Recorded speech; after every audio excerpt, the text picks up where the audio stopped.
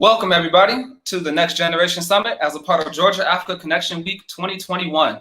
This is a very, very exciting experience for me personally because I was working very hard to put together an exciting agenda for you all. Today, we're bringing together some of the best and brightest young leaders from across Africa and the United States to discuss a variety of key subjects that affect the next generation.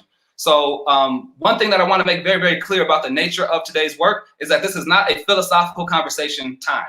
This isn't a platform for just fruitless dialogue or to go over things that everybody's heard already. We're going to have solution-oriented conversations that affect the lives of young Black people throughout the United States, throughout Africa, throughout the rest of the global diaspora. And no further ado, I'd like to go ahead and bring on my international team for our opening panel discussion on the subject of culture. So coming to us live from South Africa, Mr. Mochi DC. Down here in the United States, we have Thais. You arrived in Ideas right here from Atlanta. And then we should have Zion Jackson tuning in shortly as well. So I'd like to go around and have a speed round where the panelists can introduce themselves, and we'll go ladies first with Queen Thais opening us up. Yes. Who you are, what you do, and what you'll be speaking about today. All right. I just want to say greetings to everyone. This is a powerful, dynamic, and exciting gathering of solution-based thoughts. And you know what my name is Queen Thais. Let me just start from there. And I am with the Liberated Minds Black Homeschool and Education Institute.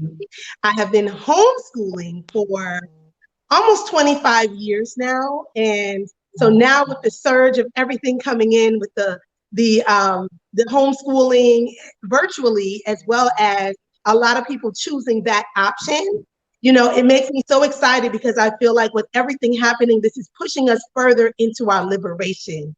So what we do with the Liberated Minds Institute is we provide resources such as African-centered curriculum, such as counselors, any type of resources that we need in terms of educating our children. But also one of the very unique things we do is we work with the detoxification of the indoctrination of our parents and our educators. And I think that's a huge piece that's often left out because we are the curriculum, right? So that is one thing that we really take pride in is that we have to be developing as parents and educators along the way as we are educating our children along the way. It's a reciprocal process. So we put a lot of time into training parents and educators on what that can look like, and the results have been just Blacknificent across the globe. We also assist and we walk with families, we walk with institutions in changing over their models. So it is a more hands-on approach, a more of the world is our classroom approach, and not just, you know, sitting at the table at a desk or, you know, doing worksheets all day or just regurgitating information. We are looking at raising critical thinkers. And so we have devised an amazing model for that. And we share that with the world. We connect people together. So we're kind of a distribution house as well for people who have African-centered products or services that need to get out to the world. We sometimes partner with those organizations to make sure that the people who need what you have are able to receive it. So we've been in existence. We're celebrating our 10th anniversary this summer. And yes, we are super excited about it. It's hard to believe that 10 years has gone by. But we're just excited about that. We work with over 50,000 families directly at this point in that short amount of time. So we're just going to keep on adding on, you know, and keep on providing the resources and keep on seeing the results. And that's the gist of it, amongst many other things that I'll share a little later. Awesome, awesome. All right, so moving right along to the next one. Sister Mochi DC, are you there? Yes. Am I audible? Can you hear me? Absolutely. Oh, okay. Hi. Hello, everyone. Greetings, greetings. My name is Mutsidisi Nechama from South Africa. I live in a town called Vereniging, which is in a province called Gauteng, and I'm a mother, I'm a wife, I'm a daughter, I'm a child of the continent, I'm a daughter of the soil. And that's me in a nutshell. And I have a business called Edenic Roots. Basically, Edenic Roots is a Pan-African concept wherein we bring in different artifacts and things that are indigenous to certain countries on the continent. We bring them in and we make them available to the South African market for now. So we're hoping to expand and reach beyond the borders of South Africa. I also work in broadcasting. I've been in broadcasting for as long as I can remember. So I basically grew up there. And my specialty is children's content, really, across all genres, be it documentary, drama, and a whole lot of other things. Yeah, that's me in a nutshell. Perfect, perfect. Now, it's not going to be very hard to see that I had a strategy, a very deliberate strategy behind the people that I put on certain panels. So already you two can probably see the correlation there between the areas of expertise. And it's my intention for this conference not just to be a platform for people to talk and have fun conversation, but to actually collaborate and network so that we can collectively work together to build a better world. And on that note, I'd like to introduce my next guest, somebody who I've been collaboratively working together to build a better world with for years. We've been knowing each other for about a decade now, I think. And it's a dynamic young man who's doing some incredible things out here in Atlanta, soon to expand around the world. So I'll give him an opportunity to introduce himself. Absolutely. First of all, thankful to be on the platform. Thanks, Aniyan, for putting it together. And I'm excited to learn a lot and to be able to share a lot as well. And then I would be remiss if I did not say my salutation, especially we're talking about, culture and my cultural language. So always giving all honor and praises to the God of creation. So Kodum Kov, Kola Kovod, Le Yah, Yahuwah Kadosh Israel, Le Adonenu Rabbeinu HaMashiach, HaKol Nisikav, Sarah, HaKol Kasadav, Vermat Kut El. And so I'm the CEO and founder. My name is Yorai Ben Adia. I'm the CEO and founder of LOJ Fit Club, which is Lion of Judah Fitness Club, which is a holistic health and fitness company where we take our clients from sick and disease to healthy and full of peace. And so today I'm excited that I'm on a panel of culture because health and culture goes right along. And we'll talk more about that, later on today. And, and as long as we don't have a culture of health, we'll have to do it on an individual basis. And so today we're going to be talking about some things, dealing with how we can turn this into a cultural initiative so that therefore we won't have to have so many individual initiatives. So I'm excited to be on, and I'm excited to be on with the other panelists to be able to learn a lot from what they do and their interesting perspectives as well. Thank you again. Awesome. Perfect. And last but not least, we have our wonderful co-host, Zion Jackson, just tuning in. So she can get about a minute or so to introduce yourself, say hi to the people. Hi, you guys. I'm Zion Jackson. Good to see you guys. I'm just a little baby pawn, just watching you guys do talk about great things in life. So, yeah. Yes. Awesome. Awesome. So we talk about how this is the Next Generation Summit. So included in the design of how I wanted to set up the conference, I didn't want to leave the next generation behind, So quite often when I remember when I was growing up, the big homies, the ones who are older than me, especially the elders, they would have conversations among themselves. And you're kind of expected just like to be quiet. Maybe you accidentally soak something up. Maybe you don't. Maybe you get yelled at for speaking out of turn, etc. And there wasn't always a lot of attention on making sure that there was an educational experience for this young person surrounded by all this wisdom. So I just so happened to be one of those who could tune in and listen, and pay attention and get what was going on. But I know for many of my peers, they couldn't. If it wasn't tailored for them, they would miss out on it. So I wanted to bring somebody, 21, I believe, Zion. 21. Yes, one of our students in Uniting Humanity through our kindergartens program, and very, very bright mind, brilliant mind. And what she'll be doing is listening in to the things that everybody's discussing, but periodically chipping in with questions to make sure that the information isn't going over the head of her peer group. Right? Does that sound fair? Yeah. So with no further ado, we're going to dive right in. And I want to start off with our sister, Queen Thais, because we're having this conversation about culture. Right? And a lot of times people think about culture in this abstract form. When they think of culture, they only think about clothes, maybe music, maybe food, maybe dance, right? A few things like that, external jewelry. And it's not that those things are bad, but those are like the fruit of culture. And when we go deeper, as I'm sure Mochi DC will soon, into the roots of culture, we realize that it's much more value to be extracted from that arena. So my question for you, as somebody who runs one of the largest Black homeschool and education networks in the country, with an African-centered focus at that, is what are some culturally relevant strategies that we can use to help engage and empower and develop our youth. Because right now we know what the system is doing, we know what mainstream society is doing. We don't even want to talk about them. We want to know what kind of relevant strategies, initiatives, projects, online resources, etc. do you think can be used to develop the next generation? Absolutely. I know for a fact that one of the things that has disempowered us has been the destruction of our family unit, right? And so one of the things when we talk about African-centered education, it is a family movement. And so there is involvement from everyone, whether it's the grandparents, whether it's the aunts, whether it's the uncles, whether it's the cousins, you know, that learning is a social experience. And so putting that back into the framework where, you know, we're not just doing it alone, but we are making sure that we're inviting other people to be a part of that process. Now, I know all of our families are not fully intact the way we need them to be. However, we have to start with where we are. We have to use what we have, and we have to be able to reconstruct that model that we learn from each other. We learn by example, and not be afraid to also, you know, pull on extended family.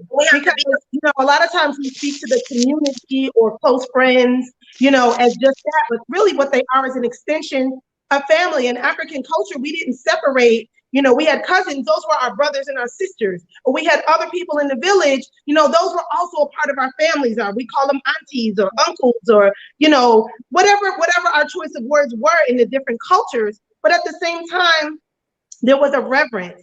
Also honoring our ancestors. When we honor our ancestors, we honor where we have come from. We honor the shoulders that we stand on. If our children don't understand their story, right? Not his story, but our story. If they don't understand that from a deep-rooted place of honor, of respect, of love, then how can they have the fuel to move forward? It just becomes like a fantasy type thing. When we honor them every day, it comes forward in our real life, in present time. And the only power that we have is in the moment. So teaching our children, our power is right now in this moment, because as we're preparing for our future, we want to make sure that they are taking on daily habits, right? That will reflect their future greatness. It's got to be daily habits, things that practical tools that we're giving them. So that's one of the things I say. The other thing, because I firmly believe that our culture is our cure in everything we do. I love saying that our culture is our cure. We have to get out of just taking in whatever we're giving to educate our children. We have to ask ourselves, you know, with the books, we have to be able to dissect them and ask ourselves, is this book, you know, leading my child towards liberation? Not just that the pictures are great, right? But that the content is in alignment with a certain type of a message that will deliver a thought process and a critical thinking process that will empower our children. Because what I find is there's a lot of books that look great on the outside, but the message is a very destructive message. So we want to begin to go through our resources and our materials and ask, number one, who is the author? You know, reach into that, because the author is transmitting an energy and a culture. So if the author is not in some way alignment with where you're moving towards with educating your children, that might not be a book that you want to choose. And then also, in addition to that, I want us to look at creating a mission statement, because when I talk about homeschooling here at Liberated Minds, it's not just that you've chosen to, you know, pull your children out of the public school system, but it's really wherever you are, you need to start at that place and that point. And I think the greatest thing that you can do in the beginning, and for every family, is you should have a mission statement. And a mission statement, just like we have for our businesses, it gives the non-compromisable. I always look at it like a tree, right? The trunk of the tree, the non-compromising values and morals and traditions that you want to have in your family. And then the branches are the individual, the divine, you know, we all have our own divine purpose, right? It's the individuality of us as a community. We all have different things that we've come to bring to this lifetime, right? At any given point, you know, those things are flourishing, they're evolving, and we're fueling that for each and every one of our family members. But with that being said, our tree trunk is the non-compromisable things. And those are the things that you want to put in your mission statement. And you want to consistently revisit it with your family, or if you're in an educational institution, you know, you can revisit it with your classmates, you know, things like that. If you're an educator, you can work with each child understanding their own family mission and speaking those words out loud of right and truth every day. Because these are the things, these are the mantras, these are the affirmations that are going to get deep down and rooted in their soul and their being, which will affect their functioning going forward. The other thing is, learning is such a textured process, right? There's so many dimensions to it. And so understanding that, number one, as educators and as parents, we are the curriculum. So how we live our life has to be in alignment with what we're teaching. And if it's not, then we need to be working on self, which we need to do all the time anyway, right? That's a constant process. But we need to be making sure that what we are educating our children on, because they're watching us, right? We're the first example. We're making sure that, whatever things we need to work on, we can talk about those things to our children too. We can make it a supportive thing, because learning, especially parenting, is a reciprocal process. And so our children have come to teach us, like we are also educating them. We're pulling out what is already in them, what they have, and we're helping them to cultivate their divine gifts. It's not just a stuffing down of information that someone else gives us, but learning is a very personalized, customized process, because we all have things that we've come here to do. And so with the personalization, we have to decide what is most important for our children to learn. When we talk about curriculum, if we're not implementing health and wellness, holistic health, right? That Black body recharge, the things that we need to keep our body electric to stay alive. If we're not teaching them about those things in their curriculum, if we're not teaching them about relationships and how you build relationships and the rebuilding of the family, then we're not doing them any justice, just teaching them the math, the science, the reading, the writing, all of those elements. But even with all of those other things, we have to make sure that, what is the relevance? Can we bring our environment into a practical space for our children to connect with? And as we are educating them, I know with my children, I look at the things that they're already interested in, because, one aspect of science can be taught through so many different mediums and methods. So if you find something specific, like they love to build, right? They're always trying to build something, create something. They love to draw, they love to garden, and they love the science. I remember we just took a little day trip, and we went kayaking. Well, that lesson turned into a lesson on buoyancy. Okay, well, how was the kayak? How was it staying up? It turned into a lesson on our indigenous ancestors that created the kayak. It turned into, it was multiple lessons that I got out of that one experience. Our education is all around us. And so we can begin to craft strategically and with creativity and with joy, because you're connecting it to things that the children are going to take to automatically, right? So they already have an excitement about learning that. So what I want to do is I want to make sure we really hit where the rubber meets the road, because all the things that you're saying are so valuable, and I know that they're going to take time for people to really be able to absorb and engage. Yeah. So are there any online resources, any ways that Liberated Minds is available as a resource for other people that you can have a follow-up engagement? Because, for example, imagine I'm watching from Uganda or from Texas or from California or from London, and I want to do what you're talking about, but I don't know how. Yes. I'm not an effective educator. I don't know how to strategically craft all of that stuff. I know that you do. So how do I benefit from this experience? And that's exactly what Liberated Minds is. We provide the training, we provide the support system, which is really a community of like minds, right? That are ready to move into this phase and beyond. So we provide training. You can actually just email me personally if you like. My email is liberatedminds, M-I-N-D-S, liberatedmindseducation@yahoo.com. And so generally what I do consultant work where I work with people directly, sometimes individual families, sometimes institutions that are looking to switch over to a more African-centered curriculum and a more holistic way of learning and living. So all of that, and also you can visit the website, which is liberatedmindsinstitute.com.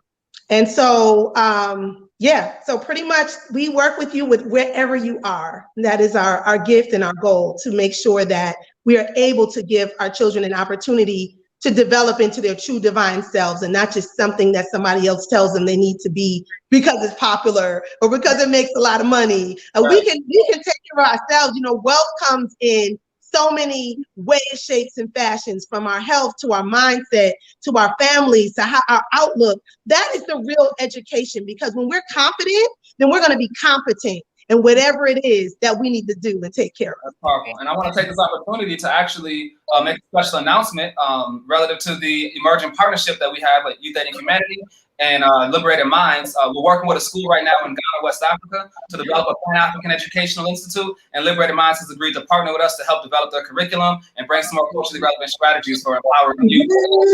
Yes. I'm very excited about that. And this is the first announcement. Very excited. And that's what it's about. We got some stuff coming through the pipeline.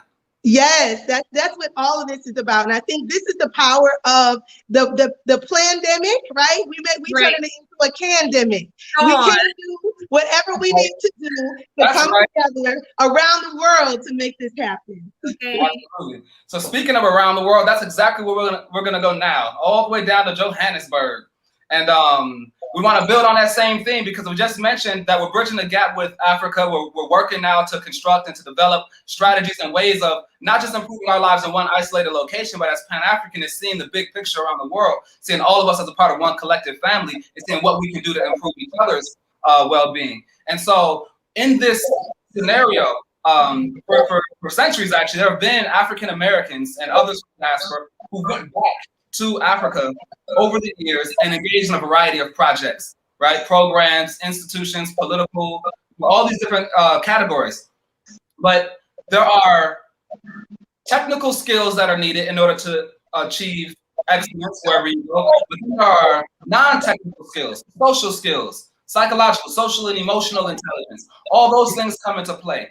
Understanding the cultural landscape of where you're at and what the people's sensitivities are, how to build bridges of relationships and communication.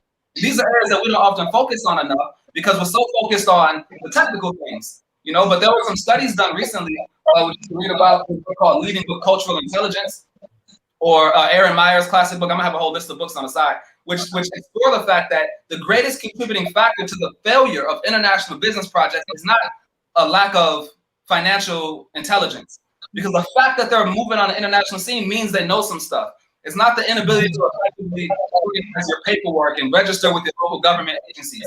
The greatest contributing factor, when they interviewed over 100 multinational corporate executives from over 60 countries around the world, and they asked them what is the single greatest challenge that's going to be faced in the business arena, they said it's going to be dealing with different cultures, multicultural management. And when you're in a country and you don't understand the culture of the people who you're engaging with, you're likely to offend, create enemies, create conversations behind your back, things of that nature. Doors will close instead of open. So we wanted to get an authentic cultural perspective from a proudly indigenous African woman who can answer the question of what are some, I mean, look at it. She looks proudly indigenous. Yeah. I mean, what do you expect me to say? What do you expect me to say? Sister, I've been knowing royal. Royally when I was in South Africa, and we've had these type of conversations in person, so much so that I figured they need to be had on a broader platform. And so what are some things that you believe African Americans or other from the diaspora need to know in order to effectively bridge the cultural gap between ourselves and our brothers and sisters on the continent? Off mute. Let me unmute myself. Okay, there we go. I unmuted myself. Hi, in my indigenous language, which is Setswana, I would say dumelang, you know, and the greeting itself actually means you must agree, you know, agree that you are here, agree that you are present. So when I say dumelang, it literally means, you know, agree to something. It means say yes, you know, and I would say dumelang to everyone right now. Yes, I see you. Yes, I acknowledge you. Yes, your presence is valid, you know. So as an entry into what I really want to talk about is the fact that I think anyone wanting to visit any country outside of where they are already understands the legal parameters. You know what it takes to get a plane ticket. You know whether or not you'll need a visa to go and stay for however long in that country. You know what kind of documentation is required. I mean, that's a no-brainer, right? So mine is not to talk about the obvious, you know, because that's a given. Everybody knows that. You know? We don't need to hear about it. Yeah. So I really want to talk about people, because at the end of the day, we are an ecology of people. It doesn't matter where you come from in the world. It does not matter what your background is. If you're coming to a particular area, you're not coming there to see buildings. Maybe some do come to see buildings, but Right. a lot of the times people come to see people, whether it's for business, whether it's for pleasure, whether it's for entertainment, whether it's for religious reasons, for whatever reasons, people make the world go round, right? So then is it not important to really understand people, to really understand their core and what really makes them tick? You know, I mean, I've had the honor of hosting several friends, you know, and acquaintances from all over. You know, I've hosted you and Yam, you know, I've hosted so many people from the States, the United States. I've hosted people from Israel. I've hosted people from various walks of life, even people from the continent, you know, and I've had the pleasure of interacting with so many diverse groups to a point where I've had absolutely no choice but to draw parallels or similarities to kind of see, you know, what the pattern is. And the pattern generally is there's always, like, you know, when the electric cords don't connect, and then there's that spark, you know, because the cords aren't wired right, you know, and you find that people coming from outside of the continent think Africa is this one big homogeneous mess. Like, if I've been to Kenya, I've been to every other country on the continent, you know, and you'll be shocked to find that when you come to South Africa, the dynamics are different. You know, we've been exposed to different things economically. We've been exposed to different things from an educational perspective. We've been exposed to different things from a spiritual perspective, you know, so, and also there are francophone countries, there are Anglophone countries. There are so many variables that have kind of disrupted our way of being, you know, with the Berlin Conference, with the borders and us being divided into ethnic groups because it served whoever's purpose, right? So when you come into this space, it's important to understand that you're not coming to a homogeneous mass of people. You know, we're not all the same. Because I've visited places where people were like, "Oh, you're from South Africa? You know, I've got a friend called so and so in Kenya," and I'm like, Not the same. yeah, like, yeah, you know, yeah, like I would know them, right? You know.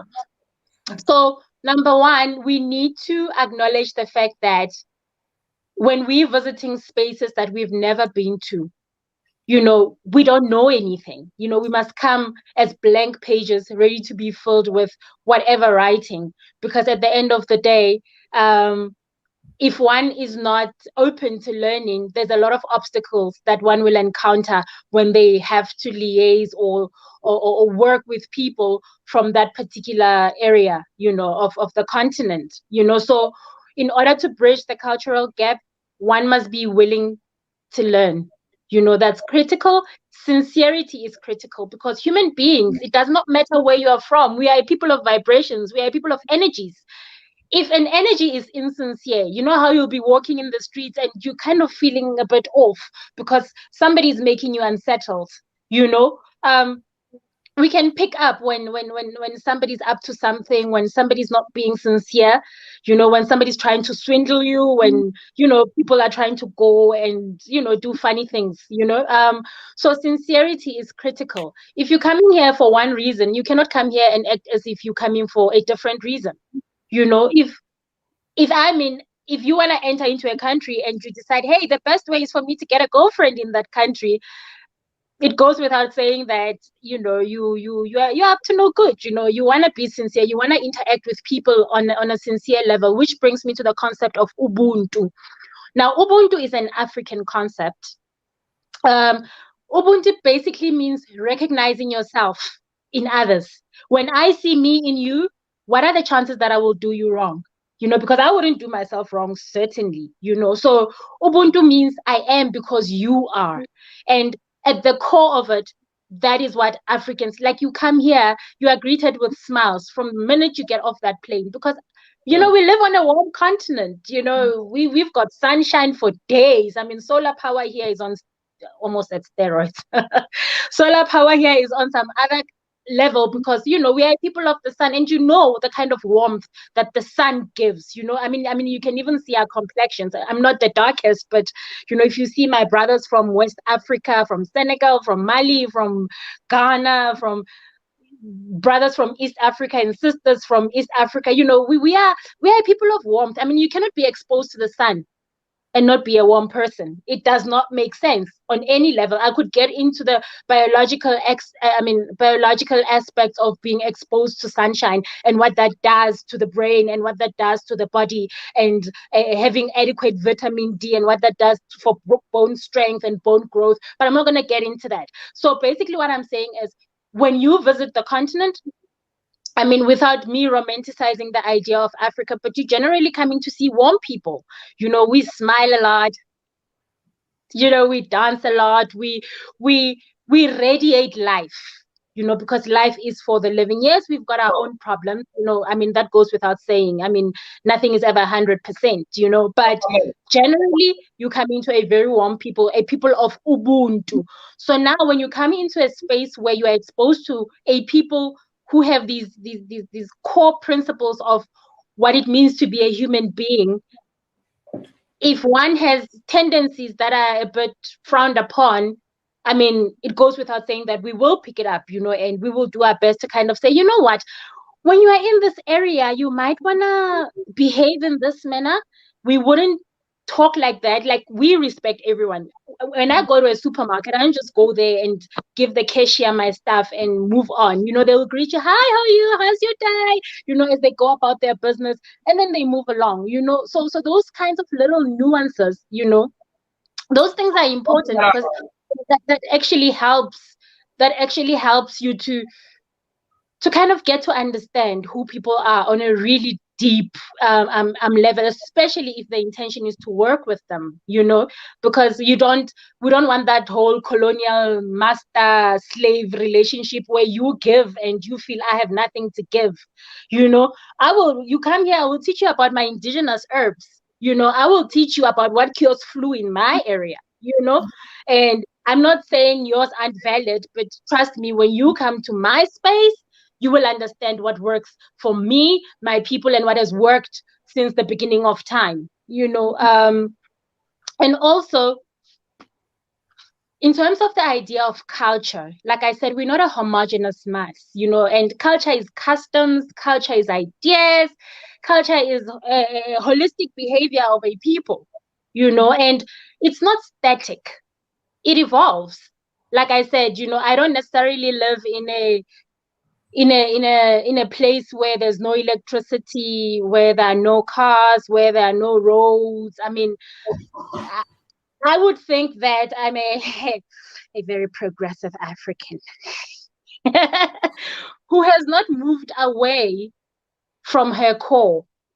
I carry my core everywhere I go, because who am I without my roots? My motto for the business is an African proverb, and it goes, it's when the root is deep, there is no reason to fear the wind. The reason why I can go anywhere in the world without fear of assimilation, without fear of being altered or being indoctrinated into other ways of being, is for the mere fact that I understand my roots. I can interact with anyone without being afraid that, they will cause me to move away from this, or they will cause me to move away from that. And even in this era, where we are dealing with technology and a whole lot of other things, I mean, our roots, our core remains untouched. To this day, we still call on things, that are inherently in our DNA, things that we were taught. I was raised by my great grandmother, and she has taught me a whole lot of lessons that to this day I'm still applying. From child rearing to food to a whole lot of things. I mean, I've been vegan for almost 2 decades now, 15 years, and I was raised by a woman who believed so much in the consumption of plants that meat was a delicacy, something that we ate once in a blue moon. So for me, being vegan was not anything hard. It's not something that I had to learn from outside. It's because I grew up in that kind of environment. So when I interacted with the African Hebrews, for me, it was a natural progression of things, because that energy already said, you've got a home, you were raised in this manner. So we do not come from a vacuum, and even when we evolve, we are cognizant of the fact that we're in a digital world, we're dealing with digital natives and everything is so fast paced. But any successful culture, any successful people, all over the world have always taken their core with them. They've always vibrated on that level where they have carried themselves in such a manner that pays homage to who they truly are. And I feel that that's important. For instance, my name is Mutsidisi, right? I've been to other parts of the continent. I've been given a Yoruba name. I've been given a Hebrew name. But when they called me Mutsidisi, it was not, that's another thing about us on this continent. We don't give random names, names that you cannot decode. My name means, Mutsidisi literally means comforter, it means comforter. Mutsidisi means, in a literal sense, it also means she who gives life. I think that's a powerful name. And I'm not going to dishonor my name by not using it and carrying it with me. Yes, I will get a lot of names along the way. But for me, the spirit that Mutsidisi embodies is, who I want to be. I want to give life. I want to give life to people. I want to come into your midst and I want to leave you feeling refreshed, because that's me. That's my core, So with Africans, there's also the culture of being very deliberate and being very intentional, when we go about lives. And one thing I'm eternally grateful for is the fact that, we were not uprooted, from the continent. Our umbilical cords, have remained, on this continent. And I suppose that's why I exercise a whole lot of kindness when I deal with people who were forcefully uprooted from the continent, because I understand the journey that it'll take for Sankofa to happen, the journey that it'll take for people to go back. But in that journey, there has to be a willingness and a humility, a certain level of humility of spirit. When you come into my space, I expect you to learn certain things. If I eat with my bare hands, I don't expect you to ask for a spoon, because there's a reason why I'm eating with my bare hands. And I want you to participate in that without you bringing any preconceived notions of what eating with bare hands actually means, so it's right. That willingness and spirit in order for us to have a sincere and genuine cultural exchange, I think, that's my bit. It's so first of all, this can be a whole presentation by itself, but there's a lot of key points that you shared. One of the things that you said that really stuck out to me was the importance of sincerity. And there's a woman named Erin Meyer, and she's the author of a book called The Culture Map, and she teaches cross-cultural communication to large companies. And she said that one of the key principles to understanding cultural diplomacy or engaging people from different backgrounds, while you're trying to still pursue your agenda, is to lead with humility about your own cultural background and experience and curiosity about theirs. So when you go to another location, understand that you're in their space, you're in their location where things have always been a certain kind of way. Whether or not you like the way the things are isn't the most important aspect. Is that you at least understand it, and that if you demonstrate a sincere curiosity and willingness to learn and to engage, doesn't mean you need to apply every single thing, but that creates a bridge instead of a barrier, to your ability to engage people on the other side. And then how you talk about people being in harmony with their core and understanding that African Americans have been taken away by no choice of their own, taken away from that cultural core. And now we kind of have to figure out and create new forms of identity for ourselves. So when we go back and try to re-engage, we realize that we've become very much different. The understanding of the significance of ancestors in America is largely substituting for Jesus. But the understanding of ancestors that are actually ancestors, and then actually knowing about your bloodline and actually knowing about your cultural roots and the heritage and how certain things that happened in your family in previous generations have trickled down to impact you. And to see that from a cultural perspective, it goes much deeper in the conversations that I've had, even relative to things like names and how names and clan names in Africa can trace back to tribes and kingdoms. And you can understand and get a sense of the geography of the family. And so it's much deeper. And what a lot of what the Afrocentric movement has been doing here in the States has been working to reconstruct things that we lost over time. And we can't undervalue or downplay the significance of actually talking to people who never lost some of those aspects. Colonialism did its work too, slavery did its work. And by working together, we can bridge both sides, you know, and collectively emerge, you know, as a whole people again. That's the quest, a whole people and a new kind of people. And with that, I want to switch gears to Yorai, because you've been in the business of fitness and health for years. And what that really means when I hear that is you've been in the business of human transformation, dealing with the type of psychological conditioning that people have, which causes them to do the wrong thing over and over and over again. And you're in the business as a professional, you know, you have to be able to initiate change on that level, you know, or to tap into their desire to change and help lead them on a path towards the destinations that they want in life. So I'm very curious from your perspective, because you also move between different worlds, the professional world, the urban Black America world, the international world, you know, and you keep your core, your cultural core intact in all of these different arenas. So my question for you is, what role does culture play in reinforcing positive or negative behaviors?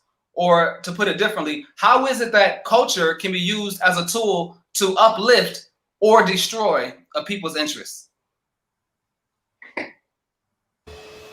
Yes, they would start vacuuming as soon as you in here. As soon as you ask me the question, you know how it goes.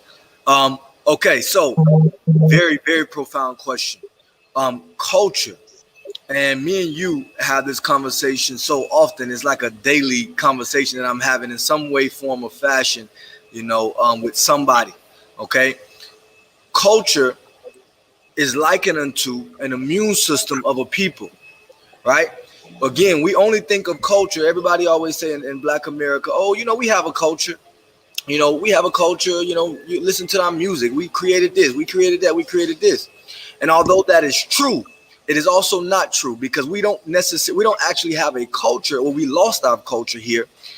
We have a subculture, because our customs, our values, a lot of our customs and values and traditions are in agreement with the mainstream society that is here.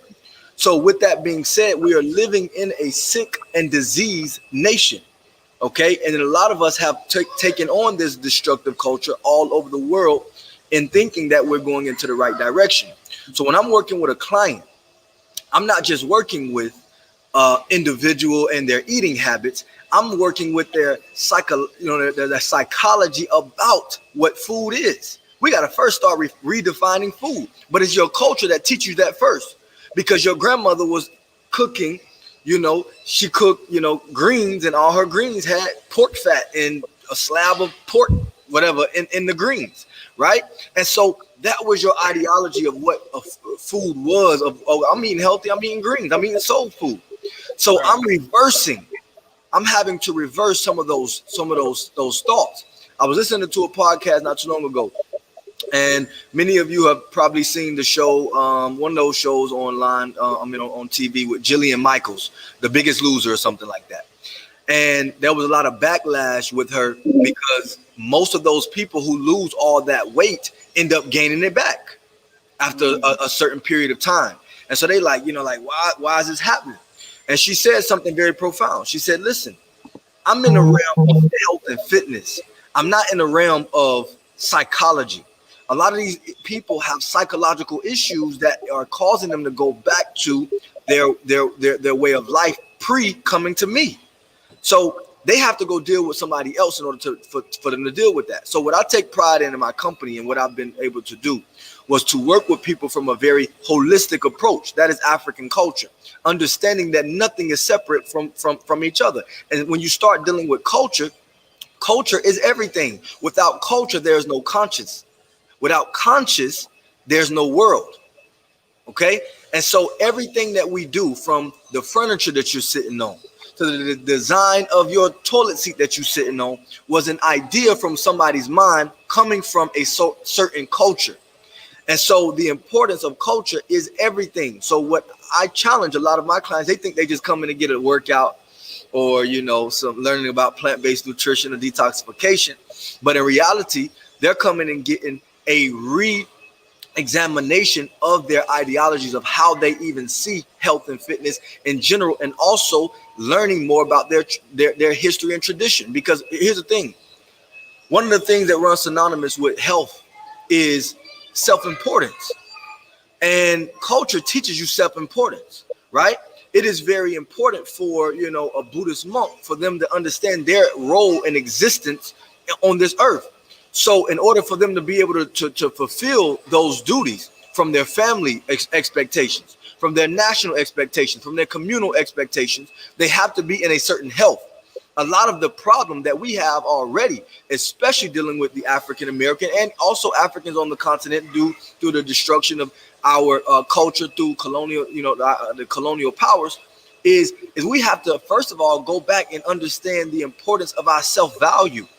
Understanding there was something put into us to be a part of the whole in order to contribute so that we can be able to solve the problems of our culture and our nation as a people. So one of the first things that I have to do is I have to reinstill and reinstitute the understanding that you, first of all, matter, that you have children that depend upon you, and that because you are 327 pounds and you can't get around, that you can't actually bond with your 5-year-old the way that you want to, because your 5-year-old bonds on the playground. And so when you start to reinstitute these cultural values and understand that, hold on, we are not just, you know, people that was, you know, just put here and we don't really know what we're doing, but you came from a very royal history. You came from a very driven and purpose-filled history. So that means that if you reinstitute those principles and those values and keep them sacred unto you, and then you now live a divine and righteous lifestyle, that you will now be able to do things in this world that you never thought that you would be able to do. And the reason why you're here visiting me is because I have to make sure that you have the health capacity to be able to fulfill these things. Question, and so, right. Yes. Are your services available to people outside of the Atlanta area? Yes, as long as we can communicate with you, or have somebody that can communicate with you, then I'm able to help you. So we do a lot of online services, online consultations, etc., where we also even train online, you know, with the 21st century. How do people get in touch with you to follow up? Yes, sir. So first and foremost, you can learn more about us on our social media platforms, one of which is Instagram is our main platform that we use, is LOJ Fit Club, like Lion of Judah Fitness Club. LOJ Fit Club, Facebook LOJ Fit Club, and website lojfitclub.com, and you can use all of those in order to be able to get in contact. Perfect. And I want to dovetail on that whole idea of culture again, just by saying, Zion, you're up next with a question, so be ready. So in the world of medicine, they use the word culture as well. They use the word culture as well. And they use it in microbiology. So like if you have a petri dish, right, in your hand, the little silver, little glass looking plate, and you're trying to study a certain organism. So what you do is you put the organism inside of the petri dish, the little fungus or whatever it is you're trying to study. And everything that you surround that organism with is called the culture, right? It's called the culture. So for example, if you take water, right? The culture is water, and then you say, well, I want to see whether or not this particular organism, this is how they study how to defeat disease. You know, I want to see if this can survive cold or heat, or if it can survive being in bleach, or if it can survive salt. You introduce those things into the environment, and it's called introducing changes to the culture. And then you try to see, how do the changes to the culture influence the health of the organism? Does that make sense? So you're like, well, you know, the culture is to people what water is to fish, or what that environment is to those cells, to those organisms, right? If you want to kill a goldfish, you don't have to touch the goldfish. You can simply pour bleach into the water. You can starve the goldfish. You can pour toxins into it. You can refuse to keep it clean. There's a variety of things that you can do to kill a fish without ever touching the fish. Introducing changes to the culture, the institutions that surround the culture and fuel its development will have a direct impact on the fish with no obvious extermination plan. Hey, I didn't touch you. All I did was institutionalize cultural systems via the media, via music, via the food system. And all of these changes to your culture have been orchestrated by people outside of your community. But they're influencing your community the same way the person who runs the fish bowl influences the fish. No obvious connection. You never put your hands on the fish, but you did pour bleach into the water. You did freeze the water. You did drain the water. You did heat up the water. And all of these changes to the culture. So we as a people, when we talk about reconnecting with our cultural roots, we're talking about accessing the life-giving teachings, the best aspects, the best principles from our cultural practices so we can update and apply them for the 21st century instead of use the formulas given to us by the mad scientist who's been culturally experimenting on little subjects, in the laboratory, introducing changes to the way that we see the definition of beauty, the way we see the definition of family, what is love, what is a parent, what is a mother, what is a woman, what is a man, what is a father, what is all of those core definitions which constitute what a culture is have been corrupted and tampered with and experimented on. And now we're waking up in our generation after that, working to revitalize the life-giving best practices of our culture. And we're able to leave the elements which we won't categorize as best practices. We can continue to have them as sources of study about what we did in the past without necessarily having to move them forward into the next generation. And so that's really where we're at as far as this cultural conversation is concerned. I want to make sure, because institutions are vital to the functional development of society, I want to make sure all of the institutions being represented on the panel have a voice. So LOJ Fit Club just got through plugging their platform. Mochi DC, is there any online ways to engage Edenic Roots? I have a Facebook page, Edenic Roots. I'm still working on my Instagram because, I'm still working on my Twitter. Facebook is, that comfort zone for me. But yeah, I'm on Facebook as Edenic Roots. And I also, my logo is like the map of Africa with roots. Okay. You have to roll the R when we spell roots. Just in case you come across a whole lot of Edenic Roots, mine is the one with the roots coming. Gotcha. And one more time, please. And also, my email address is info@edenicroots.co.za. All right, so for those who haven't been, my phone number is. I'm not going to give you my phone number. You said edenicroots.co.za. Z is Z. Yeah. America. So it's .co.za. Great. I do have a question for you though, Lovely. I'm all ears. One thing you did say that popped out is, who am I without my roots? And I think technology right now has a way of gaining our roots faster than normal, before we even realize what they are. So like, especially with my age group right now, technology is just, you pick it up, you know what I mean? It's right in front of your face 24/7. So just my question for you is like, how are you not so fearful to be questioned like by your identity? I think that's what the main problem is right now with my age group, is that we don't know our identity to know, how to what to do in certain things as our culture. So how do you deal with that per se, and not be as fearful to be questioned with your identity? Okay. So how they say,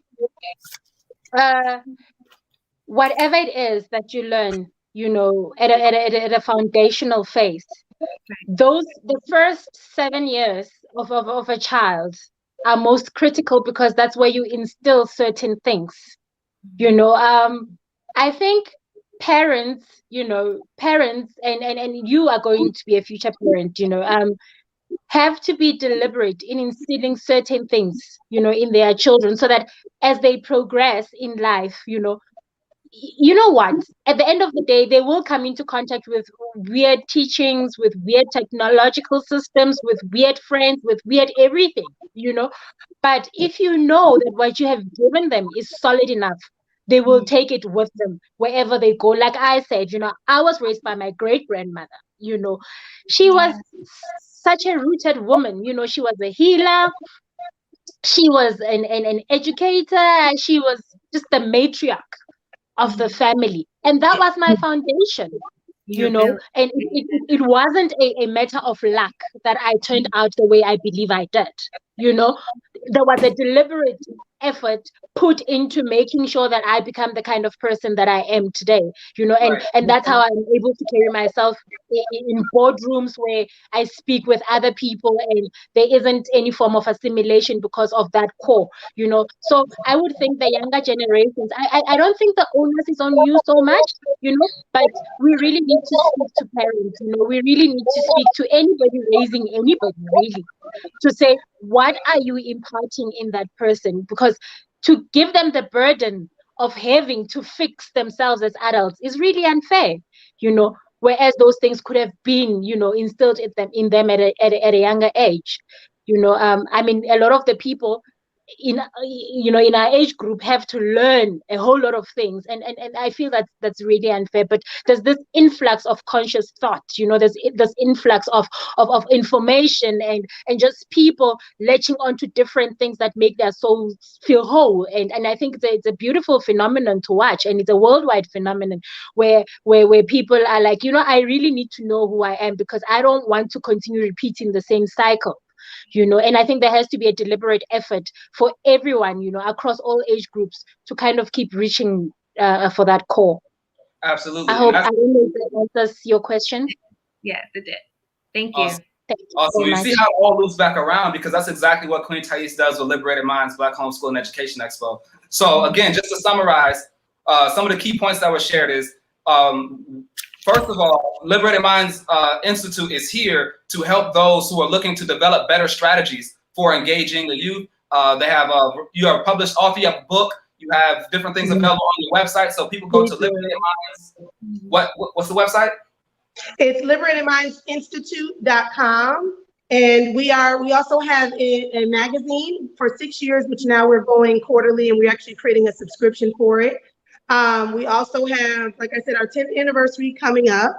In addition to that, I want to share that we are doing an international holiday that we are claiming for July 17th, celebrating the power of us. It's an Educate Our Own Holiday, Liberated Minds Day, taking the power of educating our children and celebrating that, because with everything that we've been through, that, you know, we are stepping into that role to heal our families through our children, because it's the children, when we raise them up and rear them correctly, then we don't have to do all the undoing. It puts us in a better position. So we want to celebrate that process, regardless of where we are in our lives, the steps moving towards, you know, being liberated and being empowered in every moment that exists.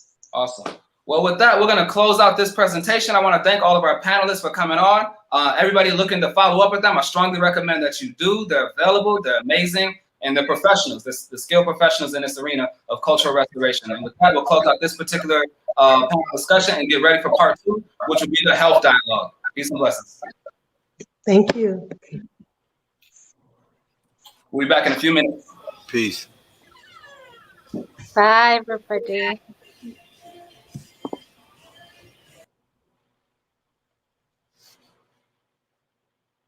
Okay.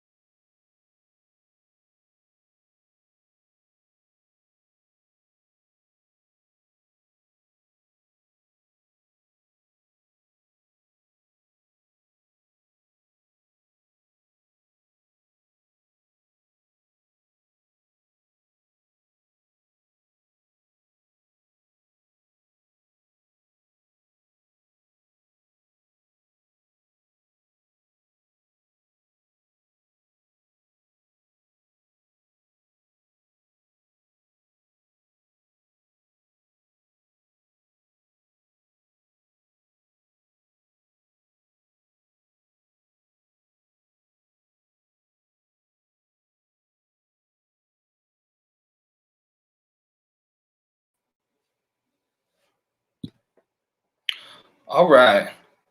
Peace and blessings, everybody. Looks like we're getting ready to roll with our next portion, which will be the health discussion. And we have a power-packed agenda here with some dynamic young speakers from around the world. I see Ross Yuda's in the house. Zaraki is in the house from Chicago. Ross Yuda's down here in Atlanta. Dr. Zachary Hermes coming in. Long time no see, my brother. And we're going to have a dynamic conversation with one other person who may be tuning in a little bit later. And we're going to be talking today about health. But we want to talk about it from a different perspective because I deliberately wanted to bring in some diverse viewpoints on this health conversation. Far too often when people talk about health, we're just dealing with the surface layer, just the simple things like what are the foods that you eat versus the foods that you shouldn't eat. And we're not addressing the psychological and emotional roots of the reasons why people eat the foods that they eat.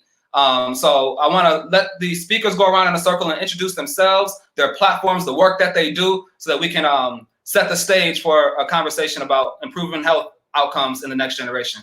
We're going to go ahead and start off with my brother Ross Yuda. Yes. Peace and blessings, everybody. My name is Fola Jimmy Ross Yuda Fada Huntsley. Currently here in Atlanta. Where you from? Native to Nigeria, but currently living in Atlanta. I came to America when I was 3 years old. Was raised in the DC, Maryland, and Virginia area, and then moved to Atlanta after undergraduate studies at Frostburg State University. I'm excited to be on this panel right now. Like Aniyam said, we all bring a different perspective when it comes to health, because we well know that health is more dynamic than just going and eating a vegan diet. There's other elements to it.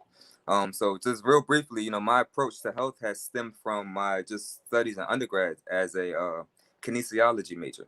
And that is the study of the movements of the human body, exercise science. And I kind of got into more of a holistic approach when I realized that I didn't want to take the same approach as my classmates. I grew up playing sports, and I seen how, exercising and physical movement is very important, but there's much more to the equation than just exercise. I would see some of my, college football buddies, they'll go exercise and then go eat McDonald's and talk about how I'm gonna sweat it off.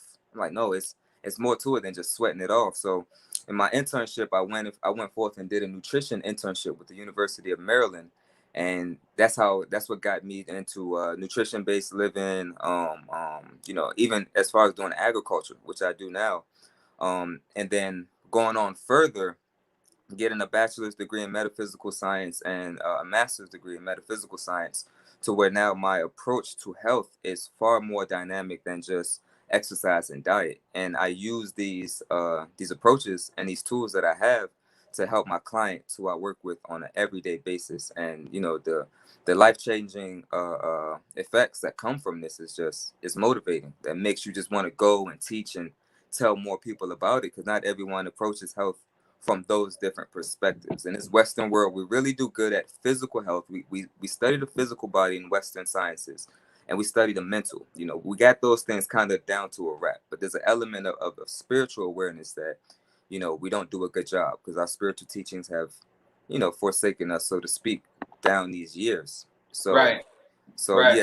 So just to bring it to a holistic approach to health, I believe is the end all be all when it comes to just health and wellness in general. Gotcha. All right, perfect. So now we're going to go on to Zaraki. Zaraki has been running a dynamic program in Chicago called the Peace Diet Program, which addresses the underlying roots of trauma. So I'm going to go ahead and let him present his platform. Yeah. Well, good morning, first of all, everybody. I'm sure y'all enjoying Atlanta more than the snow on the ground here in Chicago.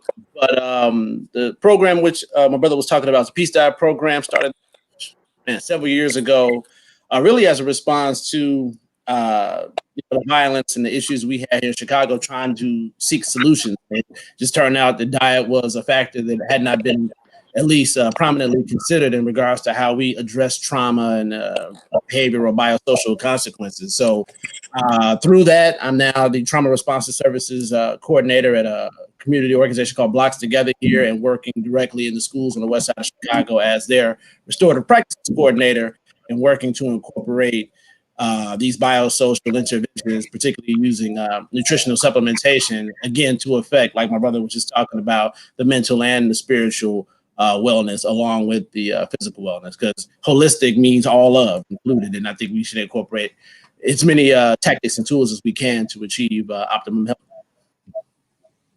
Perfect. So that's actually an important part of the conversation that we're going to have.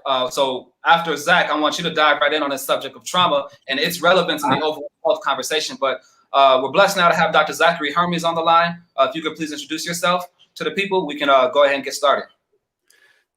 Pleasure to join all y'all, and Aniam, thank you again for the opportunity to join and share. So, I bring a background that really looks to integrate a few key streams. My more formal clinical training has been in allopathic medicine or Western medicine, where I'm a physician in internal medicine and cardiovascular health. I also have a background in public health with a master's that's focused on the socio-contextual determinants of health, which, really just bears down to exactly the core aspects of trauma, of how economic systems and political systems of oppression set the stage for disease, and really trying to integrate that into some of our limited but formal healthcare systems today. So a lot of my work has looked to develop multidisciplinary care models that look to bring physicians, nutritionists, community health workers, psychologists together to really support and engage individuals in the ways that we know actually promote wellness and help folks recover from many of the streams that, again, set the stage for illness.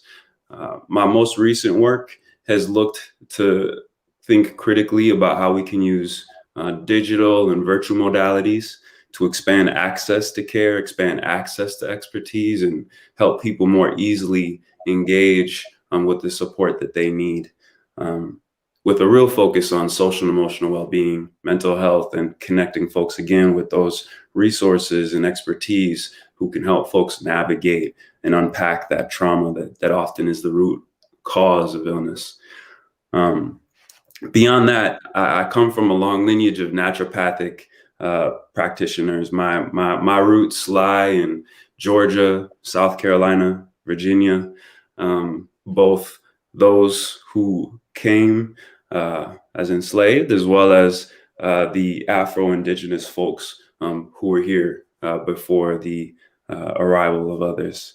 So I feel very thankful to be able to try to integrate the naturopathic with the allopathic, recognizing that the naturopathic and the integrative approach is always the best.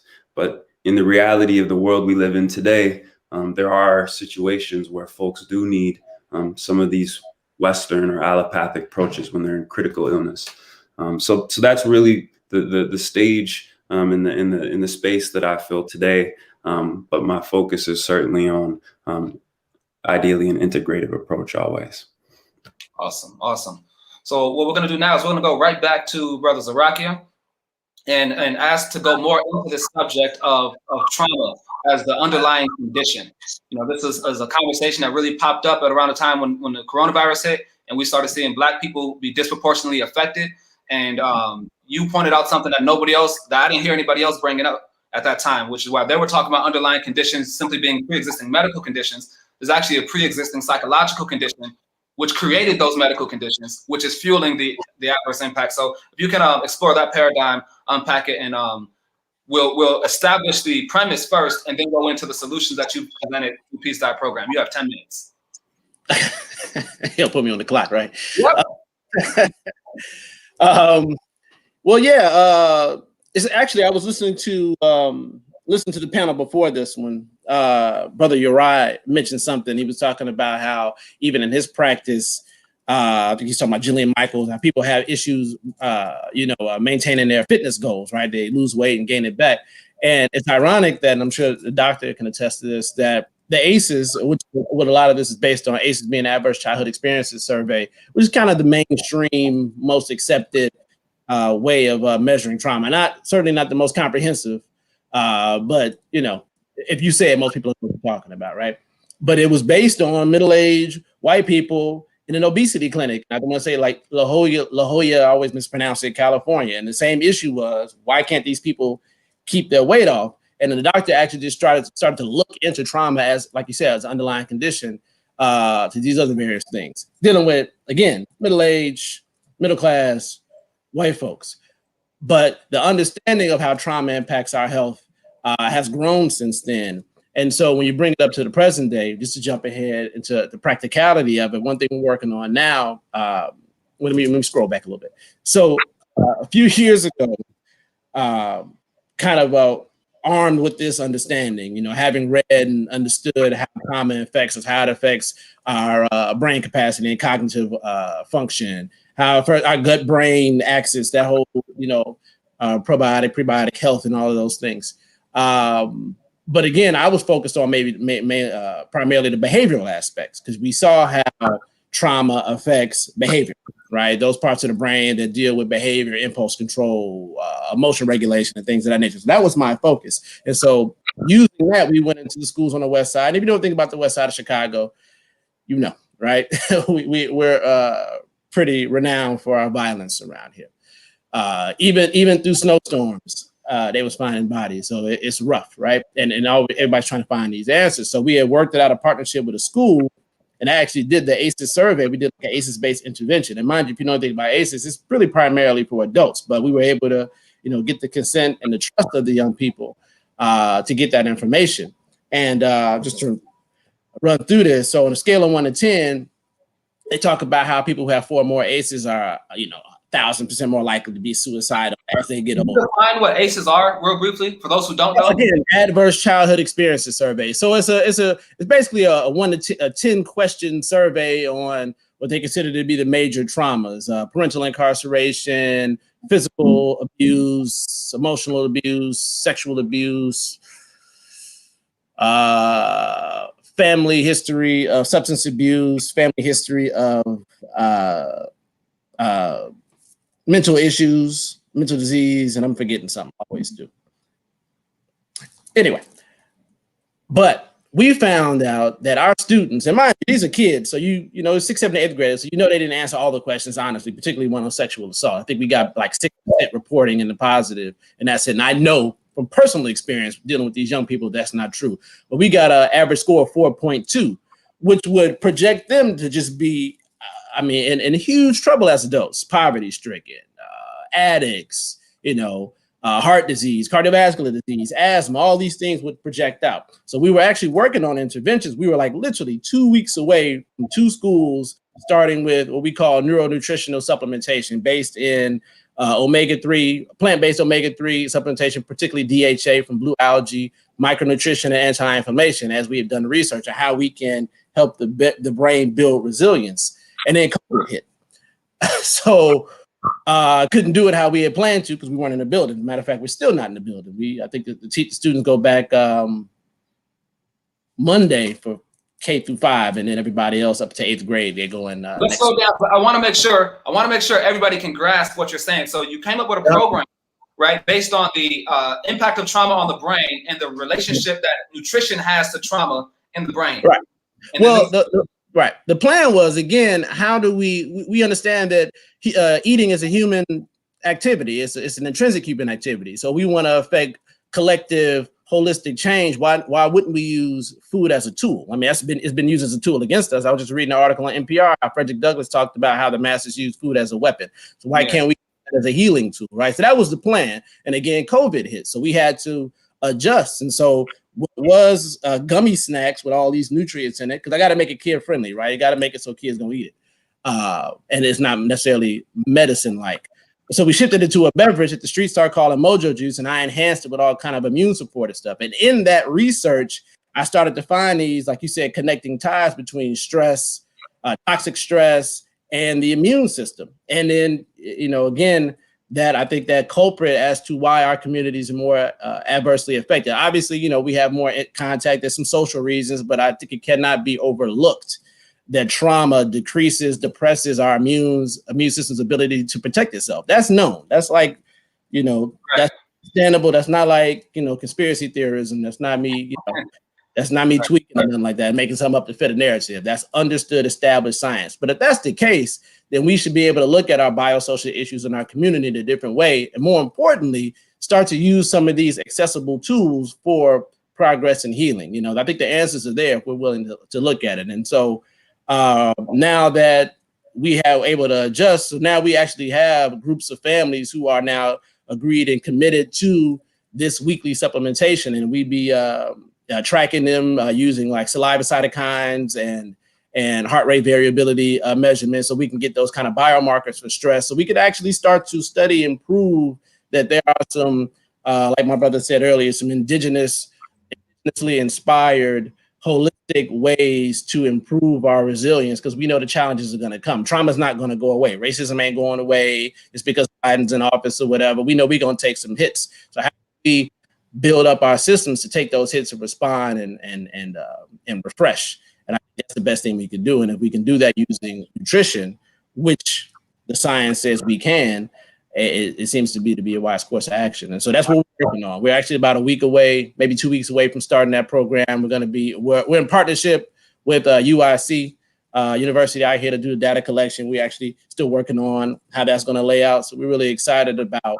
being able to create an example and a standard that can be duplicated as we're under duress, because COVID obviously isn't our only issue. We still have that pandemic of violence and substance abuse and all these things. And I think we can use these tools to affect all these intersecting issues. Right. And so in closing for your segment, if you could define in less than a minute, for those who just aren't familiar with the definition, what is trauma exactly? What is what? What is trauma? Oh. You've been using the word, but everybody doesn't know what it means. No, that's fine. Trauma is any event or circumstance that leaves harm, either physically or psychologically. So in particular, trying to keep it brief, we're talking about what's called complex PTSD, which is an accumulation of chronic or ongoing trauma, as opposed to like PTSD, which is like one incident. I went to war. I saw somebody got shot. I'm hurt by it. We're talking about people who live in poverty, which is traumatic, who live in adverse housing situations, which is traumatic, and how these things impact your brain and how your brain functions and your sympathetic nervous system, and these habits that we start to create to protect ourselves from this perceived harm. So, yeah. Man, that was a really good answer in less than a minute. I didn't know you could do it. Yeah, I ran that one together. That worked out. Right. Okay, so with that, we actually got one of our other panelists just tuned in. If we can see Chef Aki. How you doing, sis? I am amazing. How are you all? We're doing great, man. We got the world-renowned celebrity health advisor, health coach, chef, author extraordinaire. So I'm not even going to take up the time. If you could do a brief introduction of yourself and what you do, and then speak on, to continue on with what we've already been discussing, how healthy eating can change our lives for the better. Just that basic subject, because you're a professional in this area of dealing with the relationship between nutrition and health. And for a lot of people, they don't see the link between the two. And so how is it that healthy eating can change the lives and improve health outcomes in the Black community? Well, firstly, thank you so much for having me. It's a pleasure and it's an honor to be a part of this panel today. I don't know if many more topics as important as this one. We have a lot of goals that we want to achieve as a community, but we cannot get there if we do not have our mental, physical, spiritual health intact. My name is Chef Aki Taylor. People just call me chef most times, but the truth is I have retired from cooking full time. So my work has been for the last 8 years in education, not only in culinary education, but health overall about indigenous foods. I've been celebrity chef to people like Lenny Kravitz and Wendy Williams and Nick Cannon and lots of folks. But what I'm most proud of is the work that I was able to do with people like Dr. Sabi. I've really followed in the footsteps of healers like Eris Latham, Jewel Pookrum, Queen Afua, and many others. So I'm honored to do this work. For the last 22 years, I have lived a vegan vegetarian lifestyle, which I started at just 17 years old. So this has been what I say. I'm true to this, not new to this. But this has been my lifestyle, and it has kept me, unlike all my family members who, by the time they reach 25, 30, 35, dealt with either reproductive issues or issues like diabetes, high blood pressure, cancer, obesity, you name it. I have been able to, defy all of those odds because of my early on health choices, which is a huge part of, what I'd like to say to all of the young people, young folks who are listening, is that starting early is key, because you can't get that time back. And in every moment, you are making the choice with everything that you put into your body, whether or not you are choosing life or death. Okay. The truth is on your plate.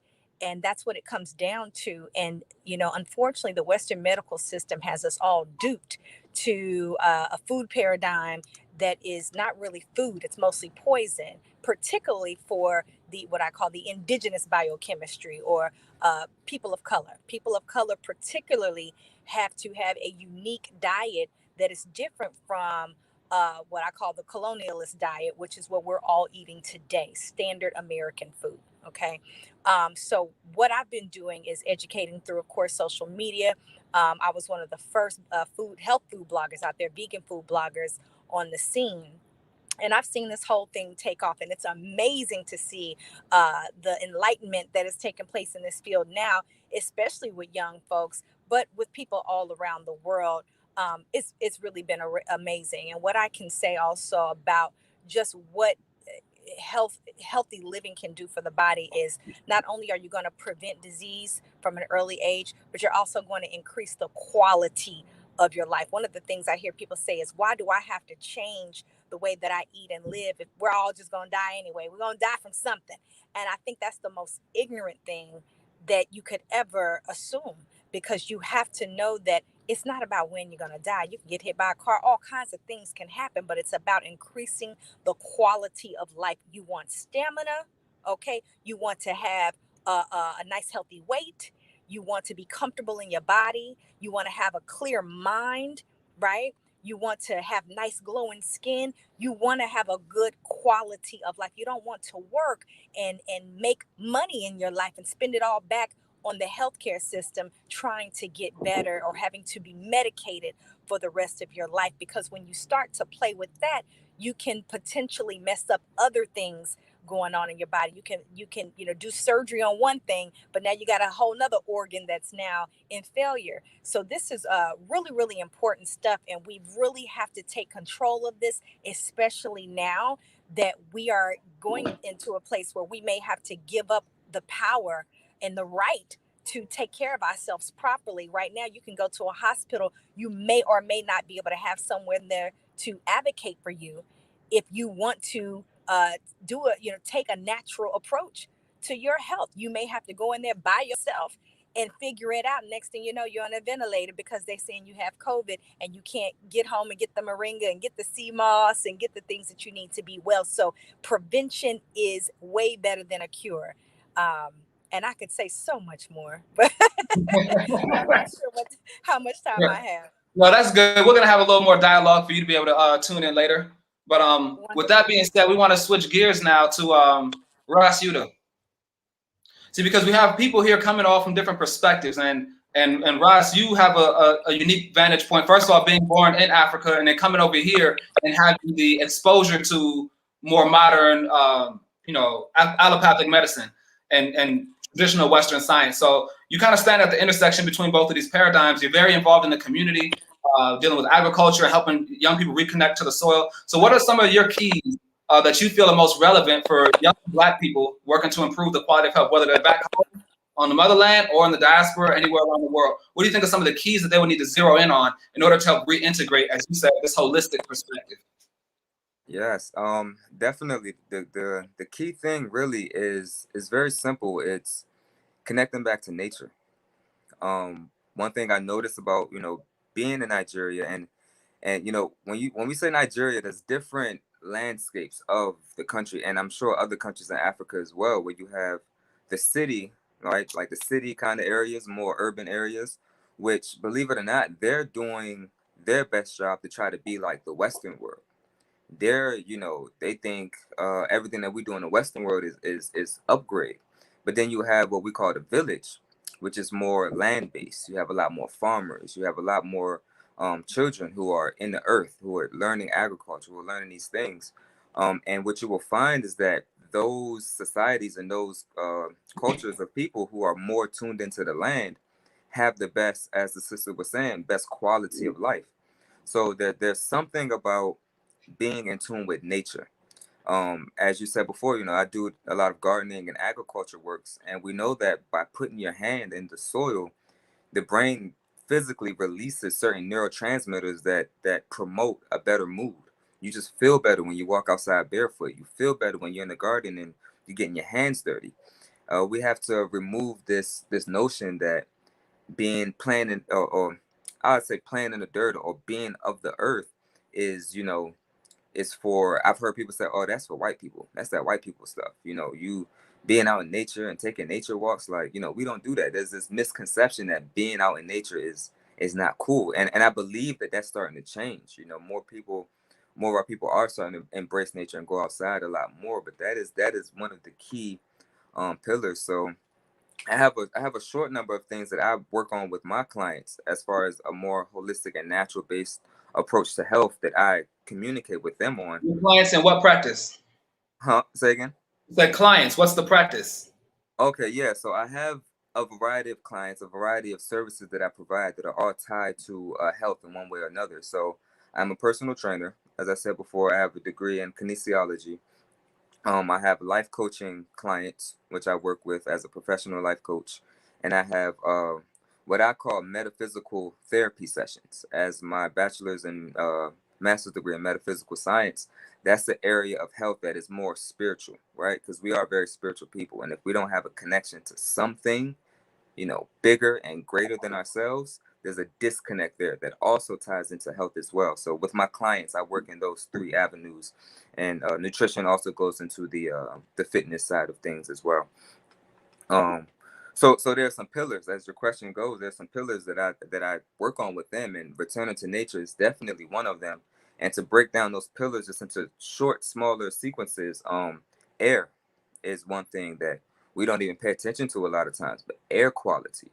What is the quality of the air that we're breathing in? Air is very important. We can't go more than, depending on who you talk to, more than 4 or 5 minutes without air.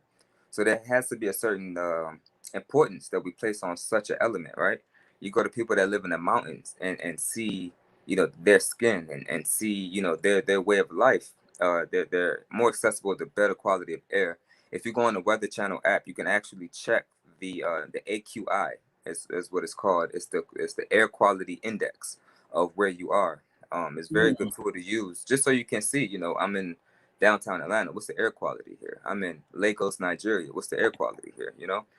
So that's very huge. I talk to my clients about water is the next one. We all know water, but not just any water. Tap water from the sink is much different from spring water that you may get from a natural spring that has all the elements as it travels through the earth. It's collecting natural minerals, natural mineral water. The body is majority water. I tell my clients, a lot of people say a gallon of water per day. I tell my clients half of your body weight in ounces. Because let's say if someone who's 100 pounds, a gallon a day to them is totally different than a gallon a day to someone who's 250 pounds. So I believe that that's relative to your own your body size and your body type. So a half of your weight in ounces. So if you're 250 pounds, you take that in half and convert it to ounces. That should be, in my, way, your amount of water you drink per day. And then the next one is sleep. We know that sleep is very good for the physical body. It gives our body a chance to recover. As a trainer, I tell my clients, rest, because you don't get stronger from the exercise. You get stronger during the rest period when your body is rebuilding its cells and rebuilding itself. That's where you get stronger.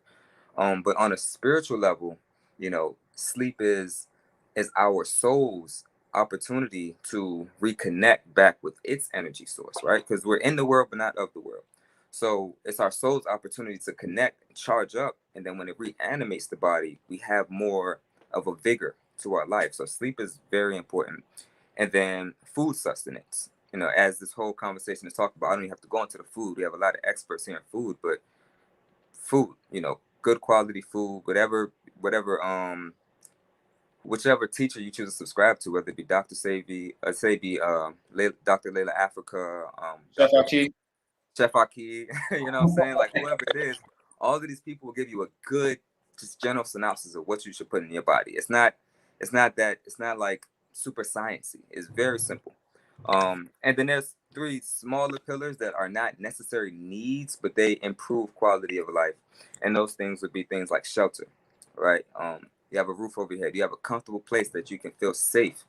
As the brother was talking about before, in Chicago and the other places like it, people just are on edge. They don't have a peace, right? So a good place of shelter would give you that place of peace where now you can start to go into your meditation and things like that.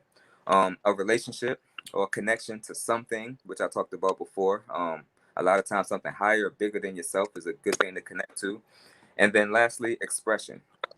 How do you express yourself? Whether it be artistic expression, speaking, exercise, some type of way that you can move and bring about your energetic imprint on this earth.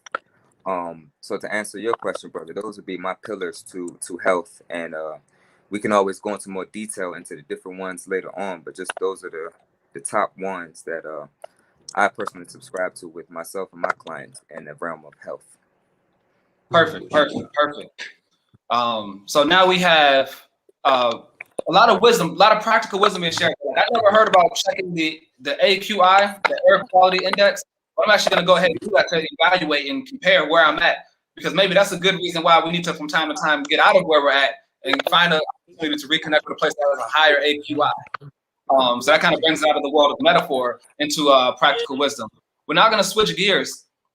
We've covered Zarakia, Chef Aki, Rashida. Now it's time for Dr. Hermes to really hopefully bring this together again, because we have different modalities and we have experts in nutrition, experts in dealing with trauma, people who are coming from a more holistic angle, and also personal training. But you as a medical doctor, Harvard physician, all of these different things, I wonder how you can bridge the gap between, how do you see the need to bridge the gap between the allopathic world and the naturopathic world? Because here's my concern when it comes to the Black people as it relates to health. You kind of have different extremes. Some people take very, very mainstream approaches. Whatever the official health institutes say is what's the law. And other people turn their back on that world, largely because of all the controversies and things that have happened in the past. They say, I don't want to deal with that modern science at all. Then they go into this world of like maybe esoteric, spiritual, holistic things. And on both sides of the extreme, there are complications. You have a unique background because you move between these two different worlds. And so my question for you is, how do we bridge the gap between modern science and holistic health and forge a new way forward in this digital age that combines the best of both worlds without losing out on the value that they, or without carrying on with the problems that they have? Make sure you take yourself off mute. You're still on mute. Sorry about that. I mean, you know, that's quite the question, and a question that is essential in this moment. But I think, you know, at the end of the day, the conflict is more conceptual than factual, I would argue, and that the true science and the most evidence-based and advanced insights that we have in many ways reflect the wisdom that you have just heard shared. And, you know, these are the conversations that I still have with my patients in a very explicit way. You know, the last thing that we want to have to do is to resort to medications, to procedures, to interventions, when we recognize the complexity, the brilliance of the physiological systems, of the homeostasis that our body is able to maintain until it receives and experiences these continuous stressors that we heard Brother Zarakia talking about. You know, and again, that's where the science tells us. What we're actually seeing is the allostatic load, right? That's the scientific term that we use. This load of stress that continues to challenge our natural homeostatic means, and eventually we can't rebound. We can't reassert that normal, and we set a new normal. And then we continue to feel that and experience that stressor, be it the consequences of isolation, of economic marginalization, and not having work, not being in a community that has social disorganization. Those are the social and structural stressors that then embody in our physiology. And biochemistry, physiology shows us that. So it goes back to that foundation that, again, I think you just heard everybody say, food is medicine, right? Food is medicine, just as it's been used as a weapon against us. It, in reality, in my opinion, is the core foundation of our wellness. But it's not that alone. We need to then layer on spiritual and emotional health, inner peace, being a part of a community that has stability, walking in the spirit every day, recognizing that larger order that we are a part of, addressing the consequences of trauma and psychological oppression that we personally have experienced, as well as our ancestors have experienced, because we now know that with epigenetics, trauma that has been experienced by preceding generations is again literally embodied into the DNA that we have today. It's embodied into the gene expression patterns that then can lay again the groundwork for disease or illness. Similarly, the natural environment, what are you exposing yourself to? That, we talked about the air quality index. We just have to understand, our skin is our largest organ, and our skin is constantly absorbing and interacting with the external environment. So what are you being exposed to? Is it dirty air? Is it toxic products? And again, this can be turned into an extreme, but when you just look at the actual biochemistry, we see that, the evidence and the data tells the story. Finally, physical activity. We understand how physical activity ties to things like obesity, diabetes, and that's the obvious stuff. But we also can lean on, Eastern medicine, Kemetic medicine, that certainly helped us understand that there's an energetic body, and that physical activity helps balance that energy. And again, people can take that to an extreme, but then at the same time, again, our most, I would say, advanced quantum biology helps us understand that we as humans are almost always emitting biophotons, and you can actually measure it, and you can see that there can become imbalances. So this idea that there's a bioelectric body that underlies or overlies our neurologic system, that interacts with our musculoskeletal system, is something that's evidence-based and science-based. It's not always easily accessible because it's tucked away in journals that have, paywalls that are far too expensive, but it's there. So all that to say that what you just heard from all of our amazing panelists is in many ways based in science, though maybe not always communicated or grounded in that language. There is very rigorous evidence to support it. So I think, again, when we want to talk about what's the core foundation of health, it's those simple things of food, spiritual, emotional health, natural environment, and physical activity.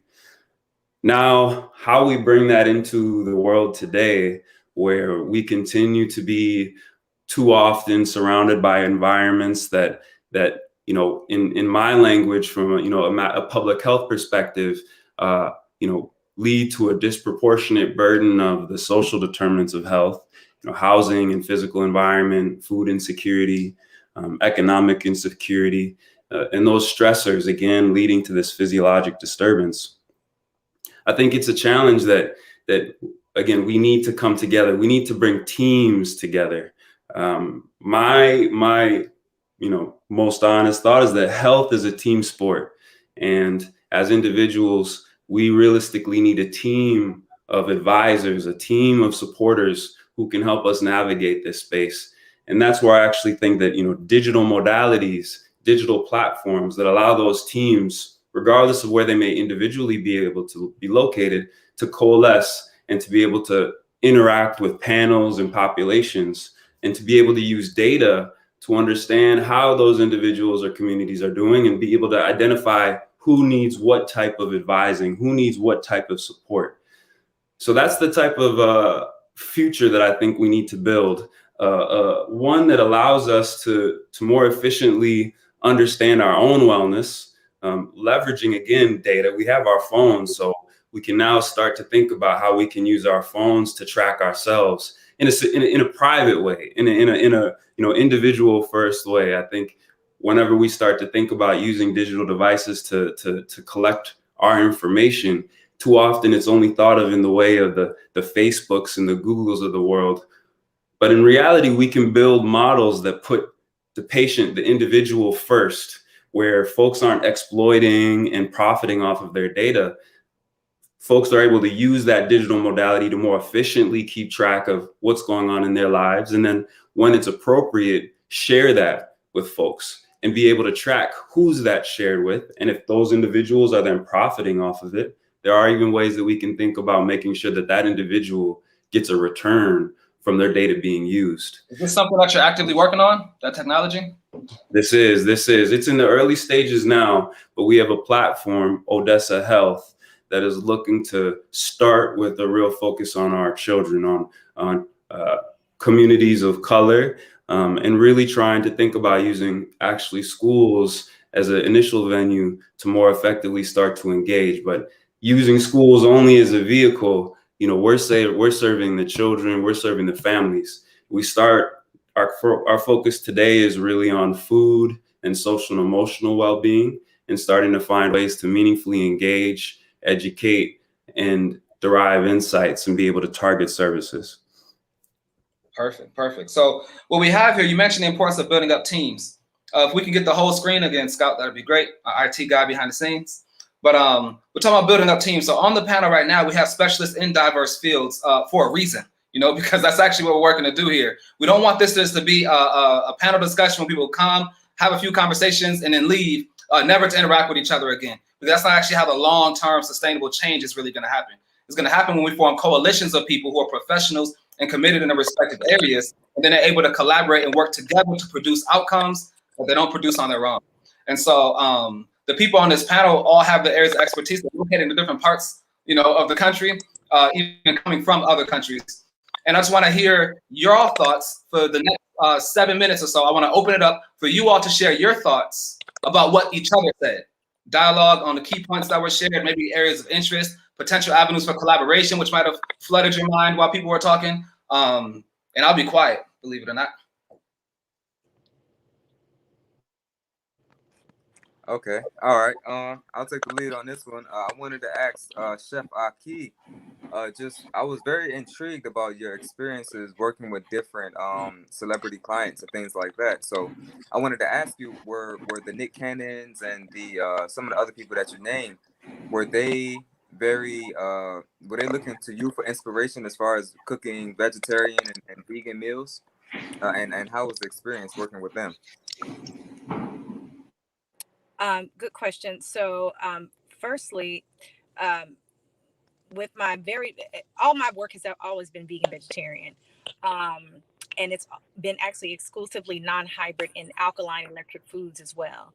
I was one of the first, if not the first, exclusively non-hybrid alkaline food chefs. So in my case, these people came to me specifically for that reason. Either they had a health issue that they were trying to overcome, or like in the case of like Lenny Kravitz, he's over 50 and he's looking to build his stamina, to build his strength, to, stay looking young, just to fortify himself nutritionally for really exhausting road tours. So that was the case for him. I was preparing him for a tour. So typically, it's one or the other. People are not very well, or they're just looking to really increase their strength and stamina. And in the case of Nick, he's been, public about his health and struggling with lupus. And he's been really, doing a lot of the right things to get through that. He's worked with a lot of different healers. I was a part of the Dr. Sebi documentary that he just did last year, which is now complete. And as a part of that, we got to build a friendship. And I decided, it would be best for him to start the process of having a chef, because he knew the science, he understood how he should eat, but he just didn't have the access to that kind of lifestyle on a regular basis. So in that case, we started to prepare meals for him and just kind of assess where he was, whether or not he was, stocked to continue to live that lifestyle, and what things may have been impeding him from living that lifestyle. Okay. And is real quick, is there? Oh, go ahead.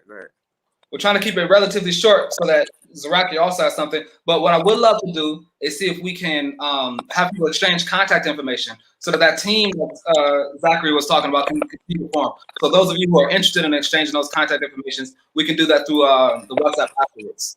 But Zaraki, you unmuted as well. I want to make sure everybody's able to cover their bases. Well, first of all, I'm really wanted to be a part of this. I'm straight fanboying this. Chef Ike jumped up on the screen. I'm like, oh, this is official now, you know. Yeah, definitely one of the greats, one of the legends in the game. I was just joking that TikTok is overly democratized opinions. You know, everybody think they're expert. They got like a camera on their phone, but like people like Chef Ike's been doing it for real before Chinese apps in the way. Anyway, well, first of all, you know, beyond my fanboying for Chef Ike, I'm also really appreciating the brothers, Dr. Hermes. I know we're definitely gonna have to connect. When you threw allostatic load at me, it's like, oh yeah, I had to. I don't know if you told me to pick up my phone. I'm like, yep. Put that as a note. I knew I was missing the key. But it really makes me think of what something brother Yuda said earlier, and to you know, the necessity of proper sleep and all these various things that we should do. And I really think how we integrate these things is, even if I make it personal, right? You know, I realize in my own development, you know, I had some childhood trauma myself. A lot of us do, just being Black in America, right? And on top of that, that load that Dr. talking about, whatever personal issues, familial challenges that are, again, an extension of the cultural challenges, like Brother Yuda said, obviously being Black in America, challenges and being a Black father, all of that, right? So, but I was like, I would find myself not doing the things I knew were good for me, right? I'm educated, I'm intelligent, I know breathing, meditation, I know to eat this is proper, and yet I would find myself not doing those things.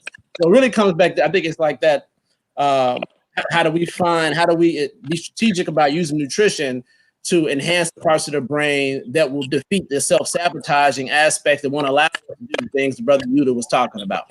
You know, it really kind of goes back to even that ACEs conversation. Like, yeah, I know I want to lose weight, but these other reflexive habits keep getting in the way of that. So how do we use, you know, like the brother doctor was talking about, how do we start to implement public health strategies to help those who don't want to help themselves?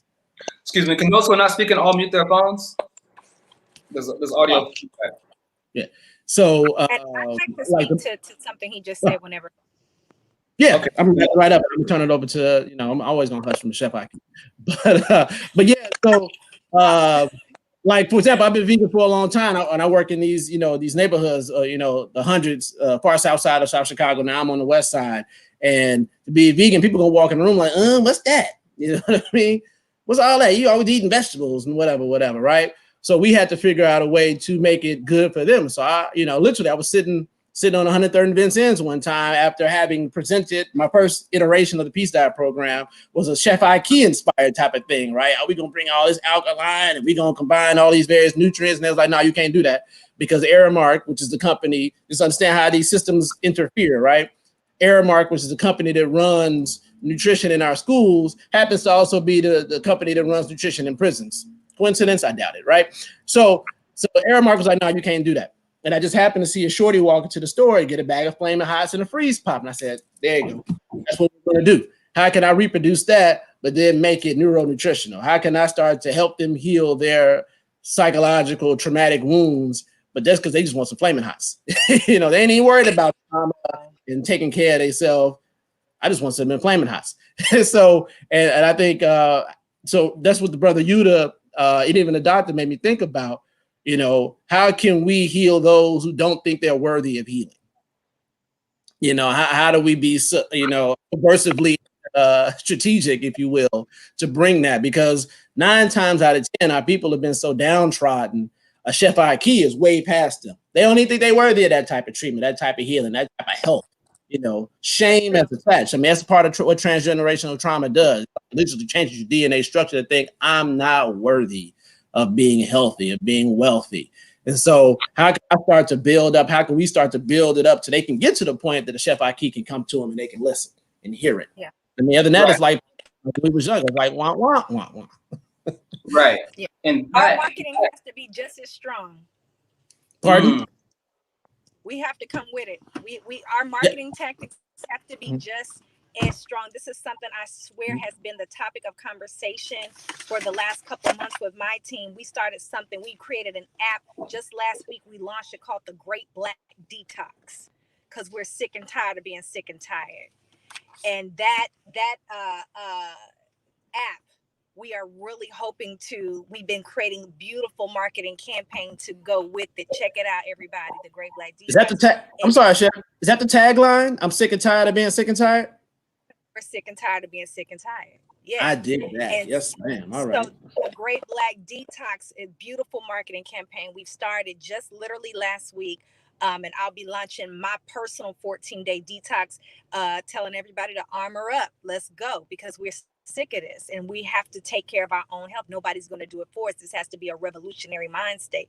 So we're looking to capture the minds of young people who can understand this from that perspective, and that, you know, I mean, this pandemic has got us in a real war, and this is not playtime. So, you know, there's always going to be those who don't feel worthy, who don't have the type of mentality that they want to be healthy. But then there are those who are right on the edge, that they know they need to do better. They just need the motivation and the push. And those are the people that we want to encourage with that type of marketing. Absolutely. And that's actually something that we do, Ross.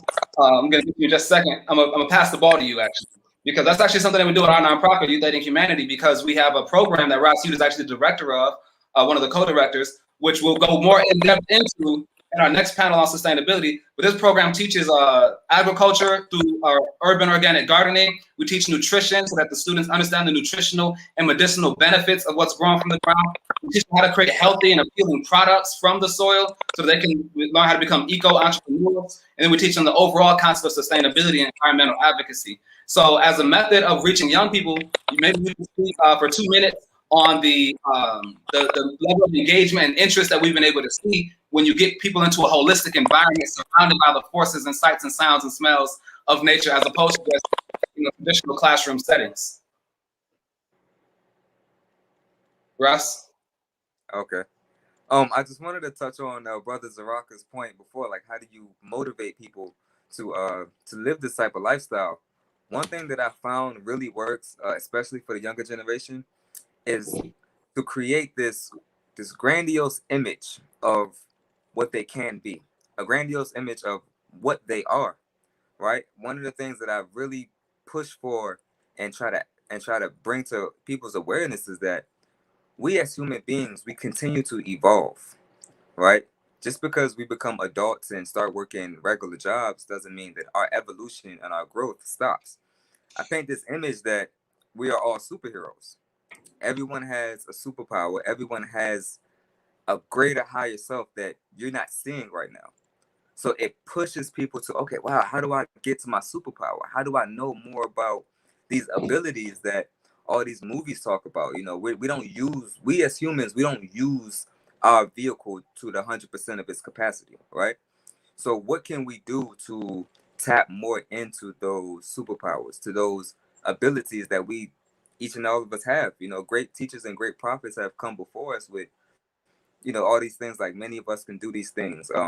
What I'm doing is not so grandiose. It's everyone can do, right? So how can we tap into these abilities of ourselves? And that sparks a different light in people that they never heard before. Like, wait, you trying to tell me that there's a greater version of me? There's a version of me that's more evolved than I am now? And going into the epigenetics and going into food and what we're putting into our bodies, how we can genetically alter, you know, where we are and where we're going. It's a mind-blowing science. But that alone, it becomes more than, oh, let me just eat healthy. We've been hearing that since 12th grade health class. It has to go beyond that. And that's the approach that I a lot of times come from, to really motivate people to embark on a healthier lifestyle. It's like, this is not your final form, bro. You just getting started. Right. Didn't you drop a book on that recently? Or you got a book coming out on that? Yeah, I'm working on a book. The book is complete, actually. The manuscript is complete. I'm just looking for a good publisher. So the book is called The Superpower That Is You, and meditation. So there will be a series of The Superpower That Is You books, but book one would be on meditation, and the next one will be on maybe nutrition, or I haven't really decided the next one yet. But yeah, I'm really tapping into this realm of superpowers and our divine abilities that we just haven't woken up to yet. Awesome. So with that being said, if there's any way, real quick, 30 seconds or less, if somebody wanted to follow up with you, and if you wanted to follow back up with them, how would they get in contact? Start with Ross, then Zaraki, then Dr. Zach. Okay, yeah. So the website that I have is amoonhealing.com. That's AMUN healing.com. As a lot of my services are there and things like that. Instagram at Amun Healing. Twitter, though I'm not as active anymore, Amun Healing. YouTube, Amun, everything Amun Healing. And the website is probably the website and the Instagram are probably the most active platforms to me right now.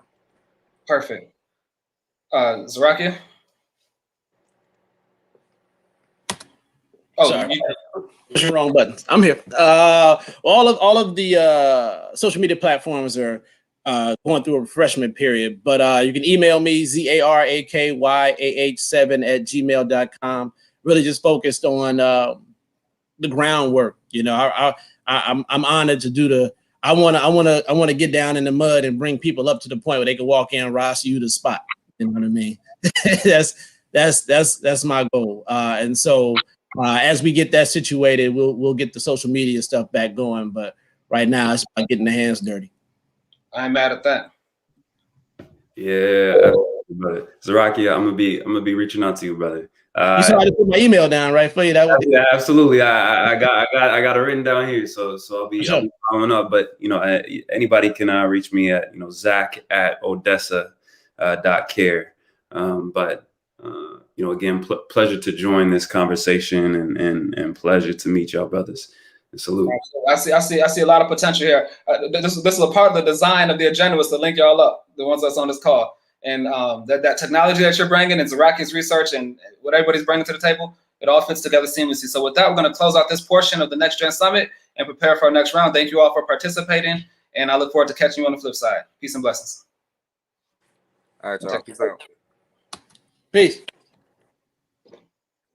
All right. So let's see who's backstage.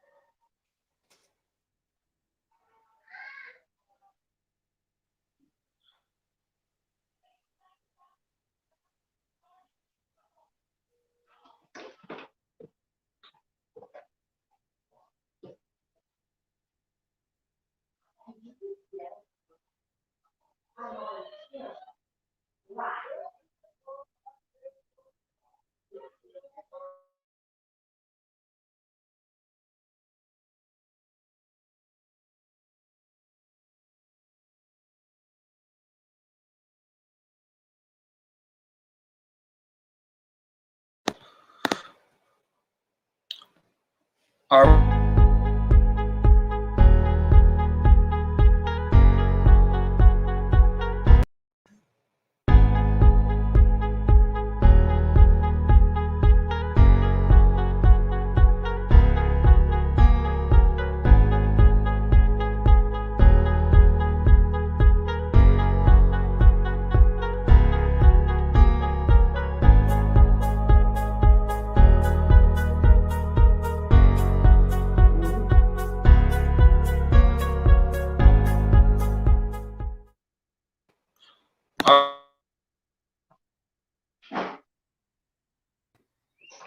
Your mic is muted. Whoop. Welcome back again. We're here for another great panel discussion. This time we'll be talking about the subject of sustainability, which is something that's very important for all of us because as much as we like to focus in on politics and economics and social issues, at the end of the day, we all live on a planet. We live in an ecosystem and we're dependent upon this ecosystem in order to live. And historically, as African people, we've been able to develop healthy relationships with the environment that surrounds us. And as we've moved deeper into the modern world, we've fallen further away from that principle. At this time, historically, there's a wide amount of interest and a growing level of urgency around the principles of sustainability in the lives of African people worldwide. And we have on the call some people who are experts and specialists in this field that I'd like to go ahead and introduce right now. So if we can see our guests, we have Davisha L. Johnson, the founder of D.L. Johnson Consulting Agency, who also helped to put on the incredible Georgia-Africa Connection Week. And she's also the founder of the African Women in Agriculture Alliance. Did I get the acronym right? Yeah. Woo, I was good. And then we got our brother Zav DL. He is the founder of Kinder Gardens Academy and one of the co-directors. And he's developed a very powerful program here in Atlanta, which we fully intend to export worldwide very soon. So no further ado, I just want to go ahead and dive right in. We'll have another panelist coming in soon. But I'd like to actually begin by sharing my screen and playing a video, which will help to lay the foundation before Zav DL begins. So Zav DL is one of our key people here in Youth Aiding Humanity. And he runs a program called Kinder Gardens Academy. But for sake of time, actually, I'll tell you what we'll do. We're going to let him tell us what it is that he does and describe the origins and purpose of Kinder Gardens Academy and what the upcoming season is going to look like. Because we don't want to have a conversation based off of a theory and philosophy. We want to have a conversation based on the actual facts, you know, regarding things that we can do in order to improve our situation. So I'll let you take it from there and show us all what it is that you have in mind. Thank you so kindly, Anyam, for sharing the platform, and Davisha, look forward to hearing and interfacing with you as well.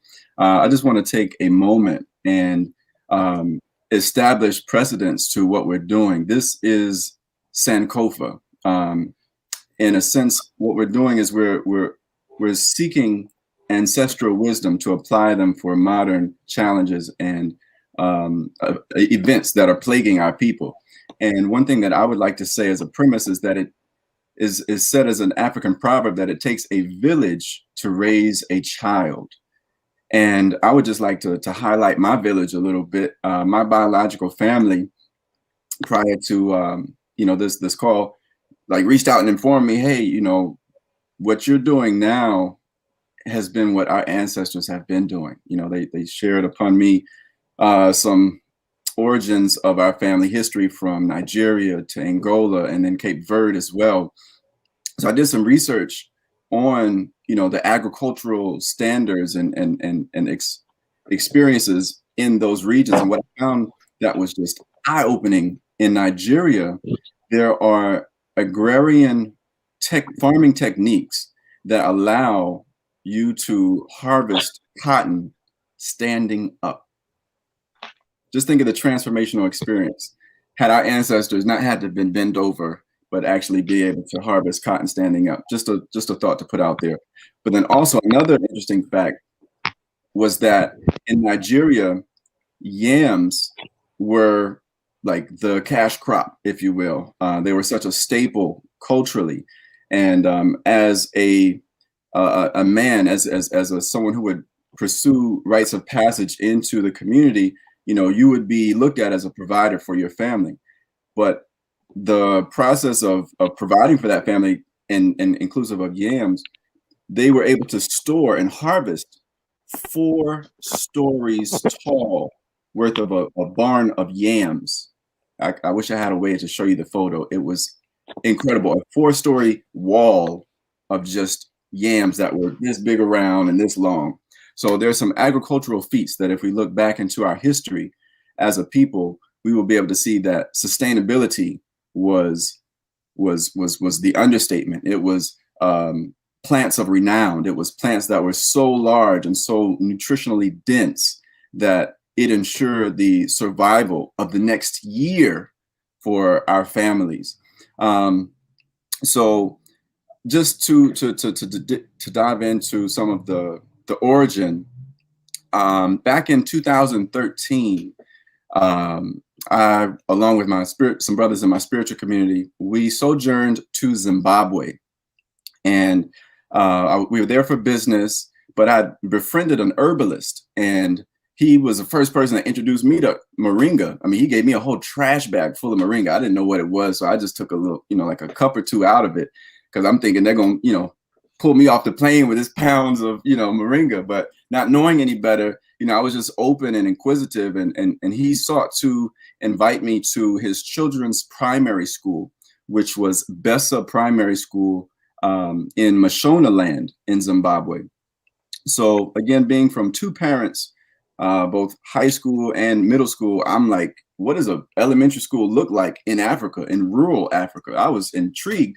So I had to go. And upon arriving, I was shocked to see uniforms on the children. I was overjoyed to see the uniforms and just the level of order within the classrooms. The classrooms were an immaculate source for inspiring minds and mental development. So one of the things that struck out to me in observing the children was that they were also maintaining the custodial responsibilities of the property as well as the landscape.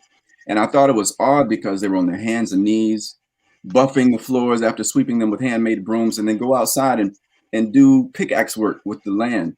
And so seeing the array of the infrastructure that was just deficient, roofs that had holes in them, no running water, no cafeteria, I'm like, would I have performed in an excellent manner if these were the conditions that I was in school?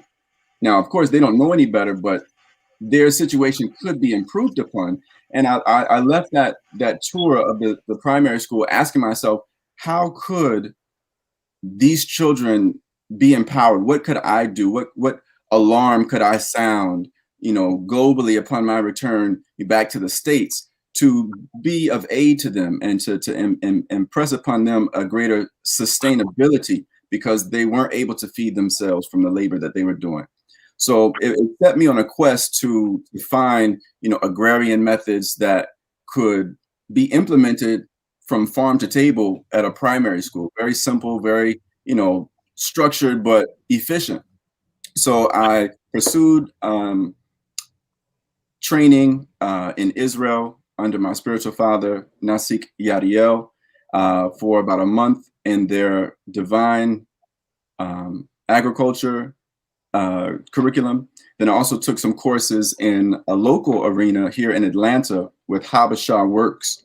And one thing that was pressed upon me from Habesha Works is that there is no culture without agriculture. So if we look at the state of affairs as a community and we don't have agriculture, it isn't sustainable. There's no way to restore the mental health, the physical health, the overall spiritual health and well-being of that community if it's void of agriculture.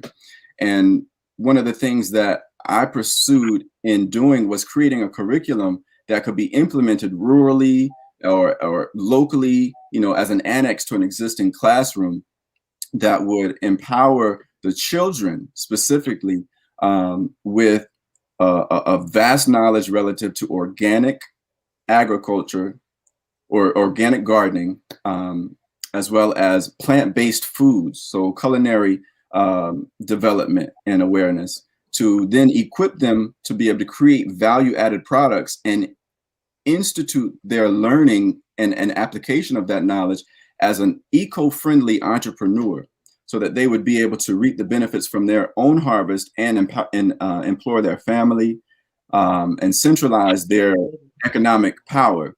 And then lastly, to make them aware of environmental travesties such as dust bowls, such as the deforestation, and to make them armed as environmental advocates, to be able to reduce the plastic waste, to be able to make things that they use every day out of things all around them, such as bamboo.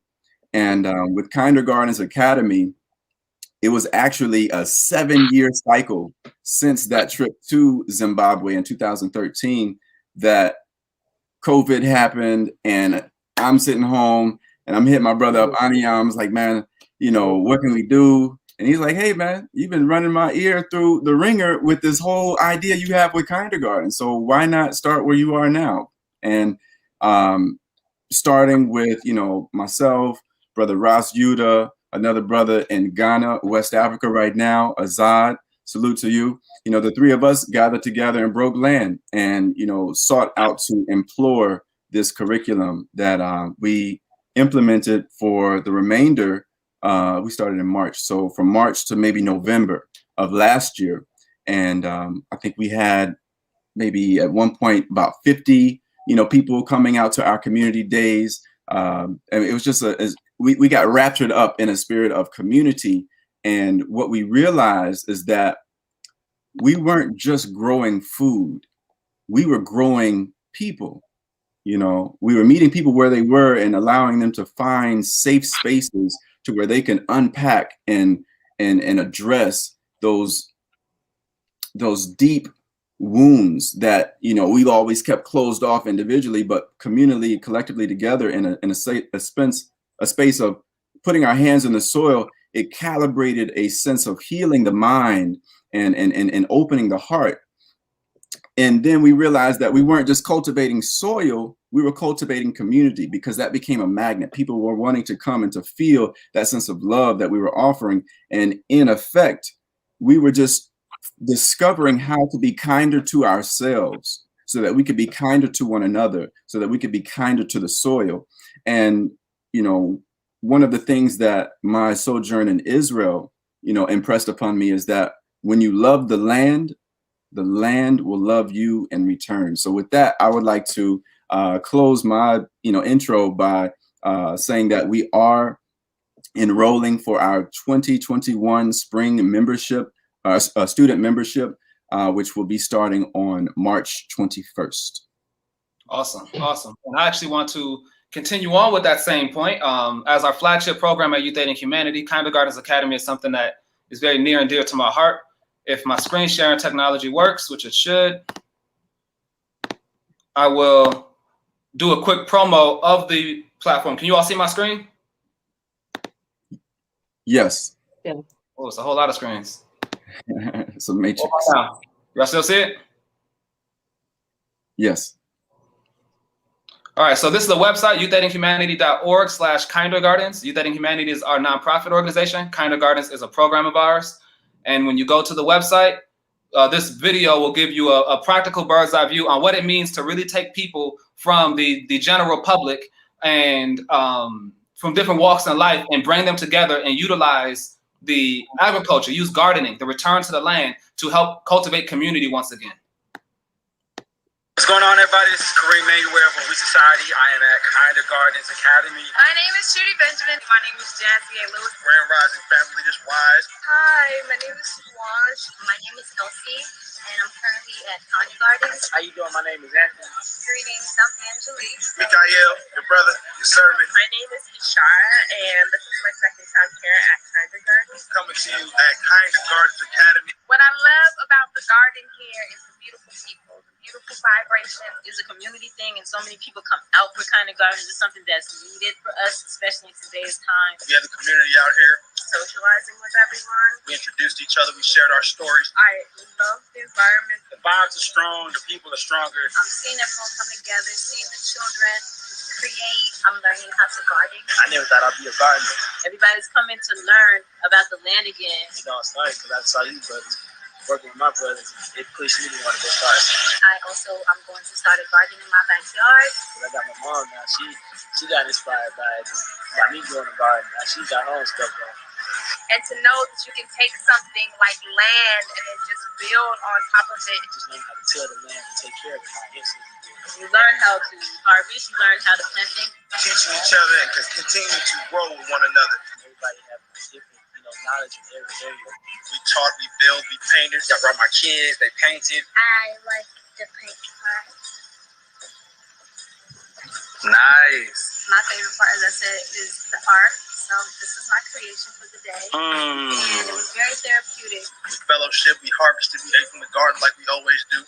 Fresh food right from the garden, prepared in the kitchen that you get to eat. The food was amazing. The food was amazing. It was amazing, man. It was fresh, it tastes good, vibrant. The salad, the couscous. That couscous was to live for. The kale wraps. I'm in love, man. Total And I really enjoy the food. Organic, beautiful. The dance, there's a DJ.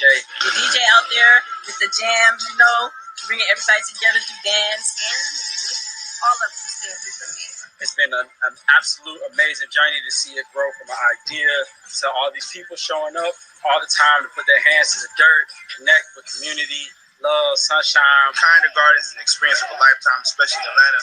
We have so many of our people from different ideologies. From different walks of life. It's good food, it's good people, it's all good for you. This is like a breath of fresh air to have this here. And be able to grow and feed the community is really a beautiful thing. Definitely got to come out and make sure you enjoy the vibes at Kind of Gardens. And so I look forward to coming again and supporting and investing because I see that this is something that we all need, every community, every home. Like picking the watermelon. Ooh, you like picking the watermelon? Did you save me some? No, you didn't save me. I love it. I love it. So yeah, for those who are interested in supporting Kind of Gardens Academy or to sign up to enroll, you can just go again to our website, youthaidinghumanity.org/Kind of Gardens and explore from there. But with that being said, I'm cancel my screen share and shift gears into Davisha Johnson, the great.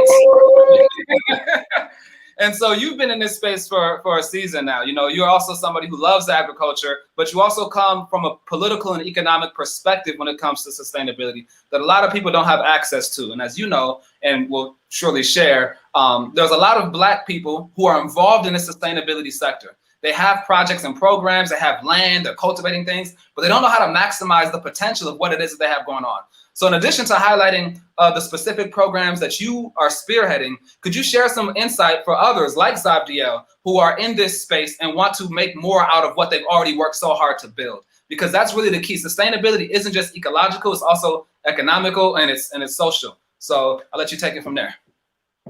Well, thank you for giving me a break today. And I'm organizing the Next Generation Summit so that I can have an opportunity to talk about my two passions, which are politics and agriculture. So I'll just start by saying my journey in agriculture, like you said, started from the policy side. So like most things that happen in America, something happens and then people get mad enough and they go do something.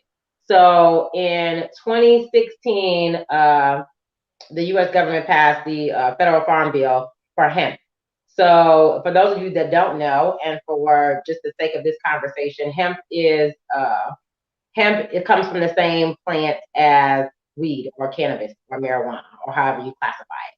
So what I realized is that being Black and being in Georgia and being in politics is that they were going to actively not include Black people in these policies that they were going to create. I just knew that was coming because Black people have been locked up for cannabis for forever.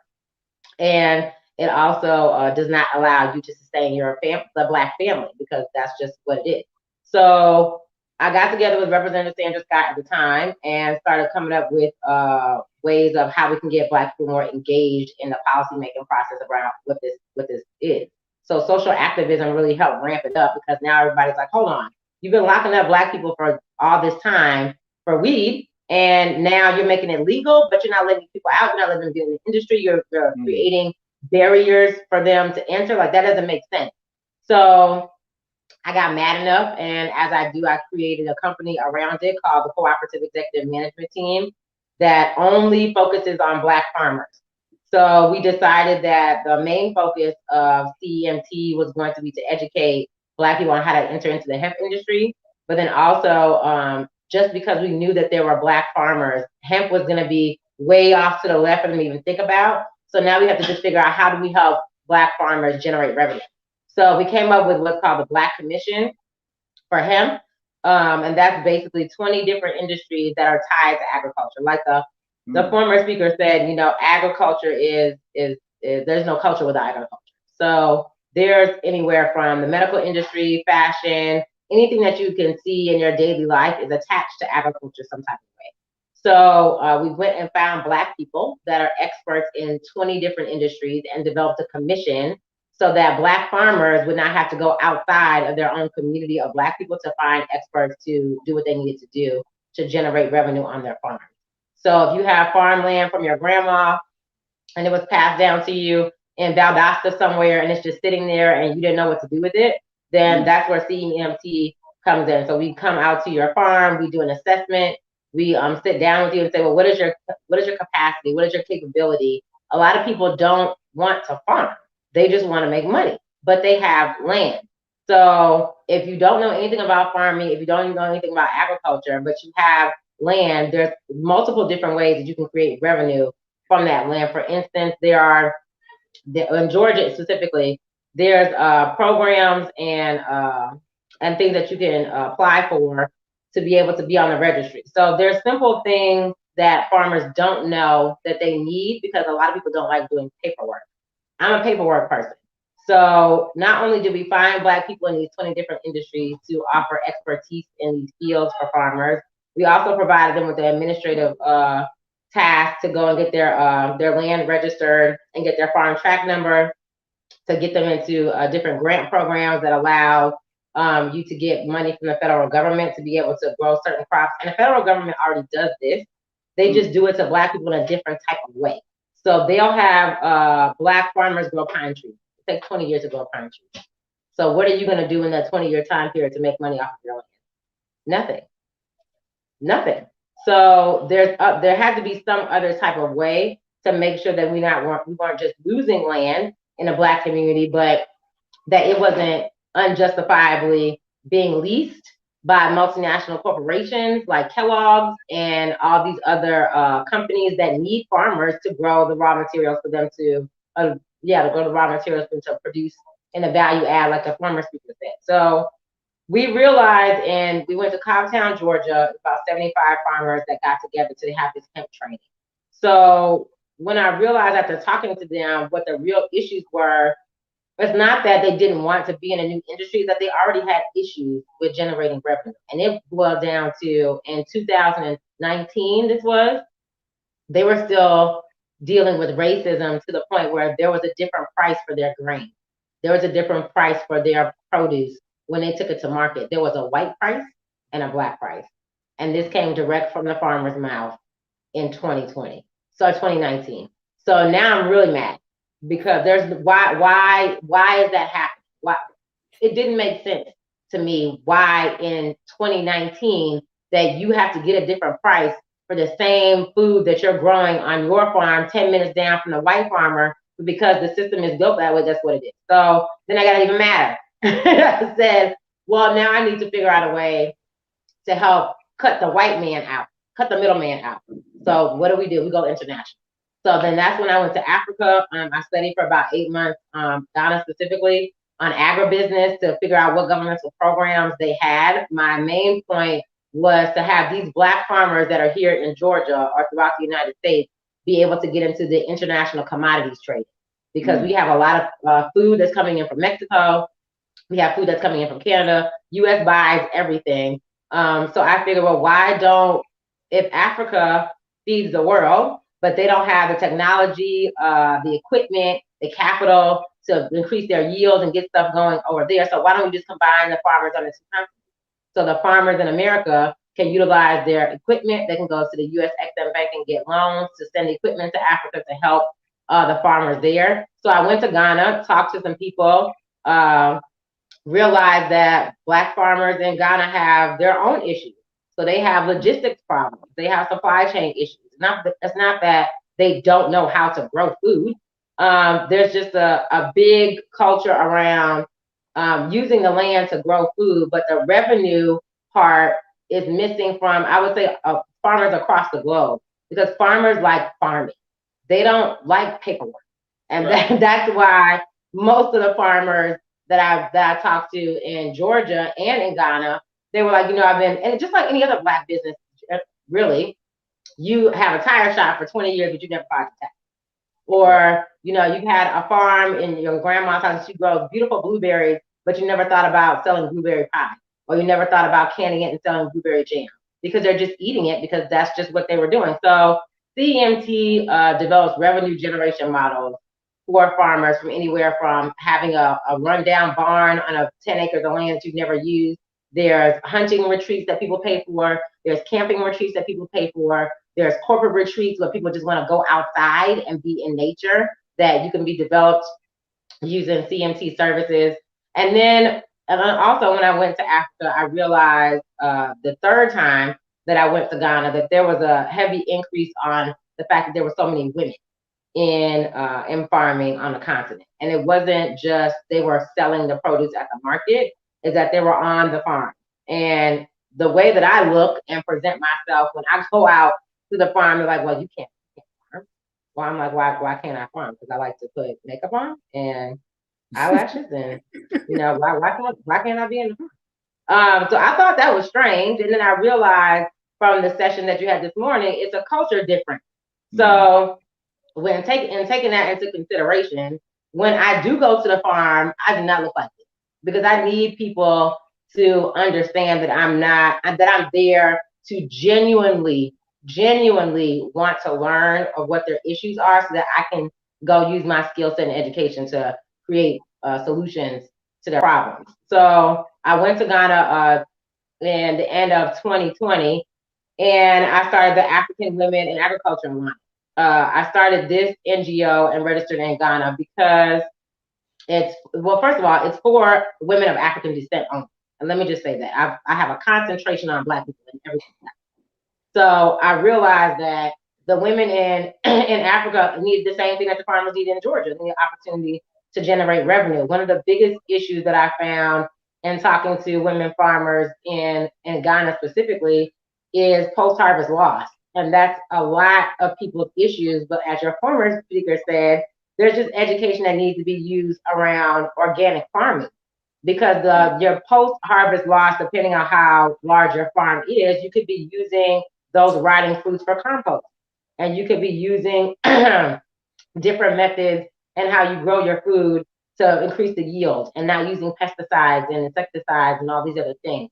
So I decided that I was going to take another trip to Ghana and do a farmer training. So I realized there's two different types of farmers as well. There's the large scale farmer that wanted to bring his or her produce to market in the US. And there was a rural farmer that was just having problems getting their pineapples from Tamale to a crop, because their transportation is not there. The cold storage is not there. All of these are solutions to sustainability for revenue generation to build wealth for the future. So I came up with this program called the African Women in Agriculture Alliance. And the three main points of that is to empower women in the agriculture space. Because when I went to Ghana and did my research on hemp, which is where I started, I realized that as a woman, I was just that culture thing. I was just being hit up back to back to back with men that just did not want me to be great. Let me just say that. So I said, well, men can't do it. So I'll just go start a women's NGO, and then you can't say anything. So that's exactly what I did. And that's been very successful. We're in 6 different countries. We only started in January 1st and when we launched the website. So we're in 6 different countries in Africa. We're in 10 different states in the United States. And the 3 main issues is to empower women. So we do that through our magazine that we're launching in July, because there's a lot of women that do not get the recognition.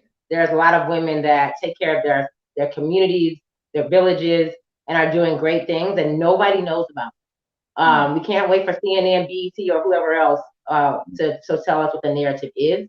So being on the ground, I realized that a lot, and just being a woman in general, sometimes you just need somebody to tell you that you're fabulous. You need somebody to tell you that you're awesome. You need some recognition because you're doing the hard work and taking care of all these kids and taking care of your husbands and brothers and family members.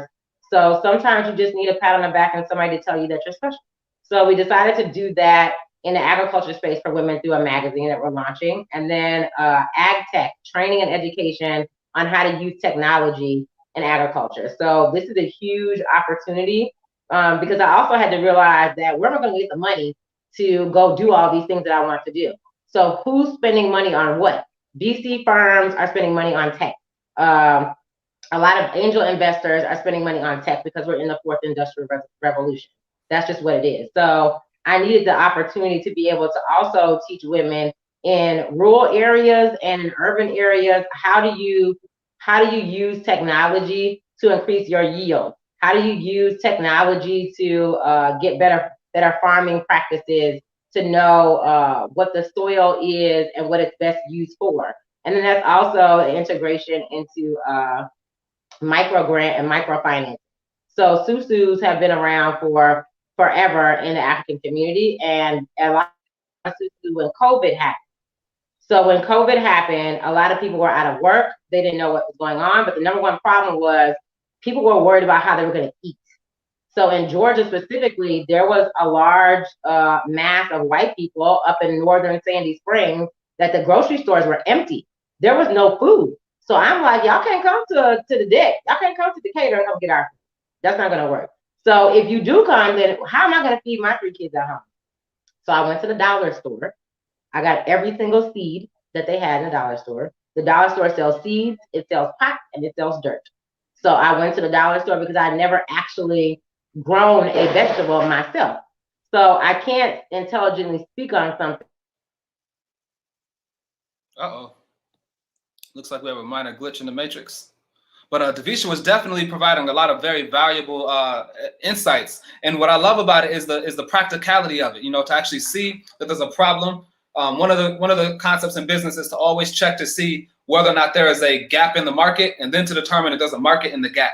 So Davisha is able to see a problem and then to figure out how to go into that problem, make something work out of it. So if you can close out in 2 minutes, we can then move into I will.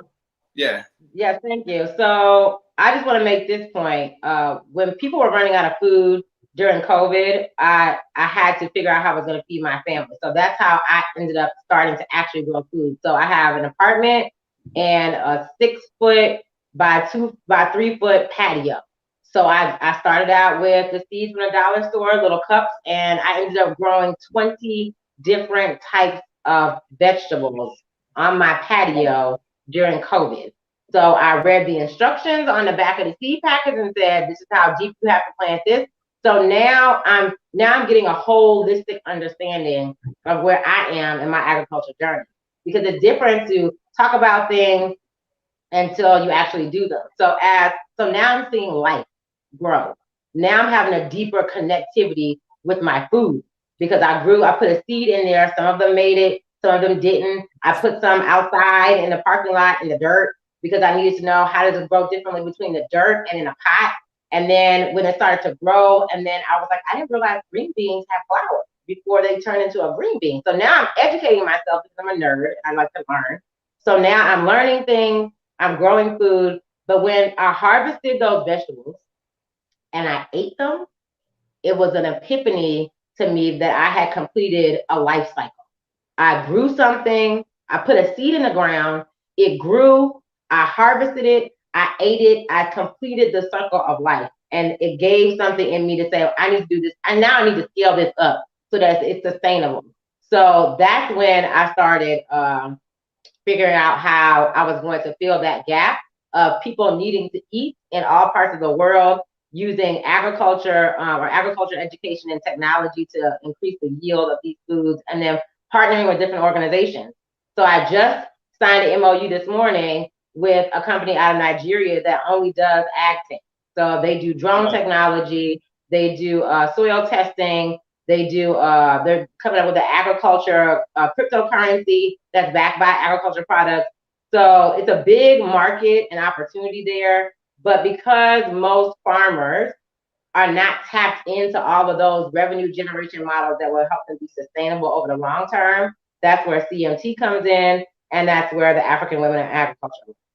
So if somebody, just real quick, if somebody wanted to follow up with you so they can learn how to scale their operations up, how would they get in contact? So there's 2 different ways. In the US, you can call 202-845-0850, or you can go to Co-op Executives. Yeah, he'll put it up. Or you can go to coopexecutives.com. I also do a hemp tech conference. So we did our first one in December in Accra. It went very well. There was a lot of people interested. That's a brand new market. We're doing another one on July 2nd. So if you want to be live in person and get some understanding about the hemp market in Africa, we'll be in Ghana doing that July 2nd, 3rd, and 4th. And then if you are a woman in agriculture, you can go to awiaa.com, register for a free membership for the whole year of 2021. We're giving free membership to any woman that signs up of African descent. You'll become a founding member. And after 2021 and 2022, founding members are allowed to be are appointed to be country representatives, regional representatives, state representatives, so that I have a database of people that are on the ground in those specific countries that know what their problems are, so we can fill in those gaps in real time. Gotcha. Awesome. Awesome. So that was a power pack presentation, a very action oriented and very solution driven. I love it. Now we're going to bring on our sister, Nurlane. Nurlane, one of my favorite people who I can't currently see right now. So sad. But for background, I met up with Nurlane through some joint work that we were doing with the African Diaspora Development Institute. And she was involved in a series of intergenerational dialogues around the world, where she was helping to facilitate, in harmony with the United Nations 75th anniversary, helping to facilitate dialogues in 100 cities around the world, utilizing the digital space to engage young leaders with veterans so that we can collectively strategize ways to build a better society. She's the she has a bio that I couldn't even begin to go all the way into, so I'm going to let her go ahead and introduce herself and talk about the very specific subject, which a lot of people aren't familiar with, which is the role of the United Nations Sustainable Development Goals. So how does the work that we do in these separate spaces, whether you're running farms in Ghana or water drill projects in Nigeria or cultivating banana trees or whatever in the Congo, how can we align all of these different types of sustainability related initiatives with the United Nations Sustainable Development Goals, and what is the benefits of that? Why does this even matter? Because Black people overall don't know what the UN SDGs are, much less Black youth. So we want to increase the awareness of this, see how we can strategically maximize its potential as we continue to build our separate projects. Well, thank you so much for having me, you guys. Can you hear me clearly? Yes. Yes? Yes. Okay. Hey guys, my name is Nurulain. Just a little bit about myself so that we're not complete strangers. There's some kind of feedback. I don't know if it's your mic or something needs to be plugged in all the way. Maybe. I don't know. I think maybe it's probably because the heat is up like right above me. So you guys probably hear that. Can you hear me clearly or no? Yeah, we can hear you clearly. Okay. Sorry about that. Okay, so that was a really impactful question. Just a little bit about me. I've kind of got introduced to the SGDs, I want to say about a couple years ago. But 3 years prior to that, and I didn't know anything about the SGDs as far as like, you know, the goals and the, you know, globally what communities or countries are doing to develop their communities, especially developing countries, which, you know, I'm from East Africa. So I come from an undeveloped country that's still struggling to develop. And my background was actually in just business development, marketing, branding. And I realized when what inspired me to start the Water People is that one day I was listening to BBC Al Jazeera, and I heard it was like during Ramadan time, and I heard a question came in about, you know, people not having access to food or clean water, and would they be able to still fast because they don't have food to eat to break their fast. And for me, that resonated very well with me because, I mean, growing up in a war-torn country, it's kind of like, you know, you don't get these amenities, or you don't really, a lot of people, I mean, you're very inclusive to your surroundings. If it's, you know, sometimes we don't even know what goes on in other states unless it's on the news. So, you know, being in that environment and not being able to have access to like the basic essentials like food, shelter, and kind of like, you know, even the basic services as like medical, you know, and education. A lot of people don't know that 80% of our countries, there's communities that go through that on a day-to-day basis in 2021. So when I heard, you know, that question really hit me really hard, and I was like, you know, the least that I can do is create exposure. So I started, you know, the Water People, and the focus was initially to create exposure and get as many people to talk about the developing countries not them having access to clean water, and also microorganisms in the clean water. And we talked about agriculture not being able to grow food because the salinity of the water beneath in the aquifers actually coming from the ground, and them planting food was even not feasible at that time. So, and when we talk about the sustainable development goals, I had no idea any of these things existed. I had no idea that there were initially goals put in place, or our organizations or communities were working on this. So I kind of went on my own and, tried to gather as many, diasporians and people from the continent of Africa to speak up and say, hey, this is happening right now in 2017, in 2010, 2021. It still is happening right now. And what can we do, and what change can we create, or what can we implement, or who's there, who's actually working on this project, who do we need to talk to? And one day I was just, I was selected to do a pitch, and from that pitch, I was introduced to USAID, and then the whole, sustainable development goals came about. And with that being said, I realized that there was already a platform and programs that were in place, but the exposure and people being aware that they exist was very little. And I think that after 15 years, they're still in that space of growing and becoming, making the sustainable development goals a kind of like a common conversation. Because I don't know how many people that I've met, and we talk about agriculture, we talk about climate change, we talk about clean water, and someone says like, oh, the UN has this goal called, clean water accessibility, or they have, innovation as far as like agriculture and development. And I'm sorry, Davisha, I'm not picking on you. I just thought that your presentation was really great, and definitely a key. I'm using you as an example in a sense. So for me, when I got introduced to the SDGs, I realized that there was a plethora of people that were working on the same projects that I was. And the thing that helped me was I could see how certain people were working. Like, I have a partner from Nicaragua, and they go to the same problems, but they were able to create not something very functional, like as far as technology wise, solar panels, but basically kind of like a water pump for a community in the outskirts or the rural area of their community. And for me, just kind of knowing that how they were able to come to that process, and where do you get the water pumps, there are organization stakeholders that actually fund these projects. And then you realize the more you get into the the SGDs as far as the Agenda 2030 and all of the accelerators, stakeholders are involved, and also coupling that with the Agenda 2063 by the African Union, you realize that there's a lot of organizations that actually have funding for these projects. They are and then there's also educational organizations that where you can get certificates as far as my favorite is peace and security. Like Accord does these classes where they will be able to teach you on like peace and security, as far as like development, and you can attend these classes for free and they're online. So the whole point of the sustainable development goals and actually knowing that they exist is to be able to build that partnership and meet other people that are really like in your area, or even amongst not necessarily in your area, it could be in another country but working on the same exact project as you are. So I'm just gonna just dive into the actual definition or the creation of the sustainable development goals.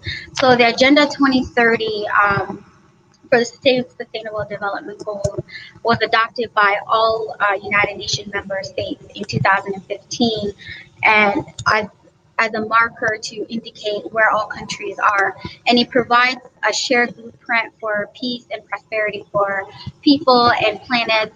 And now that we're into the future, at the heart of it, there are 17 Sustainable Development Goals, in short for SDGs, so which are urgent call for action by all countries, developed and developing in global partnership.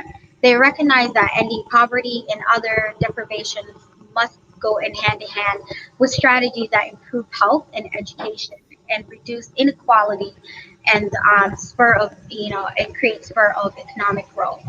And with all them tackling that, obviously climate change is a big deal, and that's like one of the things that now we're kind of focused on, and that includes pretty much all of our earlier on like sustainable development goals, like goal 6, 17, 16, and so I guess I'm trying to answer the question while I'm trying to tell you guys a little bit about myself. So what is the role of the UN and the SDGs? And that's pretty much their role, is to create a global partnership and to create not only a partnership, but a conversation, a dialogue. I mean, we just got hit with COVID, and before COVID, we would have our representing leaders, our governing institutions, go to the UN headquarters every year for the General Assembly and report back as far as the index marker of where are their performance in the SDGs and how each country is doing, and it's ranked out of 100. So I'm sure that some of you guys can probably predict that Africa is in the lower ranges of that 100 out of 100, and kind of figuring out like what has worked in the last 5 years, or what has worked in, and before the sustainable development goals there were the millennial goals, which is almost the same exact thing. So what has transpired every decade, what have we like accomplished, or what has worked and what hasn't worked. But when you think about the sustainable development goals now, and with COVID we were able to kind of like, because of the social distancing and us having to stay at home, we were able to create this thing called Year of Dialogues. And the Year of Dialogues were pretty much, AP mentioned, kind of just talking to people at the grassroots level with, governing institutions and figuring out like what has worked for you guys. Do what is it that you're focused in, and how is it how you guys have done some of this work? And one thing that I realized from these dialogues, 100 dialogues in 100 cities, is that a lot of people didn't know what the SDGs were, and a lot of people didn't know that there is a platform that, depending on what your concentration is, your focus, there is a goal that already is created, and a platform where you can either meet people like that are similar to your thought process and what you're trying to do, and also get in touch with stakeholders, and stakeholders meaning that people that could fund your project. And I think that people not knowing that there are these organizations that exist that are actually working on what you're working on. And for me, it's always don't reinvent the wheel, but necessarily make it better. And I think that more exposure, and how does it help us African and diasporan organizations in connecting with the SDGs and connecting with our goals and understanding what the goals are, is because you get to see how your country is actually functioning. And it necessarily not like, I'm from Somalia, so I'm not just going to focus on Somalia, but if I wanted to know how Mali was doing, or Guinea, I can look up the index marker and see where their problems are, and go from there as far as like assessing issues and what solutions are there. Hey, can you hear me? Yeah, no. So that's a powerful presentation. You're saying that the SDGs kind of create a measuring stick that you can evaluate a country's progress according to. Yeah. Right. And it creates and it seems to create a category that organizations and projects can register under, so that they can say the work that I'm doing in this separate part of the world aligns with this larger vision of how to build a better world. Whereas now, if you just have a bunch of different organizations doing a bunch of different things, there's no way to really know who's doing what, how to connect all the dots. So for a practical example, we have this program, Kindergartens, for example. What would somebody do in order to make the SDGs relevant, based on the fact that they're working on the ground in Atlanta, in Ghana, in different places? How do we make it relevant so that it's not just some fancy words on somebody's website? Because that's usually where the concern is at, or the critique. And then one of the things I would say is normalizing it, making it relevant is education-wise. For me, with the water people, when I initially, got introduced to the SDGs, the first thing I did was I started looking for hashtags. Who hashtags the same? goal that I'm doing, and kind of realize that most of it, a lot of people don't know what the goal 6 is, and then kind of just sharing that and educating people about it, and using it in my day-to-day vernacular, and identifying myself. I'm sorry? Yeah, but not to make it relevant to ordinary people, to make the use of the term relevant in terms of what's the benefit of using the term, what's the benefit of aligning, because that's where I feel the gap is at. So once you say I'm with UN SDG number 6, Sustainable Development Goal number 6, what are the benefits of me identifying my project as Sustainable Development Goal number 6? How do I use that to open doors or create networks or connections? I mean, that's what I'm saying. It's like a pool of people that are doing the same thing, right? So when you identify yourself, like say for example, I identify myself with goal 6. Whenever I'm doing anything UN related, I would definitely look for sessions that are for pro goal 6 or working on goal 6, and what is the development from the UN as far as what they're doing with goal 6, or what is another country doing with goal 6 that I can piggyback on or make a partnership with. So I think what you're asking me is, how can you utilize that as a practicality to benefit from it, right? Is that a question, if I'm understanding it correctly? Yeah, that's it. Yeah, so benefiting from it is really exposing yourself to those other stakeholders that are actually working in that field. So meaning, like, for example, USAID, they see the water people, hashtagging goal 6 and certain areas that I'm working in as far as doing clean water. USAID will see that and reach out to me and say, hey, I know that you're working in Nigeria in a small village and you guys are doing reservoirs. We would like to partner up with you.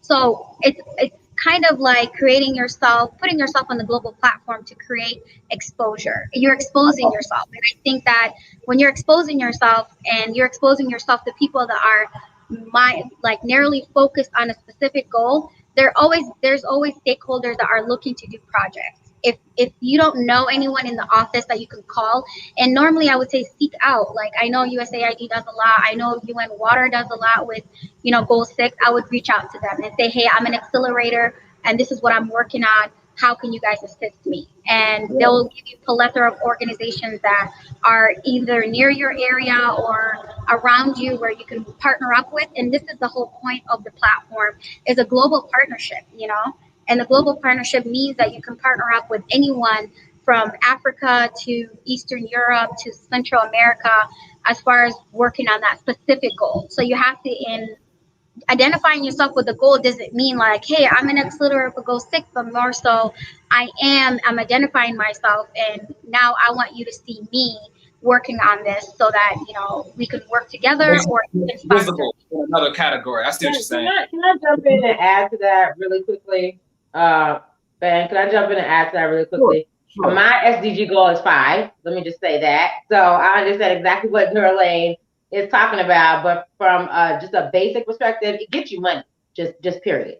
So there's a lot of people out there that are 7-figure, 9-figure earners, and they've made so much money that they want to do philanthropic work. And they understand the USAID, USDA, and all these acronyms, and they're, like she said, actively seeking where to go spend their money. So my particular field, because it's women in agriculture, that's why my SDG goal is number 5, because it's gender equality. But then I drilled that down even further into gender equality in agriculture.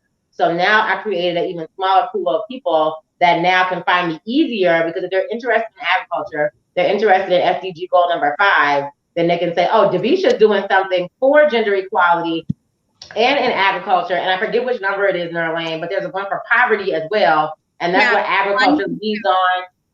Right, and then the agriculture leads on into that. So when I started doing my research, that's exactly where I went first. Obviously, I went to the USDA to see what was Friday, but when you go down rabbit holes, then I found out about the SDGs and how Ghana was directly attaching themselves as a country to these SDG goals and the 2033 agenda and the 2063 sustainability. So I fully agree with what she's saying, and that anybody from Yadiel's point about you guys getting people from all walks of life to be engaged in what you're doing, the same thing with Nerlane. There's all walks of life of people that can access opportunities that presented through the UN SDG goals.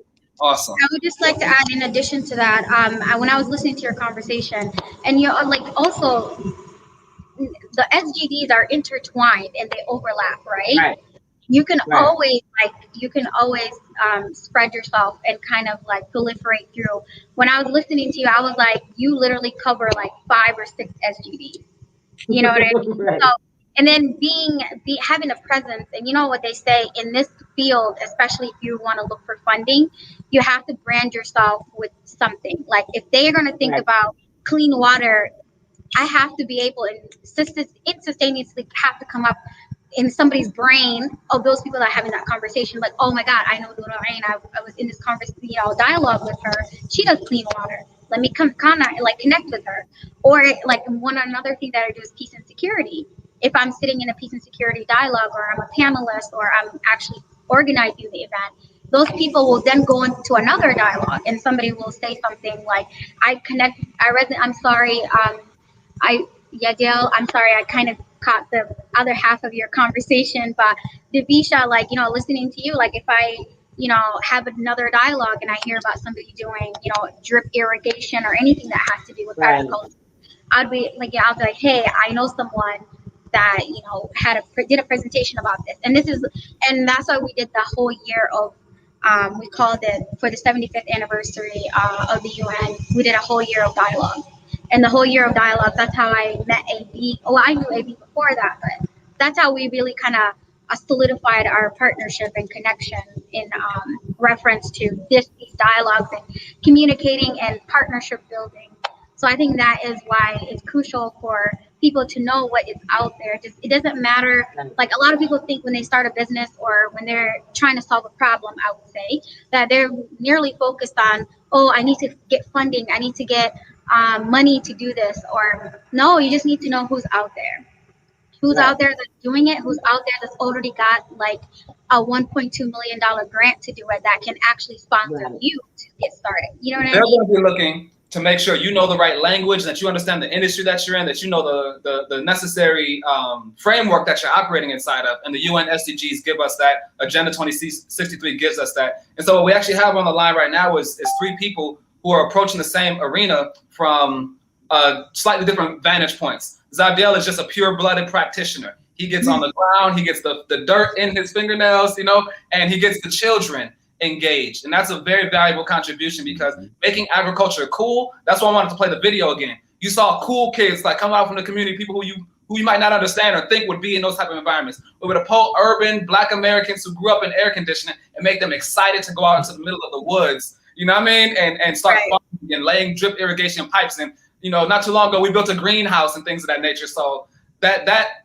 level of engagement is very important to reach the youth. Divisha reaching the women in particular, also being a practitioner, but having a more macroeconomic perspective on the subject as well. Nurulaine, again, she keeps her hands to the plow. She has her NGO that does the work on the ground in Nigeria. And in addition to that, she focused on the United Nations and the global framework for all of these different things. And one of the main points that I like to emphasize during the Next Generation Summit is the importance of the people on the call linking up with each other, and the people who are watching to follow up with the people on the call, right?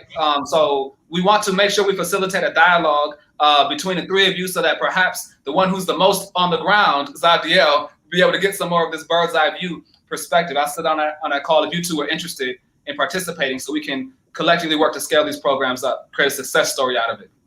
Absolutely. I'd like to pose a question, if I may. All right, this is a final question because we are actually 2 minutes past the mark. So it'll be brief.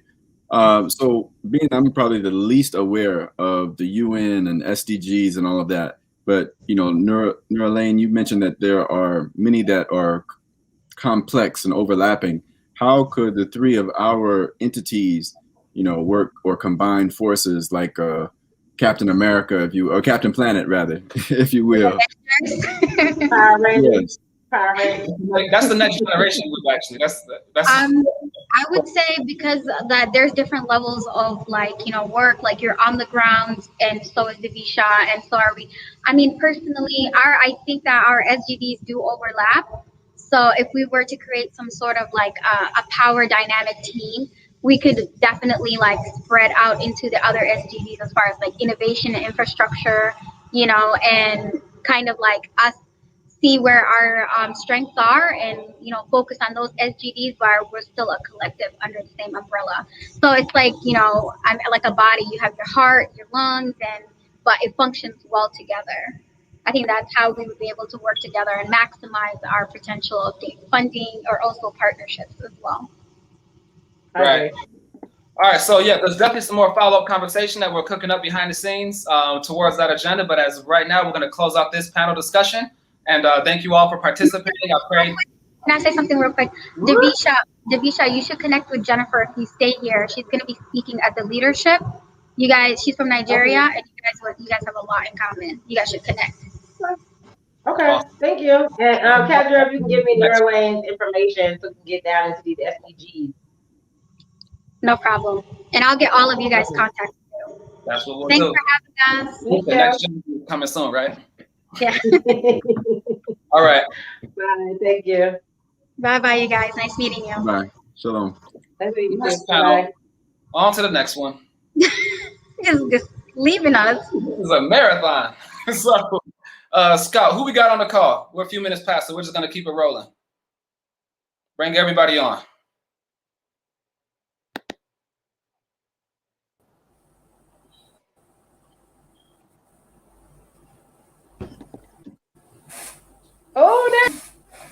Who that is? All right, we got an awesome team assembled here today. I'm very glad that you all were patient. Our last panel discussion was very lively, dealing with issues of sustainability. And now we have an all-star cast coming in from all over the world. I don't even want to waste time with myself doing the introductions. I want to allow for everybody to take 2 minutes to introduce themselves. So we're going to go ahead and start with Tama Monday here at the top, coming in live from Nigeria. And you can briefly introduce yourself, the work that you're doing with Great Minds Empire in the African Continental Free Trade Area. You don't have to describe what the free trade area is yet. We're going to do that on the second round. Just the brief concept of what it is that you do from your background, because that'll take the whole presentation. Okay, no problem. Let me just go straight. My name is Tama. I'm from Nigeria, and I run an Great Minds Empire Africa. We're currently in almost 45 African countries, and we just incorporated in Namibia. And I run a personal business. I'm into oil and gas, power, and marine. So small, and very soon we are launching into an airline. So that one is still on the pipeline, but this year. Thank you. Nice. All right, W.E. DeCruz. I got to tell the people, I saw her she was not on this agenda. I saw her on another panel a day or two ago, and I was like, she has to get onto my call. So I have to make some phone calls, get her contact information, because the sister here has some powerful information to share. Oh, it's a pleasure. It's a pleasure. Hi, everyone. I'm W.E. DeCruz. I am the digital diplomat, and essentially I focus on helping entrepreneurs launch businesses in global markets to increase their international exports. So I focus on e-commerce, digital tech, and diplomacy. So I'll leave it at that, and we'll talk more throughout the session. Perfect. That's a perfect lead into my big brother, Quentin Lewis, right? Who is also in the e-commerce space and can introduce himself. And before we dive right in. Okay, cool. Can you hear me good? Yes. Okay, awesome. What's up, everybody? My name is Quentin Lewis. I am the co-founder of Urban Eden. Urban Eden is a natural products company. And I'm into everything like sustainability, entrepreneurship, digital marketing, all of that, everything that we're going to be discussing. So I'm glad to be here, and nice to meet you all. Awesome. And my sister Uchi from look, I gotta resist the urge to introduce everybody. I'm gonna let you introduce yourself. Hello, everyone, and nice to see you, W. DeCruz. So nice to see everybody. My name is Uche Akib. I am a customer service trainer and the author of The Impact of Excellent Customer Service on Business Growth, which took second place for the best published business book in 2018, and also got inducted in the Houston Public Library as well. My focus is on teaching companies to understand the fact that when you value your customers, it's going to help you to improve your business growth and sustainability. And here, we're not all about closing the deals, we're about opening the relationships. Powerful point. Powerful point. So the reason why we've assembled this all-star team of experts in the field of economics is because economics is certainly one of the areas where we're challenged the most as African people. And it's not enough just to simply identify the fact that there's a need, but we have to be able to provide solutions. And who better to provide solutions to our economic crisis than people who have specialized areas of expertise in the field, right? So when designing the agenda for Next Generation Summit, I didn't want economic philosophers. I didn't want people who just, they can quote some great things that other people who actually make money said, but I want people who have a specialized experience and in an area that they can contribute so they can speak from their core in terms of things that are proven to be effective, right? Proven to be effective. And with that in mind, I want to begin with Brother Quentin, because I've been knowing this brother for years here in Atlanta. I remember some of the origin story was that his wife was selling soaps. I remember him because he was getting involved in digital marketing. He was doing landscaping work. And then the wife asked, why are you out here doing digital marketing for all these other companies? I'm selling soaps. Help me out. She said, help me, brother. And so they wound up tag teaming. And over the years, we've just witnessed the growth of this local homegrown success story from the community to the point where just recently I saw him featured on entrepreneur.com. He's been featured on Black Enterprise. He's been, Nerland threw me off. He has opened up a new warehouse and hired like 30 plus new people. So there's some kind of a secret of what's going on with this business where it's more than just, you have charisma and charm. There have to be actual strategies built into the ability to scale these enterprises up. And for a lot of people, we have entrepreneurs, we have product creators, we have innovators, we have people who produce excellent works, but without the ability to create a distribution network and the ability to actually create customers around the world, you can't scale the enterprise up. So if you could speak to the power of the digital marketing strategies that you use and in the form of practical advice, tell us your success story, how you've done what you've done, and what's your advice for the next generation of entrepreneurs. We have a few more people on this panel than the previous one, so the comments should be relatively short. Right now, we're starting at the 3-minute and 9-second mark. So you can go into the 3-minute and 15-second mark. Okay, cool. Well, I'm gonna just jump right into the question, get right to the answer.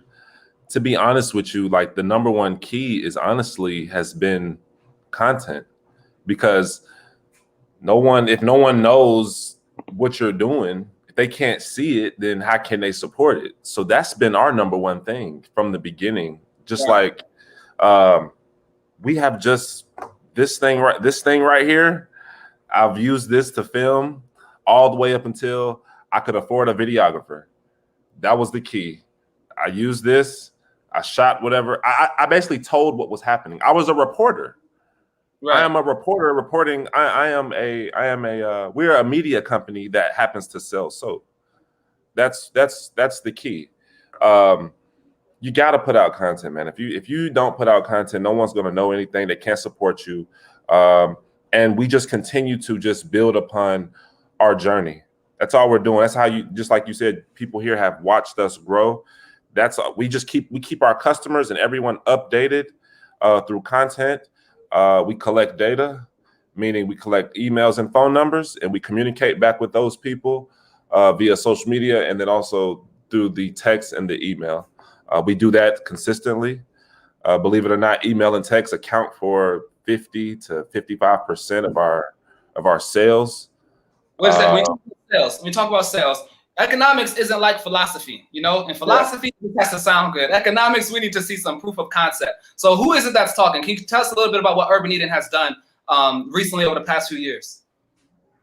Numbers wise? Yes. Well, we have done a lot. Last year, I remember we did this at the summit. Year. At the summit, yes. Annual Next Generation Summit. He was one of the presenters for the first annual. Yeah. And I remember Uche. I remember her being there as well with the book. I remember you. I don't know if you guys probably remember, but 2019 we ended our year with we did like 260,000 in revenue that year. The crazy thing was that the next year was COVID, which is last year, 2020. We ended up doing like 2.7 million that year. Wow. And the reason why was just we stayed true to those simple, basic principles. Content, email, text, and then the only thing that we threw in there extra was we put money behind it in the form of ads. That is it. We committed to a budget, you know, so we spent quite a bit. So in the world of content, because I'm very practical on where the rubber meets the road. In the world of content, are you saying simply, I'm making a product, I take a selfie, and then I make $2 million? Or is there more to content generation than that? What is it about the content? And what kind of ads are you talking about? Yeah. $5 Facebook ads? Yeah. I mean, at the basis, yes, it is just, you know, take a picture with your product, or I like video. I think video is the cream of the crop. Video is going to get you the most results, the fastest results. Your story, you know, have a brand story. Have a formal video of how did you get started with whatever you're doing. Just like when you're going out here on the streets to sell to someone, you're not going to just go up to them and be like, hey, buy this. You're going to be like, hey, so, you know, I started this with me and my wife. You know, we was just looking for a skill to do. You know, she wanted me to do more. You know what I'm saying? You're going to tell the story, build the rapport first. You got to have a little bit of rapport building first. It's your funnel. And we could go into that technical stuff, you know, later, but it's the funnel. It's your funnel. You know, you got to bring them in, get them to know who you are, you know, give them some social proof, give them the value of what it is that you're offering. You know what I'm saying? The benefits, you know. And then there's a gap between that, from that time until the conversion time. There's a gap. That gap could be a year, it could be 6 months, it could be a day. I had people come in our inbox plenty of times, be like, hey, I've been watching you for the past 6 months. Now I'm finally ready to buy. Now, you know what I'm saying, I've been following what you've been doing. Like, people watch you. So you have to be putting out consistently. You know what I'm saying? If you want abs, you're gonna do sit-ups and you're gonna eat healthy every day. It's boring, but you're gonna do that.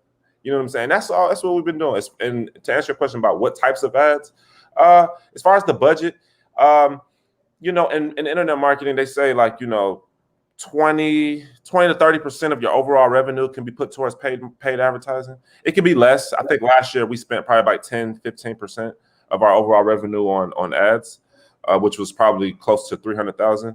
But spend as much as you can.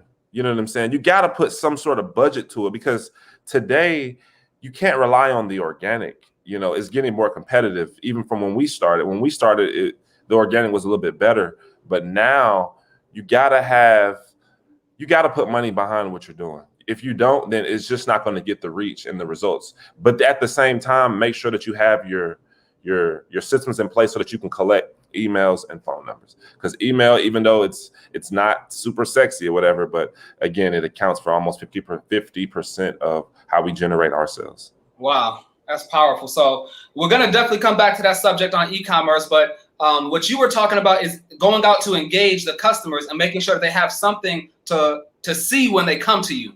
So marketing is like going out to get people, to bring them somewhere. And then if you haven't been regularly producing content, they're not really seeing anything other than products.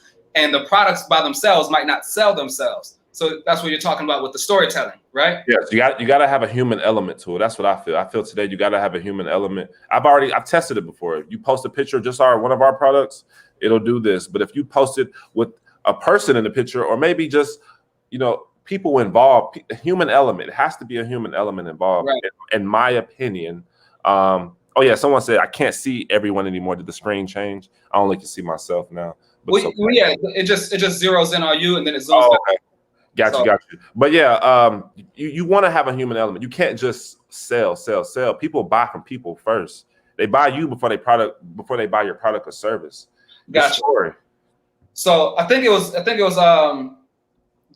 the Cruz was supposed to say something because she's actually next. So when we talk about building that digital brand and making sure that you are squared away in terms of your digital portfolio, a lot of times what we see like premature businesses online. You know, they came out a little bit too early. They didn't cover all the bases, and that's not necessarily a problem. They can still grow up to be healthy, but you got to understand what those developmental needs are. And she put together something that I've never seen presented in that way before, which was the 10 criteria, essentially.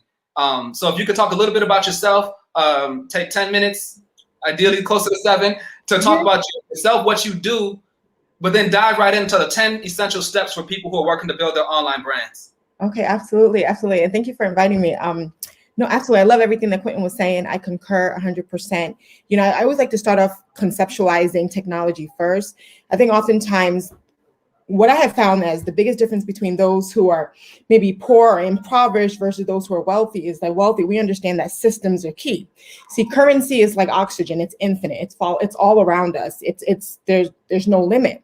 The difference is if your system cannot capture the currency that's circulating around you, then you're going to find yourself always in a deficit. So we use technology, e-commerce as just a system to create the multiplier and compounding effect to capture as much currency that's circulating around us, right? That's the difference between someone who's doing 100,000 versus $1 million is the level and the robustness of their system.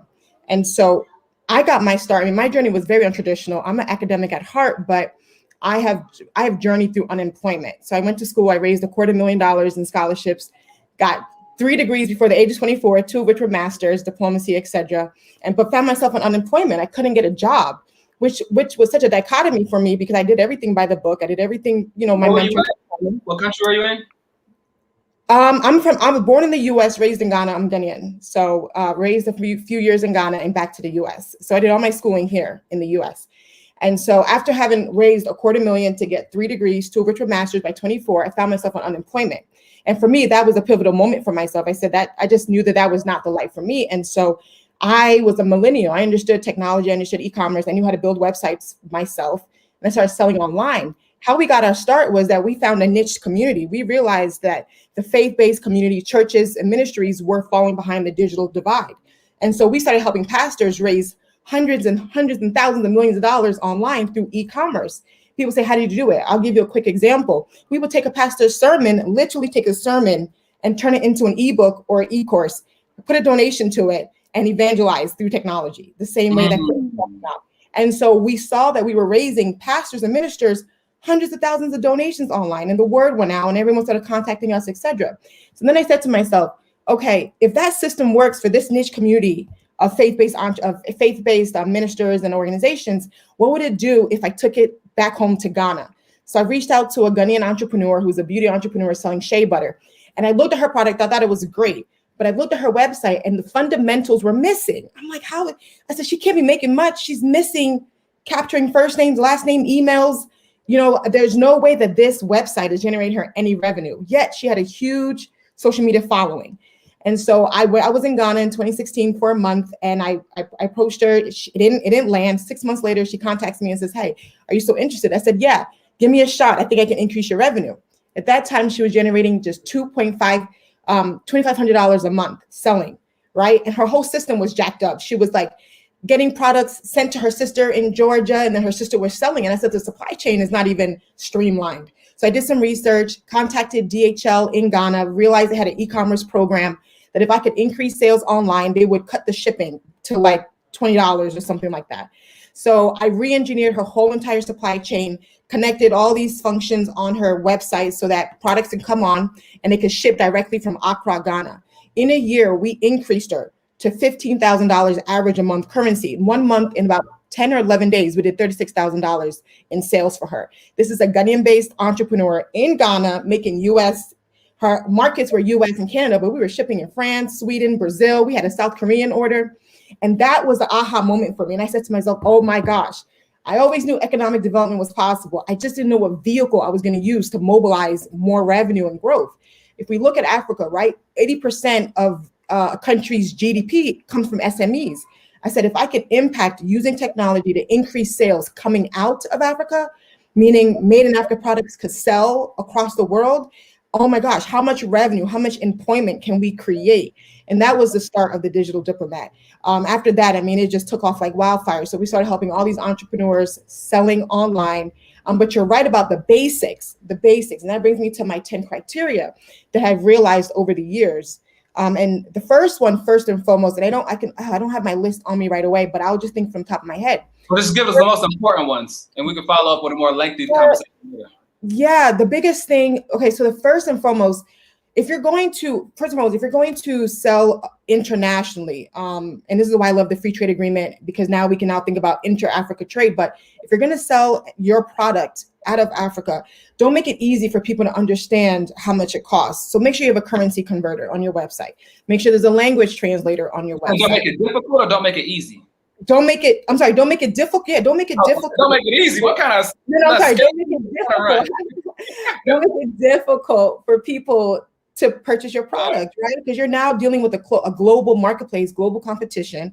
So make sure you have a currency converter, and make sure the currency converter is specific to the market that you're addressing. Don't have a converter for Canadian dollar if your market is in euro in France. Like, make sure it makes sense. Then make sure you have a language converter, right? I have found, working with entrepreneurs across the continent, that it's in their native currency. Like, why is your currency in cedis? Nobody in America knows what cedis is if they've never been to Ghana. So make sure that's correct. The other biggest thing is your payment processing system. Do you know many people lose sales because they're using a payment processing system that is specific to their domestic market? If you're selling it abroad, there are specific payment processing systems that customer base uses. So integrate that into your website. If I'm going to market to, if I'm going to market to Ghana, I'm going to make sure that I'm using Flutterwave, or I'm using Paystack, or someone that can take my local currency, or mobile money, since mobile money is huge across the continent. So that's huge.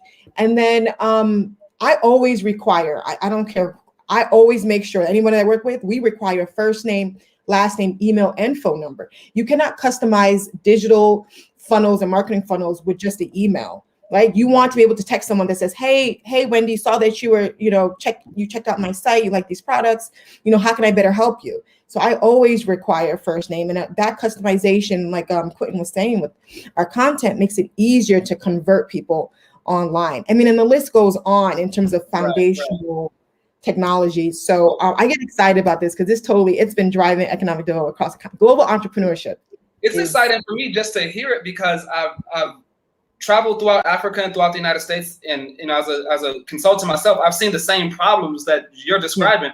But the way that you've made it very concise and specific and to the point, and you've demonstrated that this works on the African context is important as well. Because for many indigenous entrepreneurs that I've found, or even people in like rural areas in America, they don't have access to huge markets that they can drive to. They can't just drive to the nearby place where there's hundreds of thousands of people ready to buy their product. So their ability to scale up is very low. Their ceiling is very low as far as that goes. And the internet helps to equalize the playing field, but you have to understand the rules. And so that's what I appreciate what you're doing. And this concept of being able to scale up your enterprise from the small local context into the international arena is something that's very, very relevant, obviously around the world, but certainly on the African continent. So this is where Brother Tama Monday comes into place. The African Continental Free Trade Area is revolutionizing the way that business can be done in Africa, but not too many of us out here in the diaspora know about it. So if you could share with us, I know it's hard to say briefly, right? But if you could share with us just briefly what the AFCFTA is designed to do and why there's such a need for youth engagement on that subject, it'll be greatly appreciated. And I know you're an expert, you're a professional, so it's not going to be difficult for you to do that in 7 minutes or less. Tasha, get ready, because you're next. Thank you so very much once again for the invite. When it comes to AFCTL, just like you said, I just need to take my time. In the next 7 minutes, I should be able to, finish everything. AFCTA is something that has been on the ground for quite some time, though. Because back in the days of Kwame Nkrumah, we have always been agitating for a singular, like a united Africa, one market, one passport. So all those things has been in a system. But probably, I don't actually know why it took so long before the African Union are able to bring it up. So Africa is a market that the world is watching out for, this AFCTA. Africa is now working towards having a singular market, where it doesn't really matter whether you're from Ghana or you're from Nigeria, you'll be able to do your business with someone in Ethiopia. So it is a great welcoming development for people like us who started our business from the grassroots. For someone like me, I started my business from my house, and we are now growing to a level where we make millions of Nigerian money, naira, in a month. So this is an opportunity posed for every young African. Can you guys hear me? Because my internet is cracking. Yes. No, you're fine. Okay. So this is an opportunity. Africa is now becoming one market. A boy, girl, anybody, learned, unlearned, you are free to do business as long as you meet up the standard. Because one thing people don't actually understand, not every product will be permitted to sell in Africa because they have a procedures. Every country have processes. You know, your product has to pass through a particular process before you be able to engage in this intra-African trade. You know, like my company, I just registered with the Nigerian Export Promotion Council. It's part of the requirement. Your company must be registered with the Nigerian Export Promotion Council before you be able to sell your product outside Nigeria, before you to be able to meet up with that. So there is so much, just like you said, when it comes to EFCTA, but this is an opportunity for young people. People that uses ICT, how I wish I need to go back to school and study more about digital marketing because that is the future in Africa. You don't need to go out there and start sharing fly, just sit in your comfort in your home and do everything that is necessary. So thumbs up to the ICT guys. This is the time that Africa needs you. This is the time where some of us who don't have money to travel to Ethiopia to advertise our product, you can just sit down in your comfort of your zone and help us out. You know, so a market is open for every Africa in Africa. And I'm telling you, just as I've always been, saying anywhere around myself, Africa is made up of a lot of opportunities. You know, just take this advantage of the EFCTA and right. Absolutely, man. First of all, congratulations. I didn't know if you could do it or not, but you did it. 7 minutes or less. There's an excellent book for those who are wondering, entitled "The Next Africa," and Scott, where I'm at. It's entitled "The Next Africa: An Emerging Continent Becomes a Global Powerhouse." And this book helps to describe the large scale political and economic transformation that's taking place in Africa right now. Whereas traditionally, when we think about Africa, right, many of us have seen images of the world which depict Africa in a very low condition, right? Economically struggling, flies on the face, Tarzan movies and things of that nature. But the fact is that 7 out of the 10 fastest growing economies in the world are in Africa. Africa is being touted by many international economists as a region to watch, as Tama mentioned. And one of the reasons why is the African Continental Free Trade Area. So what is the African Continental Free Trade Area, and why is it relevant, for example, for American entrepreneurs or people looking to do business in the American context? Well, before we answer that question, a good thing to consider is, why is it relevant for Chinese people? Why is it relevant for Indians? Why is it relevant for Brazilians, for people from Lebanon, for Jews, for Europeans, right? Everybody else seems to see a relevance that we miss out on.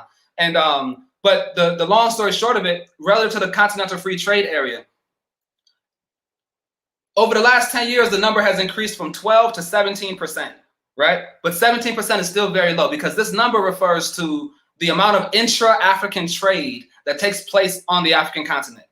So in Africa, you got all these different countries, right? And the percentage of trade that happens between Ghana and Nigeria, or Nigeria and Ethiopia, or Ethiopia and South Africa, that number for trade between African countries is between 12 and 17%. 17%, which means the 83% is foreigners doing business with Africa. Black people not doing business with Black people on their own continent. We talk about Black people not doing business with Black people in America. Imagine having a whole continent full of Black people who don't do business with each other. But there's reasons why. There are political reasons why. There's differences in currency. There's differences in language. There's differences in tariff policies and taxation and all of these different things. So the African Continental Free Trade Area is the idea of economically integrating these different countries into one common market, one free trade area. So now if you're an entrepreneur in Burundi, right, or some small African country like Djibouti, and you are trying to scale your business up, your business, anybody knows business marketing, you look at your target demographic, you slice it up, you segment the marketplace, you figure out what percentage of that action can I get, right? So if I sell the best t-shirts for overweight men, you know what I mean, or the best athlete gear of people age 18 to 25, well then I only have people age 18 to 25 who are athletes in my country and meet the gender requirements as my overall market that I could possibly reach. That's a really small number. And you're only gonna get a certain percentage of them. But if you can then expand from that one country and have all these other countries to choose from, and that same 18 to 25 athlete male demographic is in 55 different countries across the continent, it's a totally different ballgame. And so the Continental Free Trade Area is a part of the political revolution that's taking place to help open up those opportunities for Black businesses. And from an American perspective, we can think about it like this. Quentin, imagine if you were running Urban Eden, right? But you could only sell to people in Georgia. you'd still be able to make money. You'd be able to keep the lights on and things of that nature. You might even be able to get a little storefront. But if you could only sell to people in Georgia, you're kind of limited, right? But what you have here in the United States is a political architecture, which does what? It allows for you to do business across the United States. And that's basically the function of the African Continental Free Trade Area, to make it so that you can do business across the United States of Africa, right? And so it's definitely a game changer, and it also changes the game as far as African Americans who want to do business in Africa and consider how to scale up their operations. So the work that Time of Monday is doing with the Continental Free Trade Area is very, very important. But in order to make the most out of it, there are a lot of fundamentals, as W.D. Cruz talks about. There's a lot of fundamentals that need to get covered, and that's where Latasha Kennard comes in. Latasha Kennard is, again, somebody I've been knowing for a long time here in Atlanta. She's a financial consultant. She has a background which she can go into herself, but she is the founder of something called Start Young Financial Group. And over the years, she has helped a lot of millennials get involved in this economics conversation. And if she can highlight that work briefly and then share some of the fundamental principles that you feel. W.E. DeCruz talked about building your digital portfolio, your infrastructure.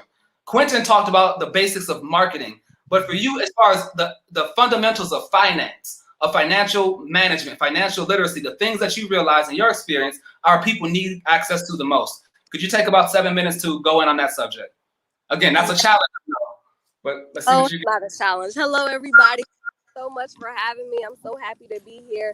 My name is Tasha, and Aniam, since you've known me, my company has transformed since then. Now it's called Goddess Day, and the purpose of it is to really acknowledge our own individual power to take control of our financial future, and not have to rely on outside resources. So it's really this emergence and convergence of individual responsibility and social policy, and social justice and economic policy.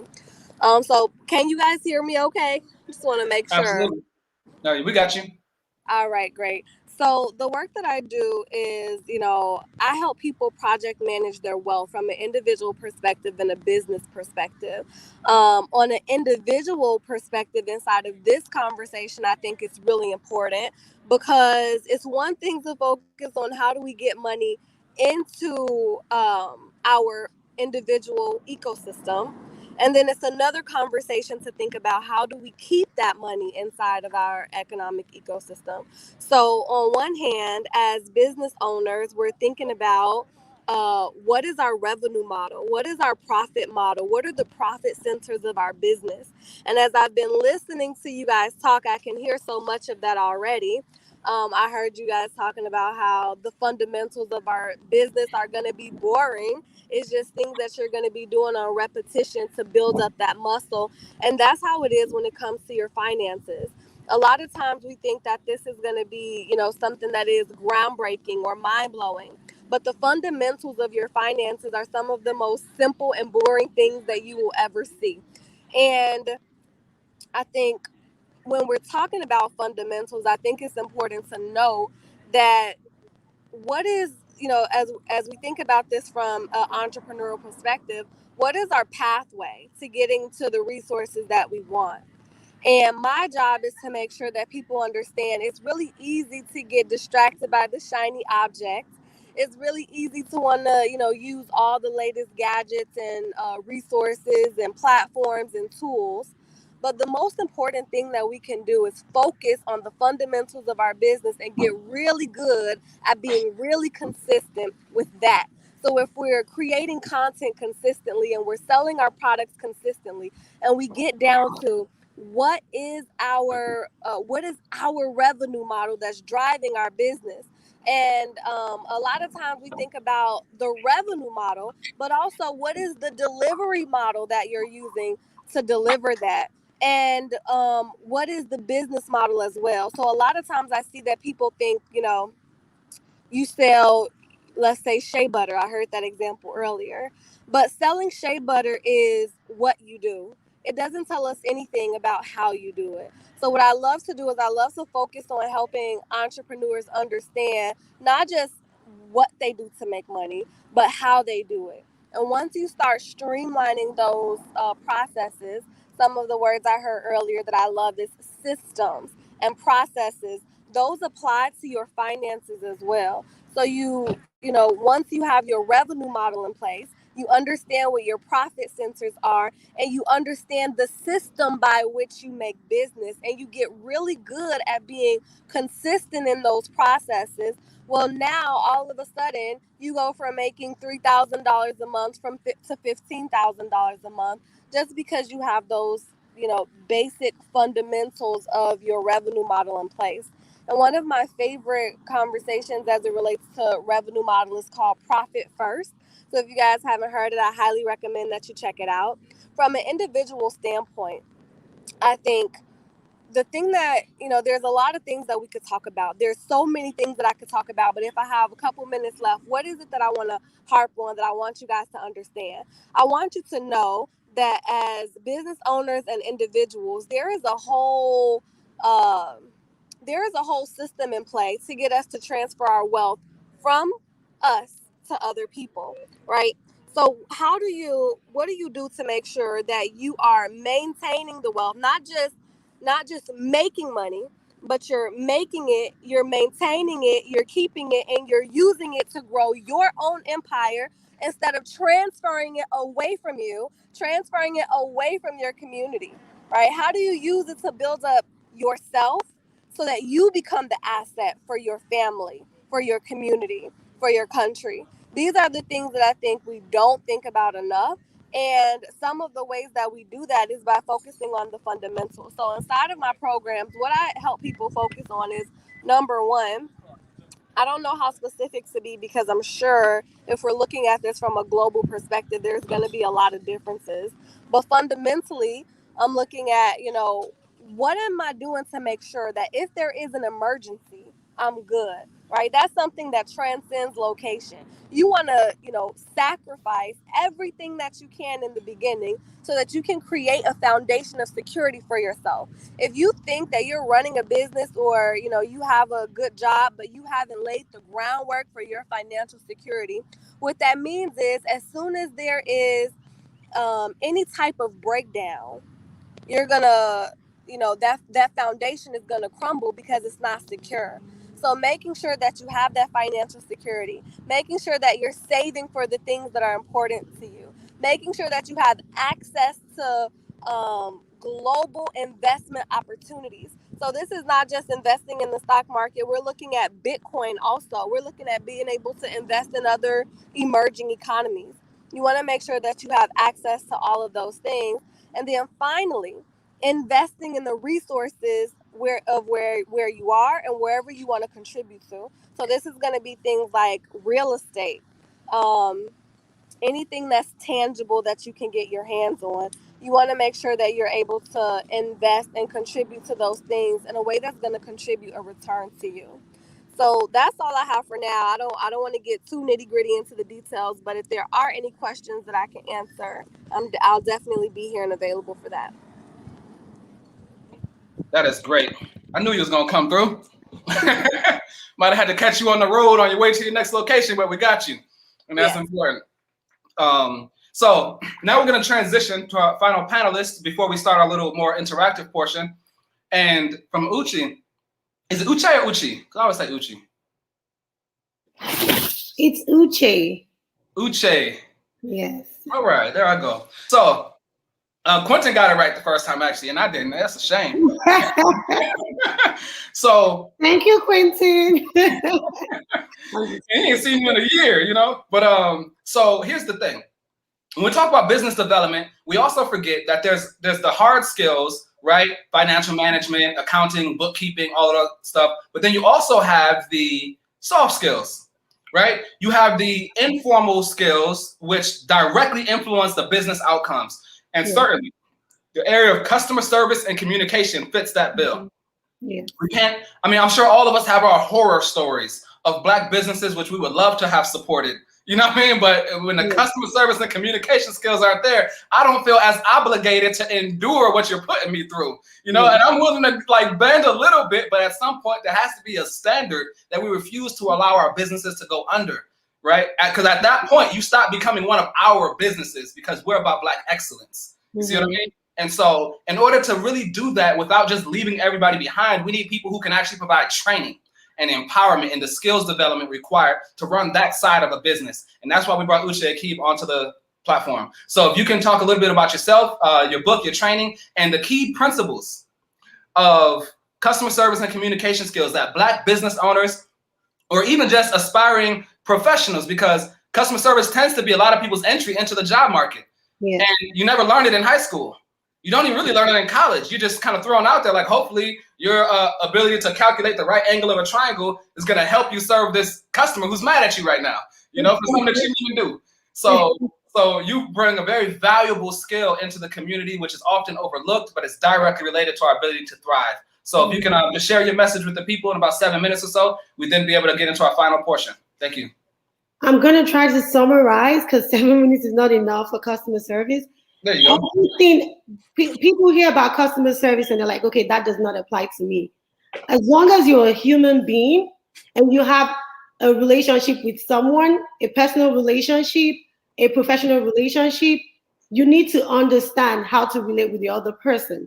And I'm going to start by customer service is very important for a startup business, medium-sized business, and even if your business has grown into multi-billion dollars, because growth and sustainability is very important. Because when you grow, just like Quentin and W.E. Gacw talk about everything you have to do digitally to grow. When you grow and make $36,000, $2.5 million, how do you sustain your business? That's the importance of this. First of all, I'm going to start with the startup businesses. I understand that it's good to start. It takes a lot of bravery for you to put your business out there. However, you need to go into the basics. Every business is launched towards creating a specific solution to a specific need. Now you have the product, you've figured out your customer and who you want, and who you want your customer to be. You have to make it easy. I heard W. Gacw talk about making it easy for your customer to be able to figure out a lot of things. Like I'm all about supporting Black businesses and startup businesses. I went to a website and I was there for 5 minutes searching for how to contact the person because I had just one question that would influence my decision.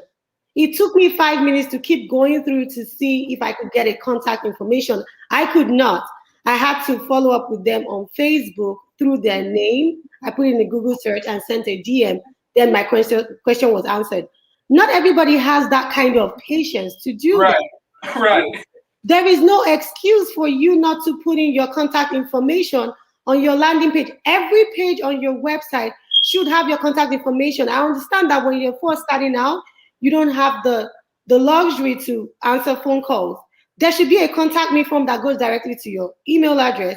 There should actually, or email address or live chat, there should be something, there should be a way on the website where I can just ask you a question. Response time also matters. I understand that right now it's what's going on, the pandemic and everything, it can take longer, but there is no excuse not to respond within 24 to 48 hours because at that time I'm out. Like I'm looking for someone else to go after. So we talk about Black businesses, let's support each other. Yeah, I want to support you, but make it easy for me to support you.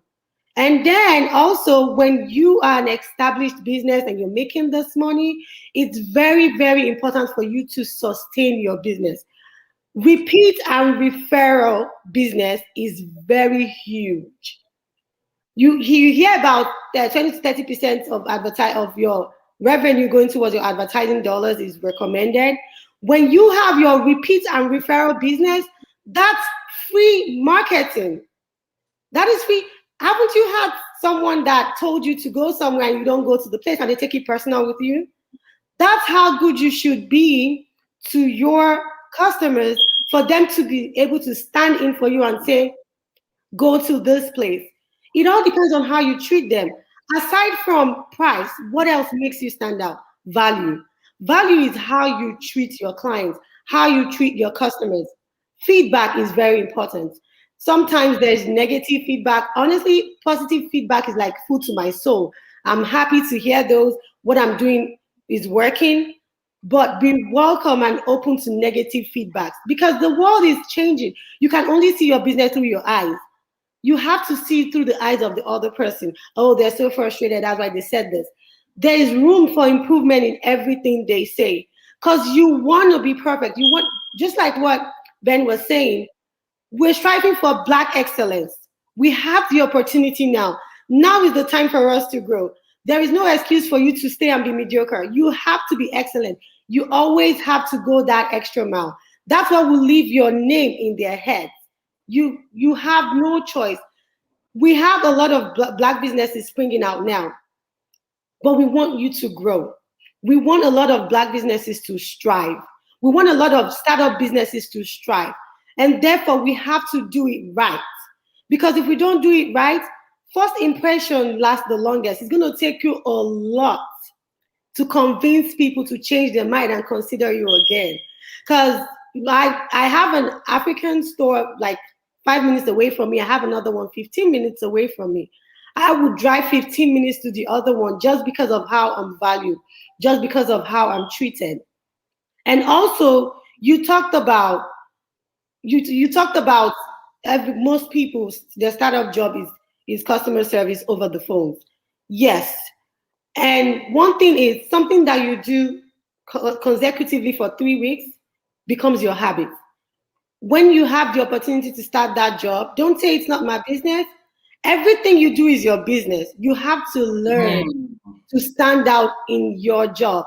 Even if you're not treated, when I go into a relationship with a company, with a friend, with a business associate, I think of how I can be of value to the other person, to the other party.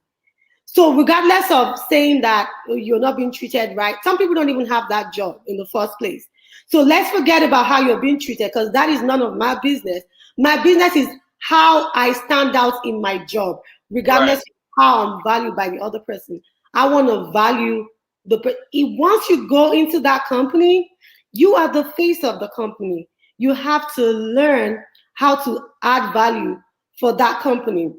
And then one thing that I do tell a lot of customer service rep over the phone is when you get a customer, try to work towards next issue avoidance. That's something that a lot of customer service rep tend to overlook, but it's very important because you're adding a lot of value to your company. For example, when I do work for an online blinds company, and when the customer came in and said the blinds did not fit, I was able to probe to find out why, and I determined that, oh, it was the depth. The depth was, she had a 2-inch depth and the product was 3-inch depth. So after I solved the problem, I told her for future purpose, make sure you measure the depth of the window and then you determine the depth of the product. If you're not sure, make sure you contact us to find out. That way you know if it's gonna fit your window. So you're avoiding what will happen in the future. You've empowered that customer that, okay, now, because it takes a lot to call. We don't want to call in. I'm calling, sometimes the customer call you and they're frustrated. It's not about you. They don't know you. They know the company. It's nothing personal. They don't care about you. Exactly. They're like, nobody knew who Uche was before they contacted my company. Right.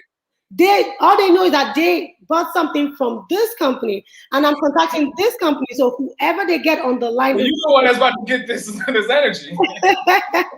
Thank you, Lisa. Thank you so much. Whoever they get on the line is, you're the scapegoat for that company. So it's absolutely nothing personal because they don't want to, it takes a lot. It's frustrating for me to buy something, even if it's my mistake, it's frustrating for me to have to call to solve that issue because I could have used that time to do something else. And the emotions that that has to it's so energy consuming as well. So when they contact you, and it's just don't take it personal. And as a human being, something they say might touch you, but it is your skill as a customer service rep to bounce back within seconds. Because you have to be emotionally intelligent to be a customer service rep. If you know that's not the field for you, then don't do it. It's not it's not just about the job. It's a service. It's just customer service rep. It's a service. It's a calling. Honestly, that's what I would say. And I love, not to cut you off, but I love the idea that we built on last year, right? Mhm. We said that there's a difference between a consumer and a customer.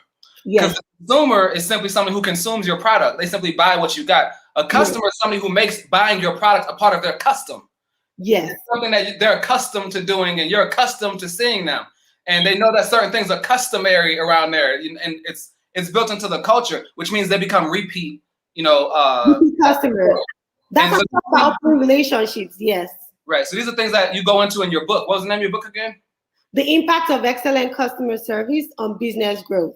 I'm actually revising the book right now because I wrote it 3 years ago, and I've learned so much, and with a lot of examples. Because last year I was able to train 2 companies. I was able to train their employees on how to do better based on the feedback. That's what we keep talking about, feedback. It does help. Your customers actually teach you how to become better. So based on the feedback that I got from them, I applied this and it worked, and then this happened, I'm going back to revise it. So it can be like a one-stop shop for you. When you read it, you don't feel like you need another book for you to actually thrive in the customer service skill. Because it does entail, and it's also going to help you with your relationship with the other person. And not just business, but also just in life. These same principles that you here apply in life overall. So exactly. Because we're running short on time now. Oh, sorry. Okay. I know we can get it in. Customer service, I can keep going on and on and on. Right. Look, I know. Believe me, I know the struggle. I'm me, so everybody knows. Okay. I'm gonna end it here, but actually, I'm shooting my course, and the shooting is gonna be over in April because I want to. Some people really don't have that. They're not interested in reading just because it's easier for them to watch. And one thing that I did consider is a lot of people don't have short attention span. So I try to compress the course and put in the very important stuff. So I know for sure it's going to be out in April because that's when the shoot is going to be over.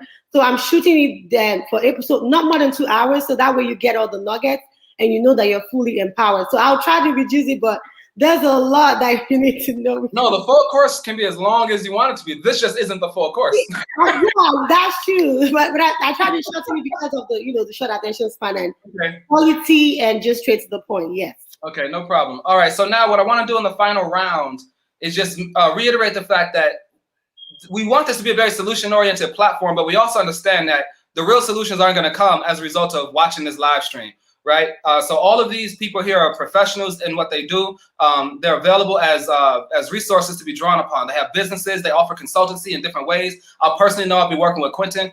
And so what I'm going to do soon is ask everybody to drop their information on how to get connected to them. How can people follow up? What website do they go to? What's the social media? What's the email? Pretty sure you don't want to give your phone number. But I'm going to ask you all to do that in just a moment. But as a part of your answer, I want to hear your response to this because when Davisha and I put together the Next Generation Summit, it was in when we started laying the foundation for the Next Generation Summit. We were both in Texas for an African diaspora conference, participating, as people engaged with Ambassador Arikana Chiambori-Quao. She was a former African Union ambassador to the United States, and we were then surrounded by all these other dynamic people, young people, old people, different generations, who are doing incredible work. So we wanted to network with these young people and create a platform where we can continue to dialogue, because quite often when you go to conferences, first of all, everybody in this room will probably usually the youngest ones there. If you're in a real estate room, if you're in a business development room, and if you're in America, you're probably like the only Black person there. So we saw just a bunch of dynamic, brilliant, young specialists and experts and professionals.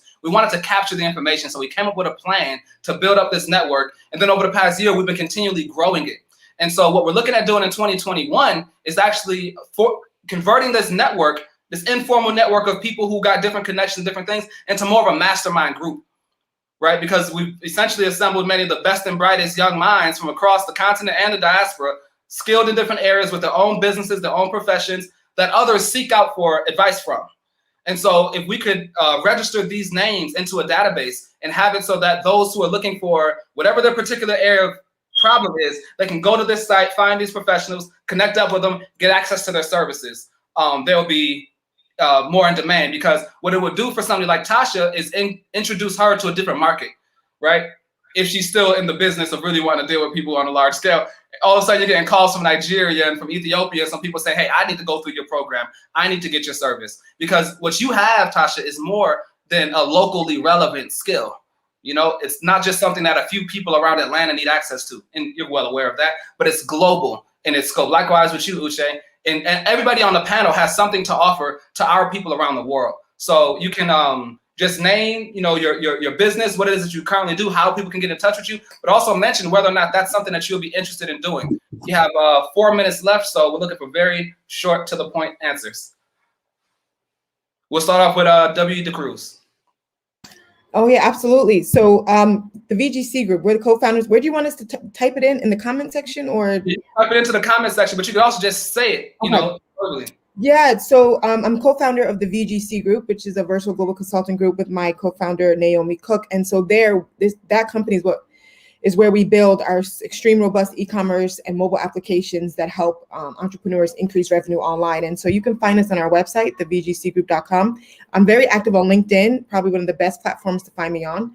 So you can find me on LinkedIn, and then we can go from there. But we offer a number of services to support you. As if you're an African-based business on the continent, please reach out to me. If you have a product that you want to sell into the global market, like the US, Canada, Europe, we have a platform called Aftown Mall, and it's a market entry platform to help you gain global sales. So reach out to me if you're listening to this live.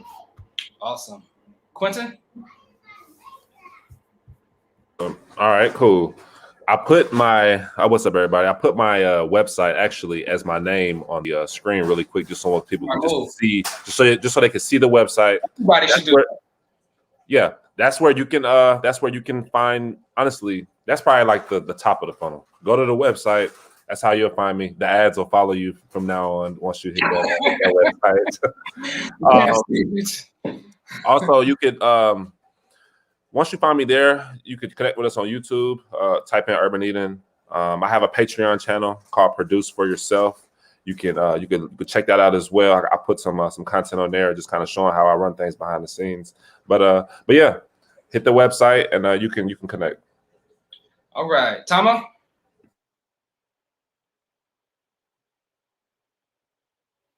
Okay, thank you so very much. I am the CEO of the CEO Roundtable. You know, it's a registered networking organization in Nigeria.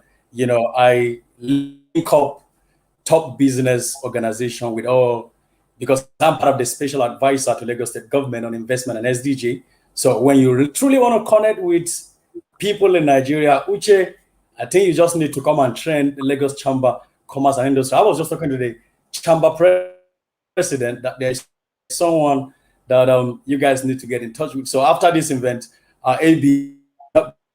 So if you want to link up with young people in Africa through Great Minds High Africa, we're currently in over 46 African countries, doing well. And I've been doing so much for the African Union, the area of security, and in the area of business. And also I'm running a lot of, few businesses, fashion brand here. I'm currently in my factory. You know, the factory is upstairs, I'm downstairs. So if you want to do business in Africa, in Nigeria, most especially in Ghana, in West Africa, you know you are with the right person. Our network is a network of young people who are transparent. We live an Ubuntu life. Oh, I don't know, that is Pan-African language. You know, so if you want to connect, just Tama Monday Yari on Facebook. My number is there. Let's start the conversation. And I think we'll end well at the end of the day. Definitely. But Uche, you need to engage us here. Thank you, and everyone.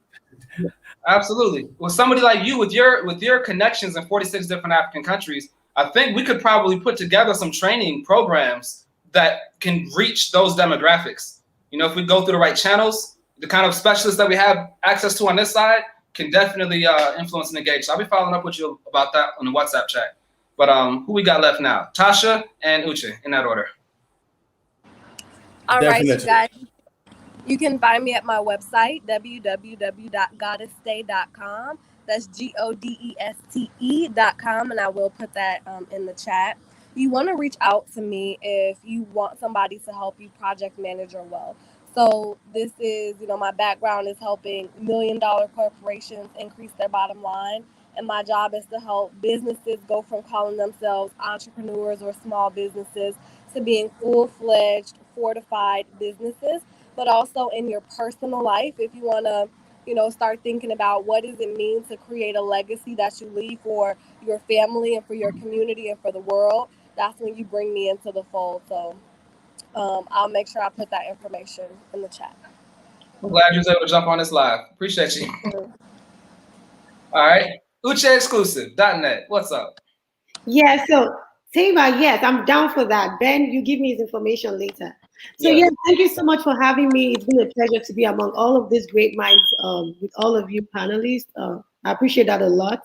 I also do have a clothing line called Uche Exclusive, where I use African prints to produce contemporary designs, all produced in Nigeria. So my information is info@ucheexclusive.net. You can reach me. I'm on Instagram @ucheexclusive. I'm on Facebook @ucheexclusive as well. Awesome. Well, with that, we'll go ahead and close out this presentation. We got round 2 of the economics panel coming right up. We're gonna have people involved more into the real estate, mining, and some of the next level of the economic conversation. This one was the fundamentals. So people, bless everybody. Look forward to following up with you all soon. Thank you. Bye, everybody. Thank you, everyone. Bye. Okay, so studio.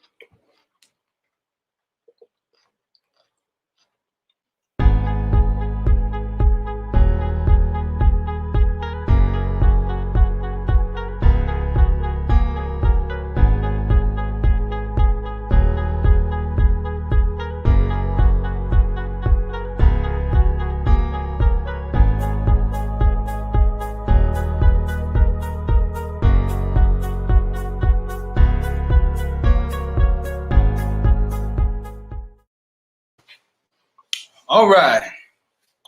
I'm the one that's holding this up. All right, peace and blessings, everybody. How y'all doing? Doing fantastic. Hey, doing great. Awesome. Am I on the screen? What's going on? Yeah, you are. Maybe you can scoot a little bit up, but you're fine. So we're here today. We're having the follow-up to our economics discussion. We actually had one of our panelists on the previous discussion, so our numbers are a little bit smaller, which gives us an opportunity to engage in more detail with the conversation we want to have. The topic for today is economics, wealth building in particular, and the two people that we have online right now, assuming nobody else joins, are both specialists in this field. Gia Harris is a good friend of mine who is in the real estate space and also involved in international mining, and she's very passionate about wealth building on the international scene. And Shola Salako is the founder of something called BomoLink, which is an incredible asset for African Americans and African professionals that are looking to bridge the gap and do business with each other. So what I would like to do is give both of you time to discuss what it is that you do and why your platform is so important. I'll start with you, Shola, so that you could go in on the importance of being able to bridge the gap in a practical way between Africa and the diaspora. What are some of the key resources that can be used in order to help make those connections? Because all day, that's what we've been discussing. But at the end of the day, when people wake up tomorrow morning, they might not know a way to actually connect with anybody on the other side. And that's where you would come in. Yes, well, thank you so very much for having me here. I really appreciate it. And Gia, it's very nice to meet you as well. I really I'm inspired about this conference every year, the amazing things we do for our great people of African descent. As a founder of bomalink.com, our main goal is to create a Pan-African environment to connect everyone of African descent anywhere across the world to opportunities, jobs, businesses, and great relationships are being fostered on the platform as well. We want to be the one place Africans go to collaborate and brainstorm about initiatives that make our great continent as awesome as it is. So one of the great ways is I've come across lots of people, especially here in America, who don't know anyone in Africa, and they want to go back. They want to invest. They want to have a vacation home there. They want to have a business there. The first step is making friendships, creating relationships, just like the three of us on this platform. I have a very strong base in Nigeria, which is where I'm originally from, but I also have connections across the continent. And each time when I go to Africa, I make it a point to take friends of mine with me, especially people who've never been to the continent. It's a very eye-opening experience, and it helps to create greater relationships and friendships that last many lifetimes. So what I would encourage everyone to do really is just go on bomalink.com, create a profile, and connect with people. Do a search for any country you want to connect with people on, and there are people waiting. We have experts, we have lawyers, real estate agents, business experts that could tell you what's going on the motherland, and also very importantly, access to capital. We have firms who are really interested to helping our people get the money they need to invest in the right ventures that is a great fit for them. Yes. So, but again, it's a pleasure, great honor to connect our people. And again, thanks for having me here. No problem. Thank you for coming. So now to the legendary Gacw Harris. Thank you. So yes, my name is Gacw Harris, and I'm a local Atlanta full-time real estate investor. Very passionate about building wealth. Also have been doing some investments in the motherland, specifically own some land in Tanzania on the beach, as well as been looking at some mining opportunities in Zambia, and most recently some opportunities in Nigeria as well. So definitely passionate about Africa. I know that there are a lot of opportunities. There isn't much order in these arenas, but for forward thinkers and people with entrepreneurial spirits that are not scared to go on the ground and, you know, look at the different opportunities like myself, there's sky's the limit, you know. So just really been navigating the motherlands and these different opportunities that are available to me in the mining sector, in the commodity sector, and making sure all my I's are dotted and my T's are crossed, because there isn't much order. And just looking to bring order and make sure that I can be profitable, build wealth, with the vision of eventually being able to benefit not only myself, but bring resources to the people that are there. And just I see building communities and mining, and you know, just I was able to navigate a few of the mines and just seeing that the lack of capital, the lack of resources, but the opportunity and the potential that is there is just amazing, because all the resources are there. But just being able to bridge that gap and be able to bring in certain capital and equipment to help the locals and eventually build communities. And so let's go deeper into that, because what we want to do here is we want to go beyond the surface layer. So that was a good surface level overview. We're trying to actually get into the good stuff, right? Because here you are, a Black girl from America, right? And what are you doing looking at mines in Africa? Like, what's the connection between those two completely different fields? You know, when all these other opportunities were available to you, something called you to the motherland so that you can engage on that level. So my question for you is, What is it that drew you to Africa, and why is it that you see Africa as a land of opportunity at a time when so many other people, particularly African Americans, are being told not to invest, not to engage, not to see anything worthwhile over there? You somehow managed to break through those walls and see this emerging land of opportunity from a purely financial standpoint. And before you answer, I want to say this. When it comes to the subject of engaging Africa, there are people who do so for different reasons, right? So you can roughly break it up into 3 different categories as far as African Americans are concerned. You have category A, whose primary motivation will be cultural and spiritual, right? They have some kind of a connection or a bond or a yearning to reconnect with the land of their ancestors, to reconnect with the culture. Maybe they're on some racial pride, you know, all those different subcategories underneath the broad umbrella of cultural and spiritual ties to Africa. That's why they're there. For them, it's Mecca. For them, it's their pilgrimage, right? Category 2 is people who are engaged for political reasons, right? There's macro political ties, there's geopolitical interests, strategic power moves that get made on the grand chessboard of history, and there's people who are moving those kind of puzzle pieces around. So they're interested for political reasons.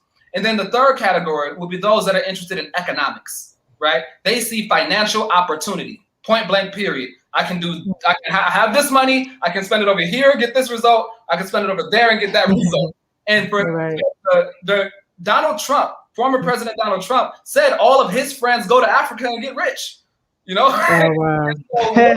So you remember that? He said it, big news, you know? Oh, my friends, when they go to Africa, they go and get rich. So there's something about Africa that has opportunity to it, which just eludes the ordinary person. So I'm very curious about what was your pathway into this arena. We have time, it's just the two of you, you know? So you take 10 minutes, and in particular, how did you get involved in the mining sector, and how do you see the relevance of real estate for people looking to do international business? Okay, so firstly, I mean, so I'm an investor in Atlanta, right? It affords me freedom, lump sums of money. I closed a real estate deal one day, scrolling through Instagram. A guy from Tanzania started talking to me, and I'm like, where are you? Like, he had a picture. He builds boats in Tanzania. The water was beautiful. The scenery was beautiful. I'm like, where are you? He's like, I'm in Tanzania. I'm like, oh, bet. I'm coming in 2 weeks. So, I mean, that was just like my gateway to get into the country. He flew from Finland. He's a local from Tanzania, but he was living in Finland. He flew from Finland. I made it to Tanzania. I'm like, look, no funny business. You know what I'm saying? You gotta put that up there. Right. Like, let's keep this real professional. Look, show me everything that you can show me. And most importantly, I want to see the mines. I want to see the commodities, the gems. Tanzania is known for tanzanite. It's the only place in the world that you can get tanzanite. It happens to be my birthstone. And I was like, I found that out while I was there, like, oh shoot, Tanzanite is my birthstone. Okay. So it was really like a spiritual thing for me as well. Just going there and like, wow, like they really look like me, you know, and it's beautiful here. And we just went through a journey. He's like, okay, you want to see the mines? We went throughout all the gold mines, drove through the Serengeti, visited the Maasai tribe, and it was really, really a very spiritual connection. It was, you know, we went to the villages, car broke down, fell in a ditch. It was just like a real journey. Yeah, you ain't been to Africa until you dealt with the world. You know, that's right. You're really there. Like, you're really there. Exactly. So I'm looking at hyenas driving through the Serengeti. And just visiting the gold mines and seeing like, oh my God, this is amazing. Like, they're working with limited equipment, but they're mining 30 feet into the earth with hand tools. And it was like, you know, miles and miles of just mining. And this is how basically they live hand to mouth off of gold. And I'm like, wow, this is amazing. But at the same time, I'm seeing that, you know, they don't have basic water. So at the mine, you're seeing kids bathing in ponds. Meanwhile, a few miles down, Europeans have mines. Europe has a gold mine that extends, I mean, for miles and miles and miles. I'm like, and these people don't have basic water. Like, this is ridiculous, you know? So then from there, I went, and it was amazing. The party scene, it was like Atlanta. I'm like, I'm where? Like my friend, she came, met me out there. She's like, oh my God, he looks like he's from Brooklyn. I mean, our culture extends everywhere. And it was just a real eye opener. And then I'm looking at like guys that are like on a corner, they're pulling gems out their socks. Amethyst, citrine, rhodolene, and I'm just like, wow, this is amazing. Then I met like a gem cutter. He had more gems than he could even do anything with. And he's showing me all of these gems.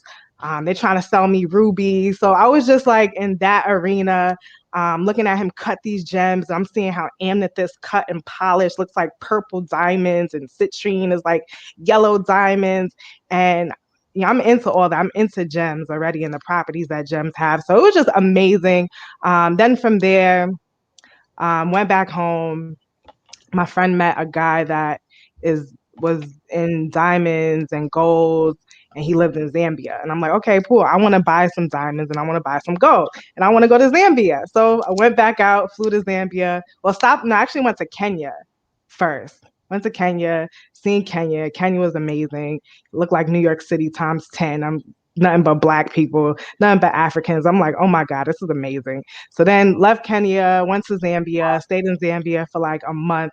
Again, now I'm visiting the gold mines, and happened to visit a mine that was like a mine that I guess white settlers were there in the 1900s, and they tried to hide the mine. The locals had just discovered it, and they hid it by putting a bunch of rocks. So the locals were digging out all the rocks. The hoses from the 1900s were still there. The locals were still using them to mine. But again, they didn't have equipment. They're mining, they're literally getting gold out the earth just using car mats. So I went to a few of those type of mines, but that mine in particular, I ended up like sitting there and staying there. We're on the top of the mountain. The view is amazing. Monkeys are swinging everywhere, and they're literally living on top of this mountain. And this is how they make their living. They'll travel into the city and they'll go sell their gold and they'll come back. So I'm like, oh my God, like I was literally buying gold from the locals. Like he might have a gram, he might have 100 grams, and it just started adding up. I ended up buying a kilo of gold. Yeah, real But quick. I'm like, So I just want to extract the relevant principles out of this for the people who are watching. So it seems that the first step was just to actually pack your bags, get on a plane, and find yourself in another country, and then learn from there. Because a part of your story is that you had one little entry point where you got in, you're interested in this particular thing, but from there you saw so much more. Yeah, exactly. So much more, and that started to hip you to more of what the possibilities were, and then from there you started learning how to get actually involved. So is that something that you would recommend for other people? Are there any major concerns, obviously as a young woman, any major concerns that you would have about making those kind of moves, like on a practical level? Because we want the people who are listening to be able to gain something from this that they could use as they move forward with their professional development. Right. I mean, definitely you want to be aware of your surroundings, and it's good to just make connections with people that are on the ground. You want to at least have some kind of connection. I mean, I'm a risk taker, and I just trust in the universal order of me being divinely protected wherever I go, and that's just how it works out for me. But definitely there is a lot of opportunity there in a lot of industries, and we have to think about why Africa was colonized. What did they go there for? They went there for the resources. So those same resources are still there and available to us, but we look like the people. So I feel like it's easier for us to be able to go in there and make relationships and build connections. And we need to do that because we have a different acronym when it comes to business and entrepreneurial experience. So taking it over to Africa is just there's a lot of value in that. But yeah, definitely you want to put your boots on the ground. Don't be scared. A lot of people, I was traveling to Africa, they're like, you're not scared? And I'm like, scared of what? Like, no. And I mean, but you have to have boots on the ground. You got to see there. You got to make the connections to even, unravel the potential. So that's exactly what I did. And it just manifested into a whole lot of other opportunities. Now I'm in Nigeria looking at mica, and so I'm looking at the different commodities. Also, I just found out there's mica in Zambia. I happen to have a buyer. Now I'm looking at importing because I found out the U.S. is one of the largest importers of mica. So it's opportunity there. The Chinese want mica. I'm talking with those guys about buying it. So it's just making the connections now. I happen to have an assistant in Nigeria that I thought was in India the whole time. He was a virtual assistant. He happened to be, I'm like, of course you're in freaking Africa. I'm like, this whole time I've been working with you, I thought you were in India. And he was like, no, I'm in Nigeria. So I'm like, okay, cool. So he went source the mica for me. So now we're like putting all that together, but there's not much order there. It's kind of like the wild, wild west. So for me now, it's stepping in and looking at things like, okay, how do I look at the potential threats that are involved and make sure I navigate the right way? So one, I'm not getting beat on the acquisition side, and two, I'm not getting beat on the selling side. So, and what does that look like, and how could I just maximize the potential and make it orderly and bring order to the locals operation and bring value to them, as well as bring value to myself and make it just a symbiotic working relationship. Right. So Shola, that's a tough act to follow, Sisters set the standard. Sisters set the standard. But you can certainly see the connection between you two, because this is what happens. This is her story. I've been knowing Gia for about a year now. Met in the garden. And her story is representative of most of the stories that I know coming out of Africa. It's self-started initiatives. All we needed was a foot in the door, a way to slide our head up in there, and then we kind of figure it out from there. And your work seems to be aimed towards developing more of an ecosystem and making it easier to connect with other people. Because like when I travel to Africa, I have my little bit of connections, and then from there, I just knock on doors. I call up embassies and agencies and ask questions.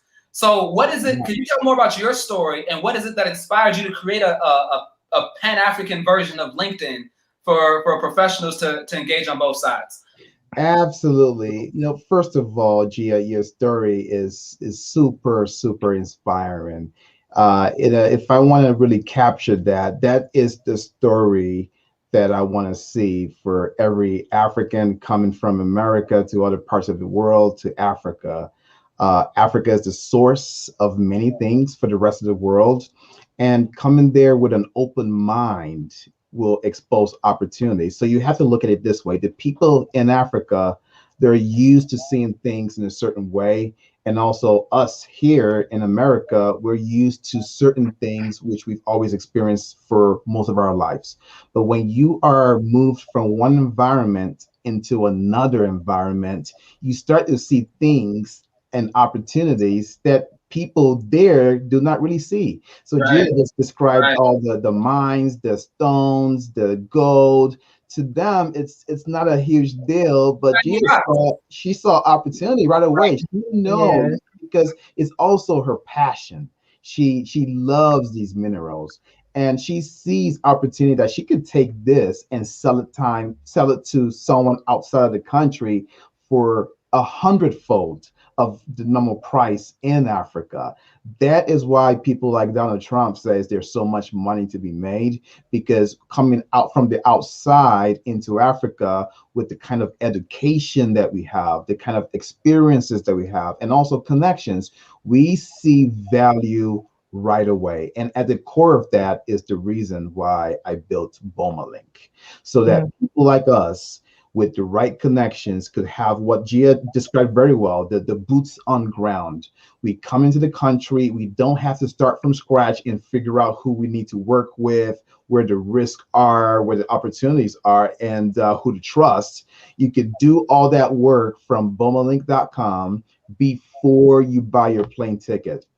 I'll share another success story, very similar to Gia's. I'm also involved in multiple ventures, also in the oil and gas space. So mining is kind of connected to that. These are huge dollar industries. I mean, you can make millions of dollars in just commissions alone. And I was flying from Nigeria back to Atlanta to get home to Detroit. and right next to me was this white man from America, and we started talking, and I found out he was just a regular plumber, a plumber who you will call to fix your toilet. You know, you pay him maybe $50, you know, or fix your sink. This guy, just because he took a leap of faith and decided to visit Africa, he got connected with someone who gave him a multi-million-dollar contract to simply supply pipes because he's a plumber. Mm. Simple as pipes. He got there, he saw opportunity, and he realized that he had access to better pipes, which he sees at Home Depot. And he supplied these pipes to a hotel chain, and it transformed his life. This guy was sitting right next to me in first class. You know, Right. simple, just commoner, a common plumber. And I think Mm. story, if we all take a leap of faith and just trust that it's time to visit the motherland, we're going to see something that a lot of people cannot see. But it seems like there's a key in there, right? Because it's not just that he was a plumber, it's that he was a plumber who had the mindset to be able to engage in a conversation with somebody, which leads to a multi-million-dollar contract. Because there's a lot of plumbers who go back and forth to Africa and they don't get multi-million-dollar contracts. Yeah, he was in the right plumber's mindset, which he's considering scaling up. And I'm saying this because I do know a lot of people who go back and forth to Africa, but they have tunnel vision. They go there saying, I'm here to do this thing. You know, this is my professional lane, and they don't consider how do they scale up their operation. So when Gia sees the mineral, she doesn't think I can make a bracelet out of that. She's like, no, I can sell that to some company who's going to make a cell phone out of that. You see what I mean? Absolutely. Yes, absolutely. So the mindset is very, very critical, but also even more critical is just being yourself and having an open mind. So Gia, for instance, she already had a passion for these gemstones. She wasn't really looking for, say, I don't know, pipes or plumbing opportunities. She passionately, the person that she is, she loves gemstones. And when she went there with that filter on her mind, she was just seeing those opportunities. But because of her track record, doing business in America, well educated and well connected, she knew right away exactly how to monetize those gemstones to create a tremendous profit for herself and also the people she works with in Africa. And the similar thing happened with this plumber. He was just there with an open mind, minding his business, and he saw that they were not using the right pipes, and he opened his mouth and suggested something better, and they give him a shot. You know, and that was really transparent. So you have a fantastic point, brother. The mindset is very key. You can't just be in a vacation mode all the time. Right. You're just going there to look at hyenas and lions and then coming back. No, you have to find ways where your trip could pay for 100 more trips in the future for not just yourself, your family, and your loved ones. You can transform your family heritage by just one business deal. And that seems to be the big issue here, because I'm going to return to you, Gia, as it relates to real estate in just a moment, because again, like I said, there's different categories or reasons why people engage Africa. The fourth category, I guess, would be humanitarian, right? Because there are some well-meaning humanitarians, like 20 of them. But for whatever reason, that's another sector of people who engage. So you have those who are interested in cultural and spiritual dynamics, those who are involved in a political angle, those who are moving for purely economic reasons, and then those humanitarians. Now, with regards to the people involved on the cultural and spiritual side, and the political side, and the humanitarian side, all three of those categories can still engage economically. There's no reason why not to. There's no, unless your agenda is just so jam-packed, we should be thinking in terms of wealth generation. So I'd like to first ask Shola, because that's your profession, bridging the gap between these two different sides. What would you say are some of the keys, maybe 5 minutes or so, some of the keys when it comes to wealth building for people from America coming into Africa? Because they might be wondering, where do I even start? Like, imagine I get on a plane today. What do I even do? How do I engage? So what would you lay out as a framework in terms of how to think about the process of working to build wealth by engaging the continent of Africa? Yes, and that's a fantastic question. The first step is really the relationships. I'm a firm believer that your net worth is really your network. The people who you know are the ones you could leverage to accomplish whatever goals you have. And then secondly, knowing who you are, knowing the skills that you have, the knowledge that you have, and knowing where to get more knowledge if needed. And with that, just then taking a leap of faith.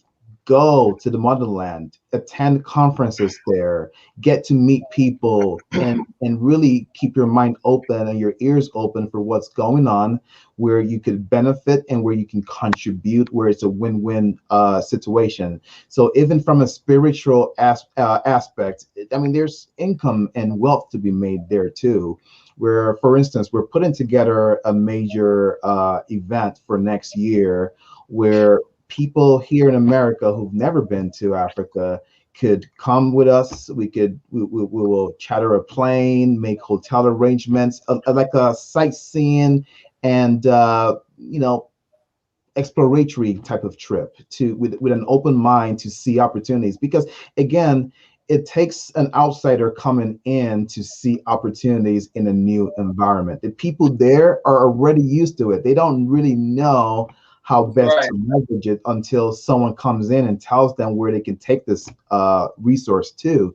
But yeah, I would really highly recommend creating a profile on bomalink.com, connecting with people. We have thousands of people from the motherland who could definitely connect and help.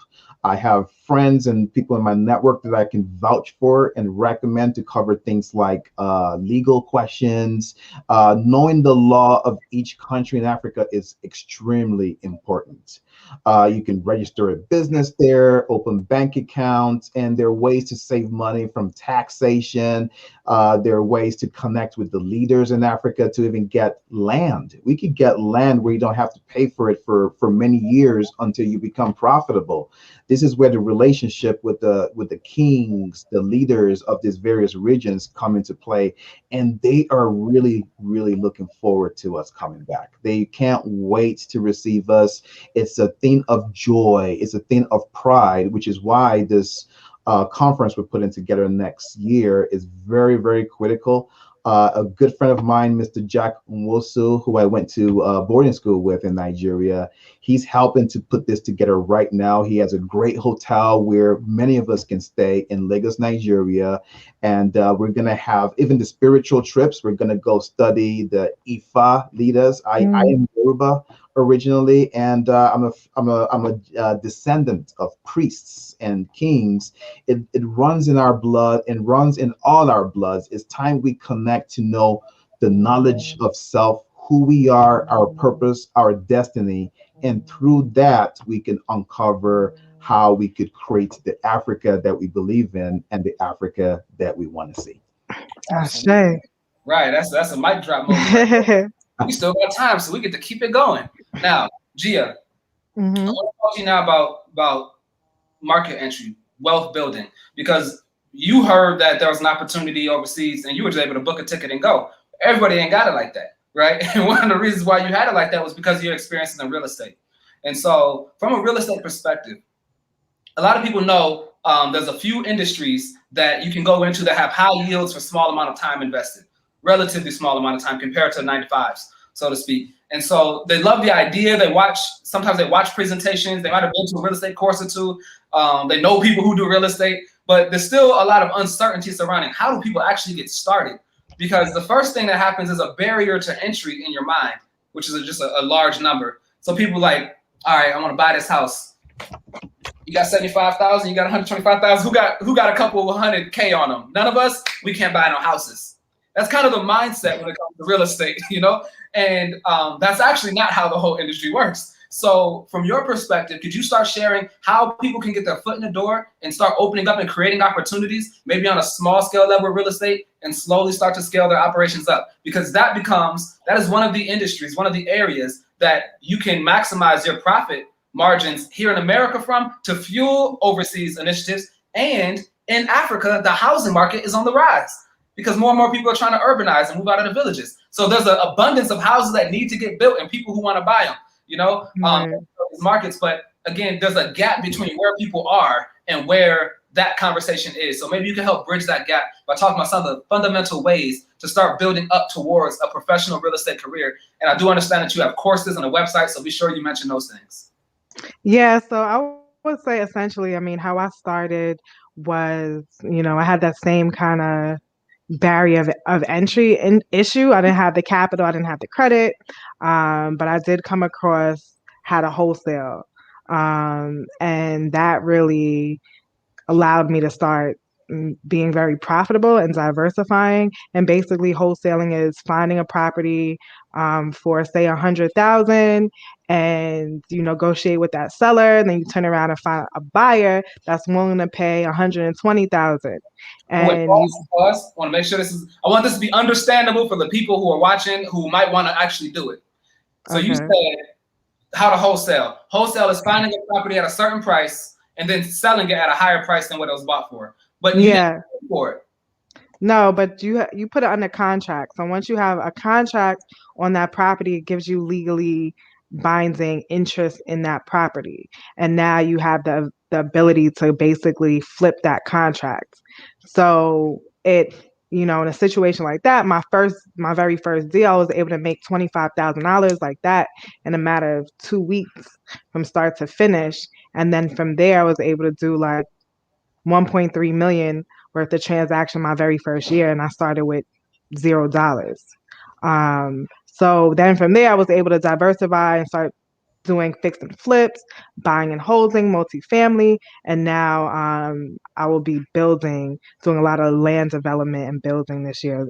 So, but I would definitely encourage people to learn their markets, understand like the trends, the values, what's going on, who's coming in the area. Like Atlanta, I've seen tremendous growth, and it's only going to grow even more as a lot of people are migrating here.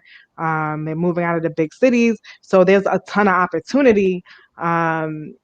Of course, prices are a lot higher than when I first started, but now we have Microsoft coming here. They're bringing 20,000 employees. So that's just going to even spur more growth and more opportunity. But that's happening in a lot of other different cities, especially in the hood. Like these are our neighborhoods that are blighted, but there's opportunity still, to be able to buy. And, a real estate loan is one of the easiest loans to be able to get and turn around, have a tenant pay for it or leverage that property. So it's a lot of different strategies that allow you to build wealth really quickly. And really all it takes is one deal and consistency and staying committed to be profitable and having vision. Do you think that there's a mindset shift that's needed? Because for a lot of people, just terms like that. Like I remember one time, one of my mentors from Israel told me, he said, when we hear certain terms, our mind immediately imagines Europeans. Like when you hear like there was a flood, there was a tsunami, and there's a disaster relief, you just imagine not us. We're not involved in disaster relief. We don't care. If there was a disaster, yeah, it sucks for them. They shouldn't have been near the disaster place. That's as far as our brain goes with it. But then there's other agencies who say, no, we have to mobilize doctors and get transportation, and we got to secure logistics and get planes to ship people out. But it's never us. We don't think that it's us. We don't see ourselves in those kind of positions. When you say something like a satellite, you don't think of no black people building a satellite.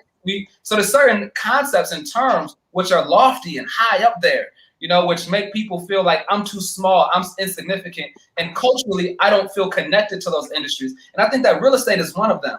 Black people, land ownership, building stuff, like you mean getting paid to build it? No, paying people to build it and flipping a profit on the whole thing. It's another kind of mindset. And somehow, somewhere, you've managed to develop that mindset at a very early age. So what could you say to the people who are wondering whether or not this is something that they can get involved in, whether or not they would be the type to be able to get involved in mining in Africa or building businesses overseas? Or what would you say to them to give them a portion of how you think so that they can raise their expectations of themselves? It's all about vision. If you can see it, you will see it.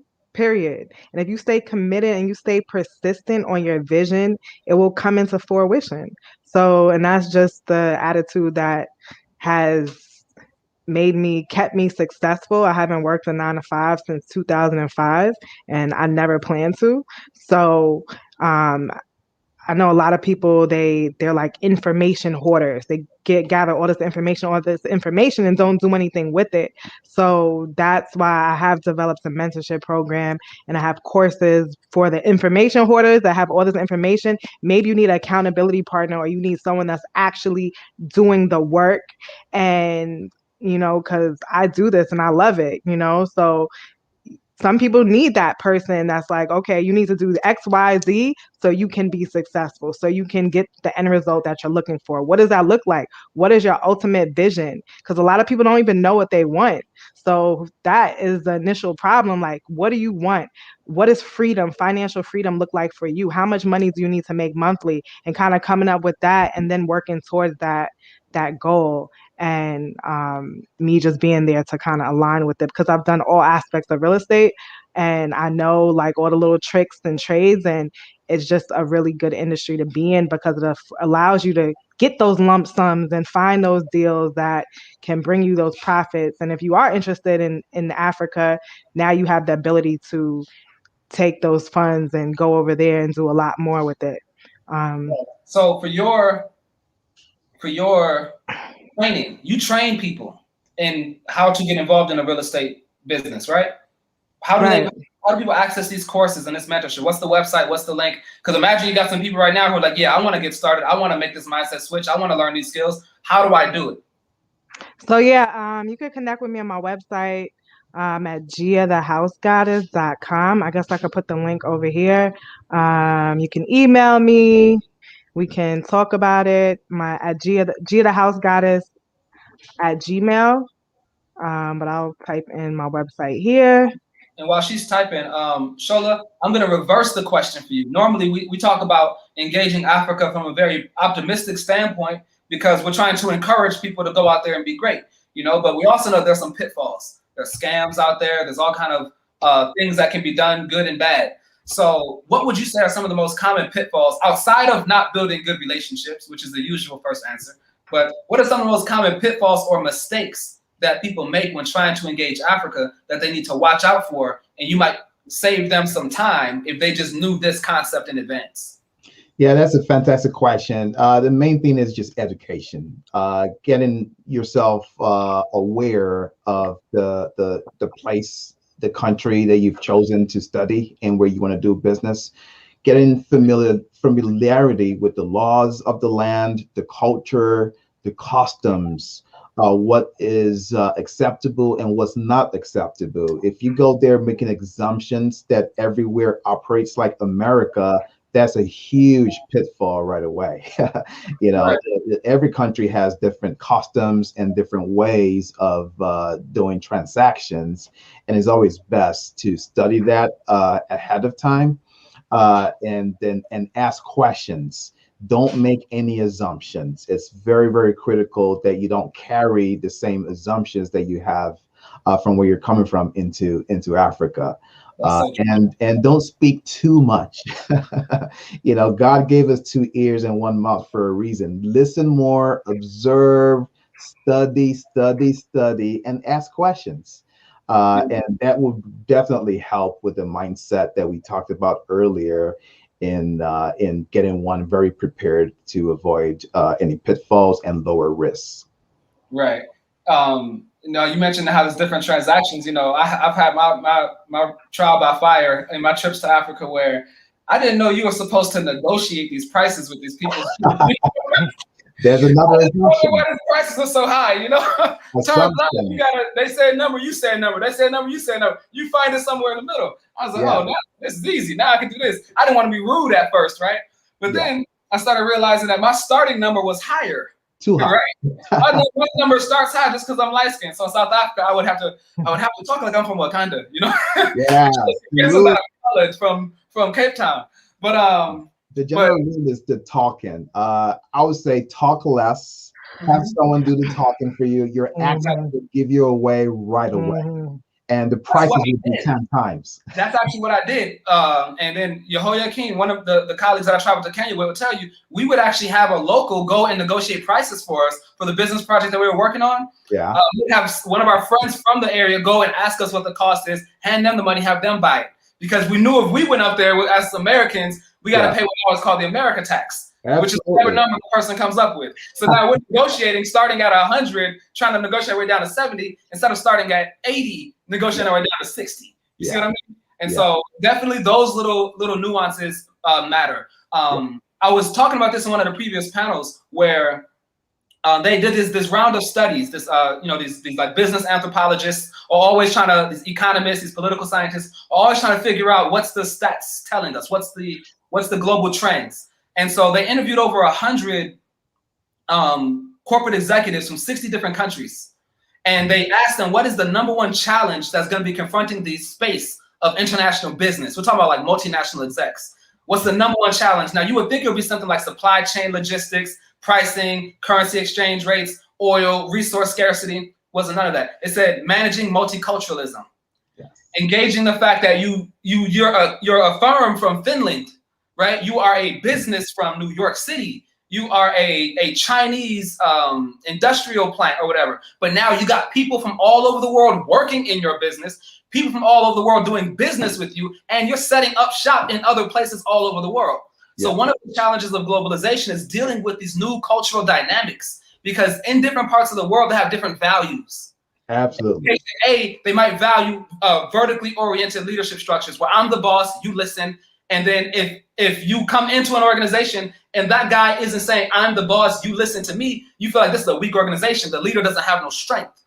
But then you go to another place, they don't like that. They don't want you to say, I'm the boss and you listen. They say, hey, we're all a team and you're just a guy in the middle facilitating. It's not vertical, it's horizontal. So cultural values from one type of a professional system injected into another system creates a cultural collision. So when they did these studies, what they found was that that was one of the most common issues. Remember, 90% of the corporate execs said multiculturalism is a challenge.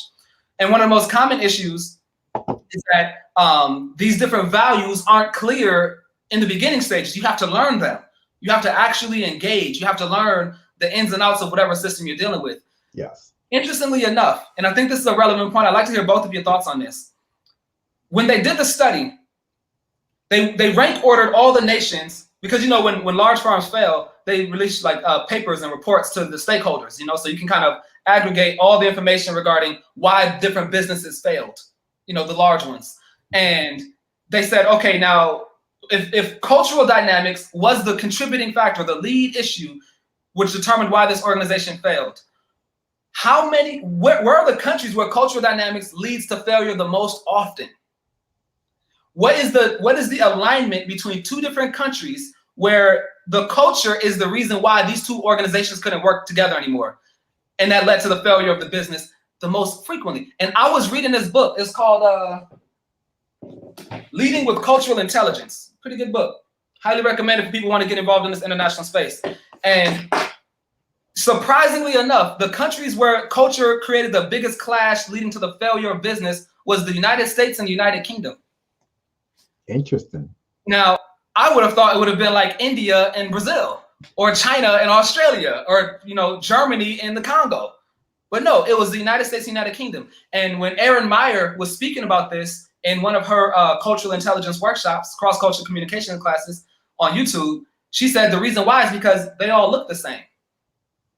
And because they look the same, you assume our culture is basically the same. You're just British, you speak British English, I speak American English. But we're basically the same people. Turns out they're very different people, Brits and Americans. But the racial similarities would lead people to assume that they're more similar than different and desensitize them to the nature of the cultural differences. And I think we might have the same problem when African Americans work to do business in Africa.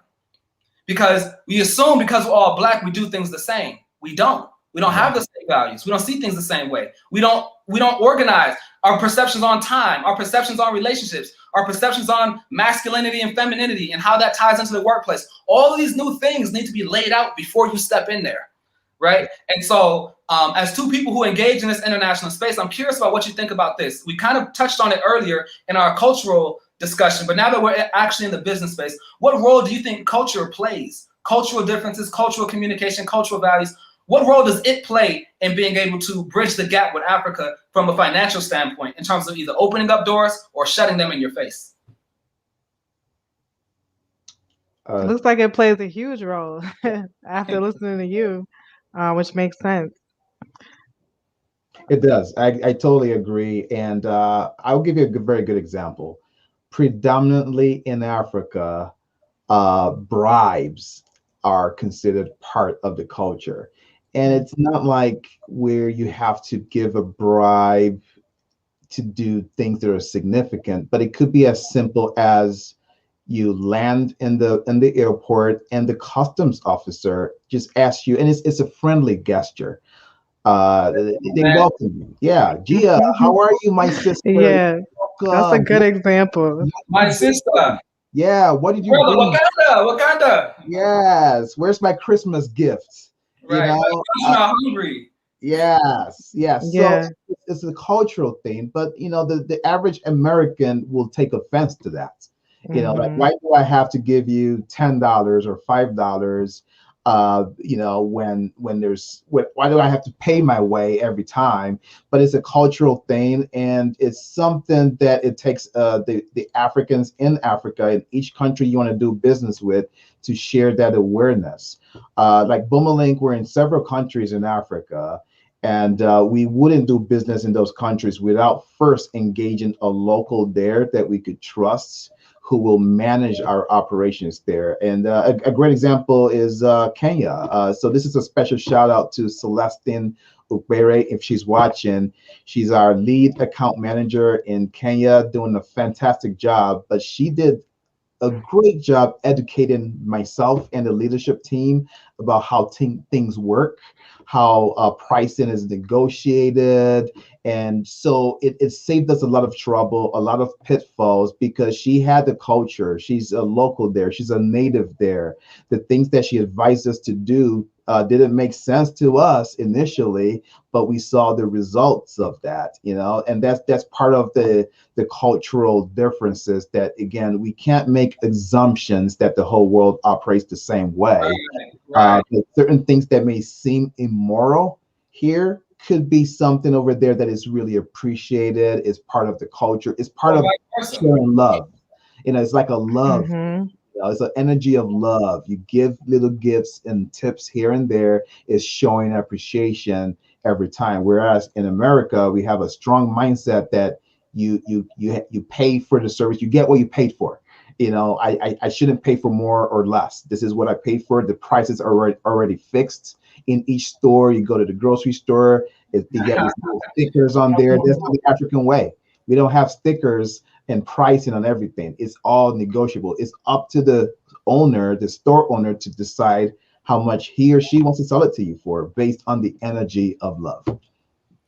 That is very that's a really really good point, because that brought me to, well, that reminded me of the time where I was in Zambia, and my friend that I was with, he was like, hey, give him $50, give him $50. And I'm like, huh, why? He was like, just go ahead, go ahead.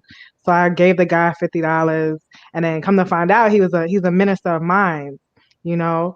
um and then we had a recent conversation. He's like, yeah, da, da, da. He talks about the guy. He's like, remember you gave the guy $50? I'm like, yeah. He always asks about you. And I'm like, okay, good, because I'll be back. And I'm sure I'm gonna need his assistance. Right. So yeah. That's awesome. Great point. With diplomatic things like that. And that's why it's always important to lead with humility about your own cultural background and curiosity about theirs. You should lead with curiosity about what's going on over here. What are the rules over here? Why? Because you're over there. Right. Trying to impose what you do where you're from onto where you're at, might feel good to you, but it won't open as many doors. So get in there, get established. Then you can build your own thing your own way. But those abilities to form, use the soft skills required to create success are just as important, because that minister of mine might have grew to resent you. He might have grew to think that you're better than him, or that you're uppity or something like that, and could have a perfect opportunity for you and say, no, not her, find me somebody else. And so these are the things that people don't oftentimes focus on. But I want to close with Bumblelink, because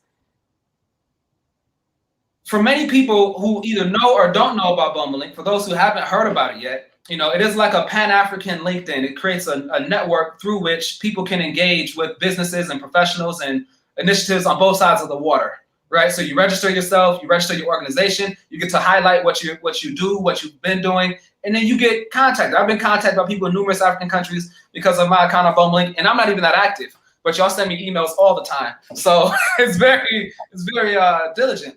But here's the trick.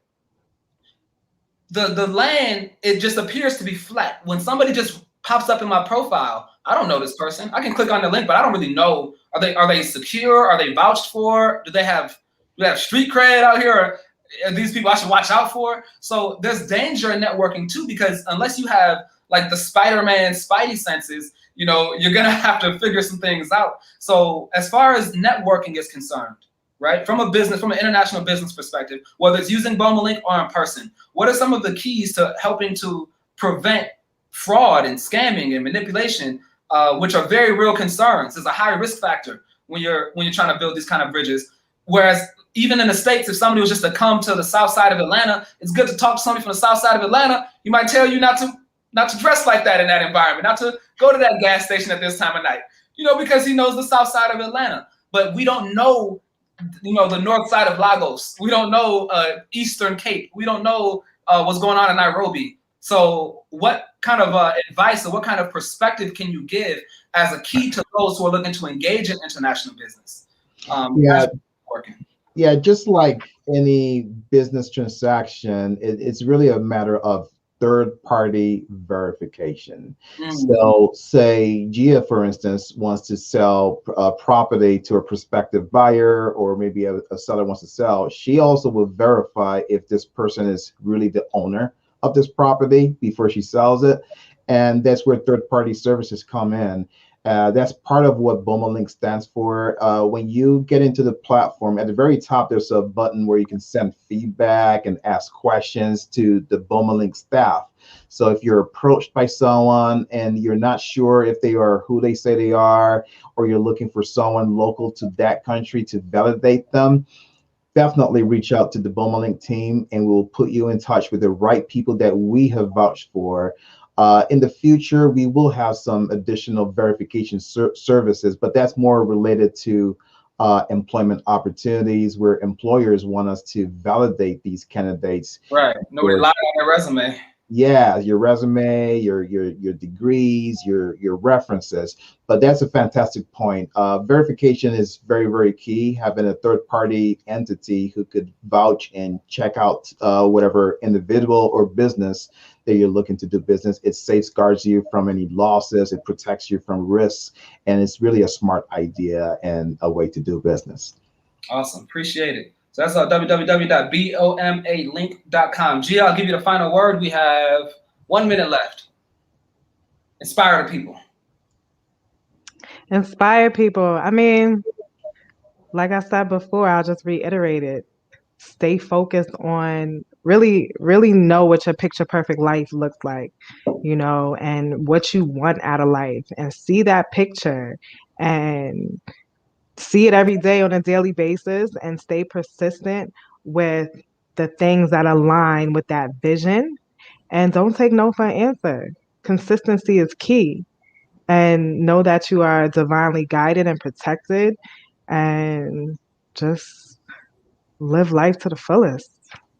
Awesome. Well, with that, we'll close out this particular second panel discussion on economics. Thank you both for participating. Look forward to continuing to build with you and work with you as we continue to work together to build a new world. Thank you. Absolutely. Thank you for having me. Thanks, Shola. I'll definitely be connecting with you. Same here. Y'all got the connection? Huh? Yeah, I think I'll look you up, Gia, on your website. Okay, perfect. Yes. All right, cool. All right, then. On to the next one. Bye. All right, so next panel discussion, we're going to go ahead and get started. Scout, bring them on in. Who we got in the chat? This has been a very special experience, man. This is like a marathon. And now we're finally closing it out. We got the great Calvin Jodeci coming all the way from Kenya in for our leadership discussion. And soon we should be having some more people. Been a long time, my brother. Yeah, it's been a long time, man. You've been working so hard, man. You've been working so hard. Yeah, absolutely. It's necessary. It's our work to get the job done. Let me 1 second. I'm about to bring the level of people in. No problem, man.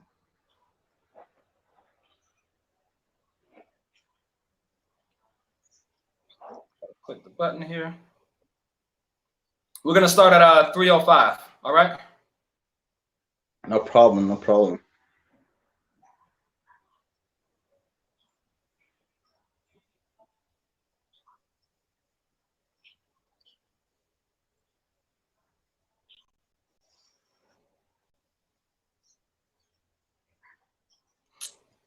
I'm gonna clock out and clock back in a second. No problem.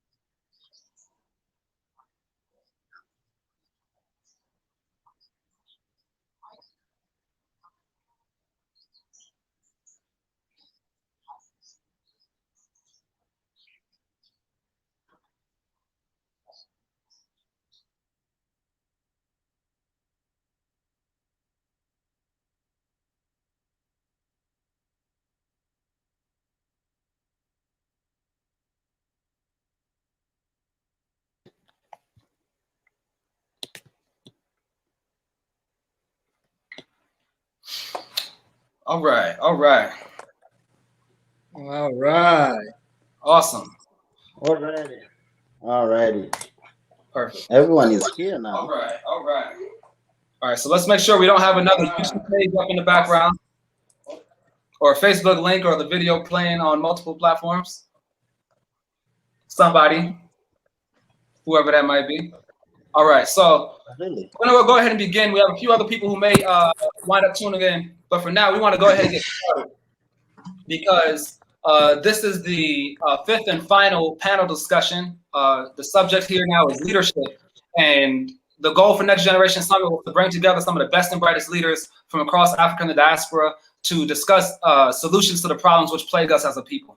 So I deliberately selected key people who have demonstrated over the years expertise, professionalism, and dedication to the cause that they've taken up. So on the line right now, we have Calvin Jodeci, who I initially met as the founder of the African Summit on Entrepreneurship and Innovation out of Kenya. He hosted us royally when I was over there on a business trip. And since then, we've been in touch. We've done interviews together, and we've always been in dialogue, and I've been watching his progress from a distance. We have Ashriel Ben Israel, who is a political activist in the land of Israel on behalf of African people, who, again, I've been knowing since he was a teenager in one way or another, just first through social media, and then eventually, as time went on, we actually got to meet each other in person. And then Kevin Kesey, who I've met more recently through the Next Generation group when we were in Texas, I believe, right? Yes.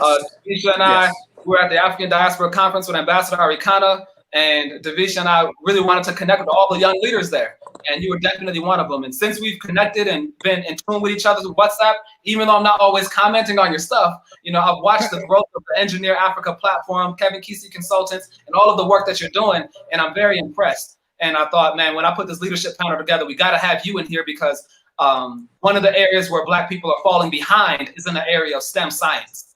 And that's a key element to what leadership will be moving forward. We have someone else working to get in, Asaf Ram. So when he comes in, I'll definitely be sure to introduce him. But I personally, believe it or not, don't actually want to do all the talking on this platform. I want to engage you all and hear your thoughts on the key subjects that are affecting our people worldwide.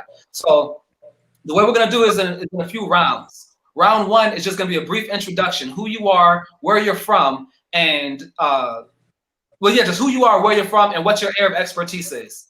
Let's keep that relatively short, like 1 to 2 minutes, because during the second round, each of you are going to be asked a question about your respective areas of expertise. And then we're going to launch into an interactive dialogue. Sound good? Let's do it. Sounds good. All right, let's do it. So, first things first, Calvin Jodeci, introduce yourself. Yeah. Hi everyone. My name is Calvin Jodeci, and I am an entrepreneur by profession, a business developer, but I'm also a leadership coach as well, and a political activist sometimes. Yeah. So, but nice to be here. Looking forward to this great conversation. Yeah. What's the name of your institution? I'm actually the founder and CEO of Africa Summit on Entrepreneurship and Innovation, but I've also founded other couple of organizations like the Africa Startup Campus, which is basically an organization that nurture young entrepreneurs. So we do entrepreneurship training in universities, and also we do entrepreneurship training for startups here. Right. So I want to identify very clearly what the specific area is and why you're on the panel, right? Because you represent leadership in the area of economic training and developing young leaders. African Startup Campus, through the African Summit on Entrepreneurship and Innovation, leaders have to be able to equip young people with skills, right? You have to be able to equip them, provide them with opportunities, provide them with connections and resources that are needed in order to help the young people do what they need to do. And so that's the angle where you need to add a specific form of value. Kevin Kesey, you're up next.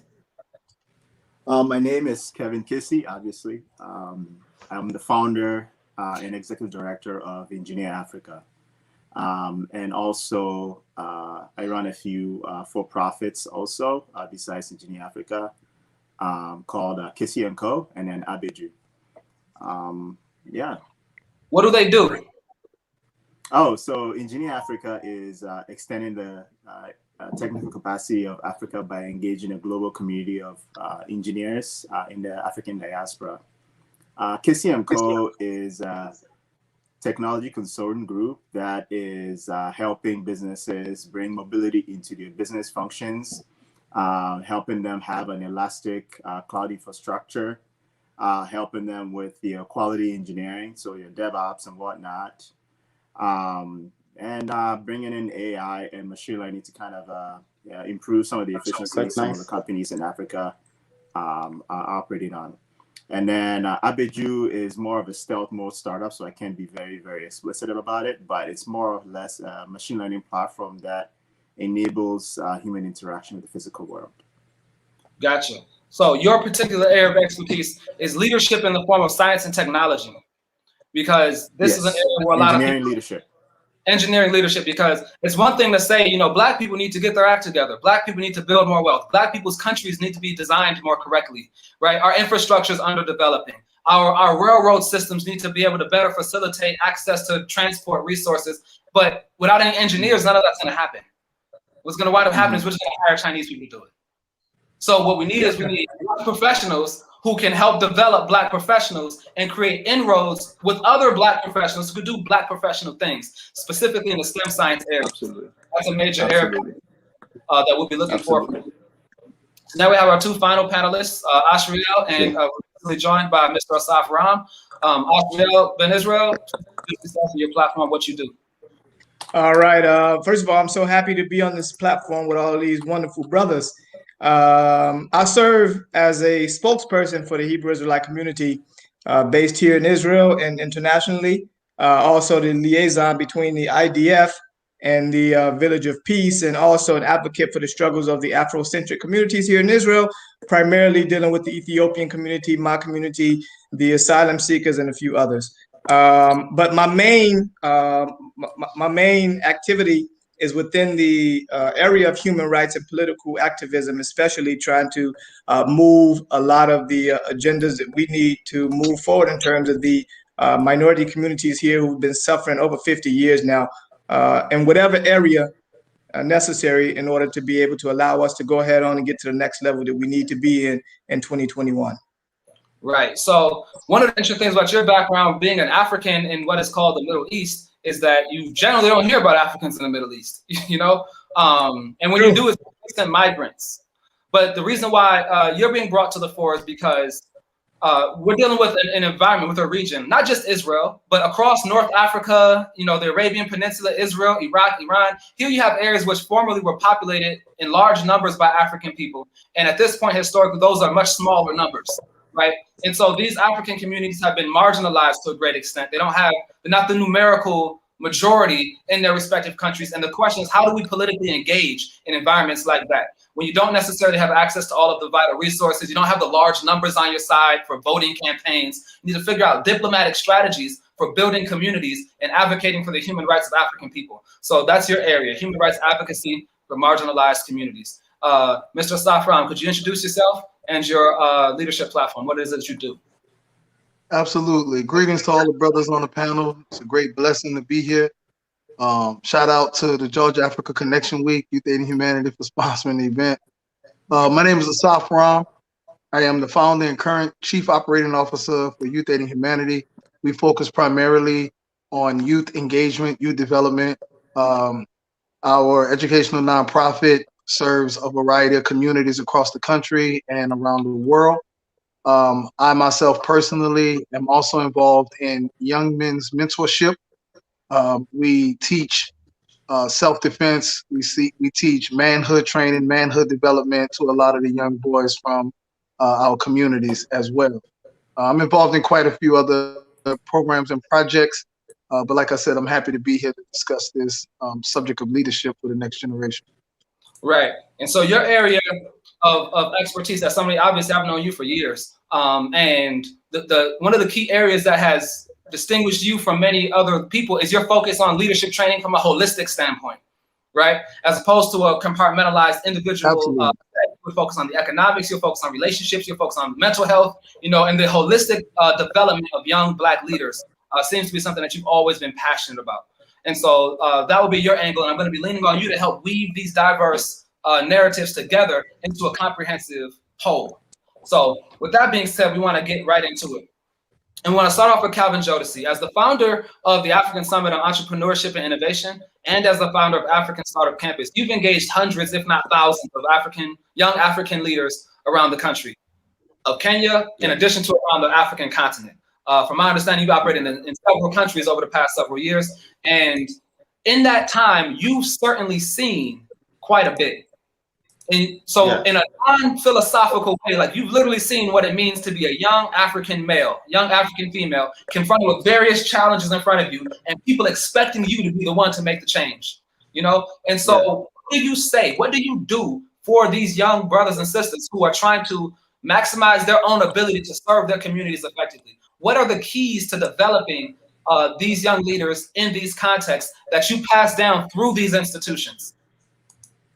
Thank you very much, Mr. Ben. I think over the years, you know, I've had a privilege to work with so many young people from across Africa, and you know, starting I think way back in 2015. So I've worked with them for the last over 5 years. You know, working in Uganda, working in Ghana, working in Kenya as well. And one of the things that I've learned is that most of these young Africans actually really are passionate about entrepreneurship or passionate about finding solutions. So I've really helped them get mentors. So because one of the things that we do in, you know, during our conferences or doing our trainings, we also try our best to be able to get mentors, and mentors have really played a very big role in their life for them to be able to develop innovative ideas, and most of them actually come up with a lot of business solutions. So you find that most of the time when I go to even other countries like Uganda, somebody says, oh, you know, I attended your conference a few years ago in Kenya, and actually that's really changed my life, and now I have my business. And so those kind of stories have really inspired even other people to actually start their own small businesses and even try to find a solution. And so for me, one of the key things that I might say is mentorship has been very key, and also being good example, because one of the things that I also do is that I bring in really nice people who can actually mentor these young people and support them in whichever way that they can, so that they can actually be able to build their business. Because we believe that for Africa to be able to succeed, we need so many job creators than job seekers. Because Africa in the next few years, probably in the next 20, 30 years, is going to have it would have most likely doubled, because Africa right now is 1 point something billion. So we might have doubled to almost 3 billion. So you need to make sure that these 3 billion people will actually have a source of income. And the only way that these 3 billion people can actually have an adequate source of income is them creating an opportunity, and that is creating a job. And so if they don't create a job for themselves, then they will be crumbling for these small opportunities, which might not be realistic or might not be sustainable as well. So basically, for me, that's one of the things that has stood out in terms of mentoring and also providing as much opportunity as possible for these young people through our platform, through our trainings. Yeah, basically, that's what I've done so far. Right. Follow-up question, actually. What is the significance? Why is economic leadership so important? Because, a lot of people nowadays, money is the root of all evil. We don't need money. We have spirit. We have faith. We have ambition. We have Jesus. So why do we need money? Like, what's the economic conversation as it relates to leadership development? Yeah, I mean that is very key, because one of the things that I constantly say is that.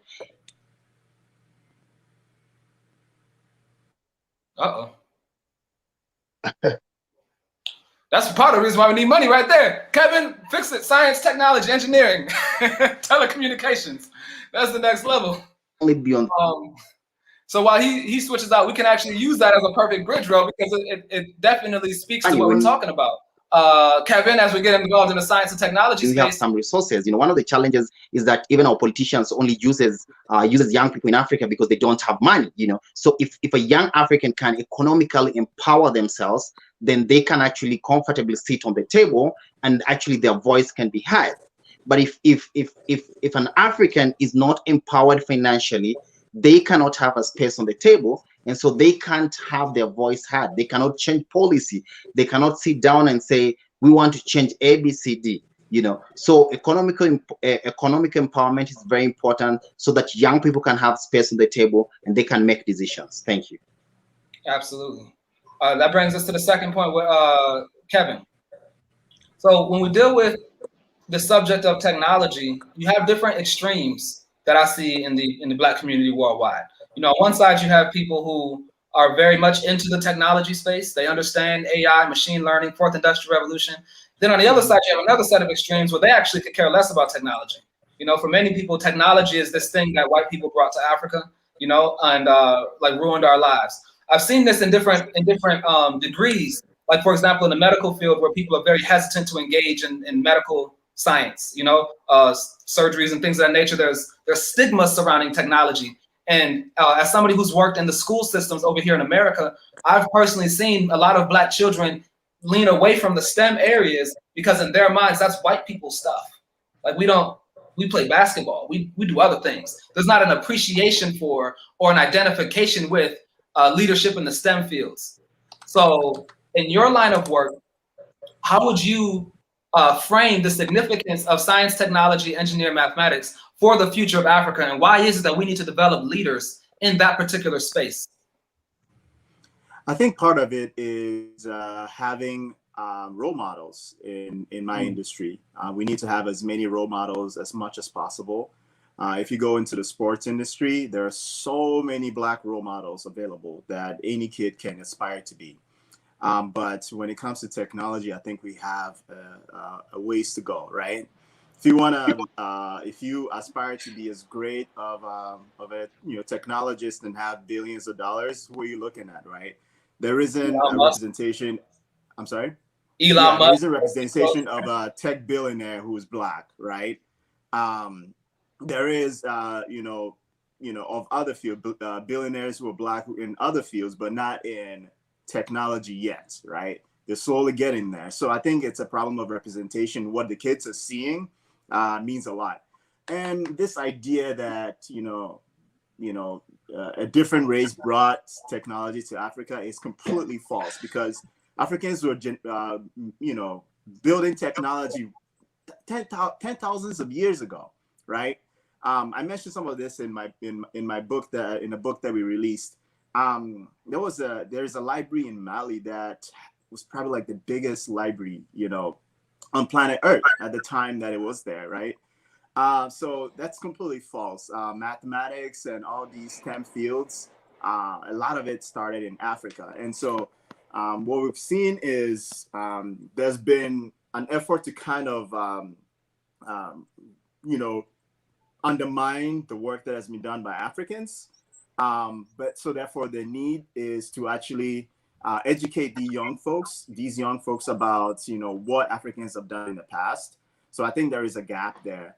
But I think primarily having role models will probably start to inch away at that problem. Okay, so part 2, follow-up question for you. What exactly is it that you do with Engineer Africa and Gacw & Co? So with Engineer Africa, we recognize, okay, first of all, I'll give you a stat. There is approximately 55,000 engineers in Africa, supporting a population of 1.3 billion. Wow. I think Facebook alone has something around like maybe 40,000 engineers. Wow. So the shortage is extreme. And so where do we find more engineers that will be, on the back of Africa's side? Well, the diaspora.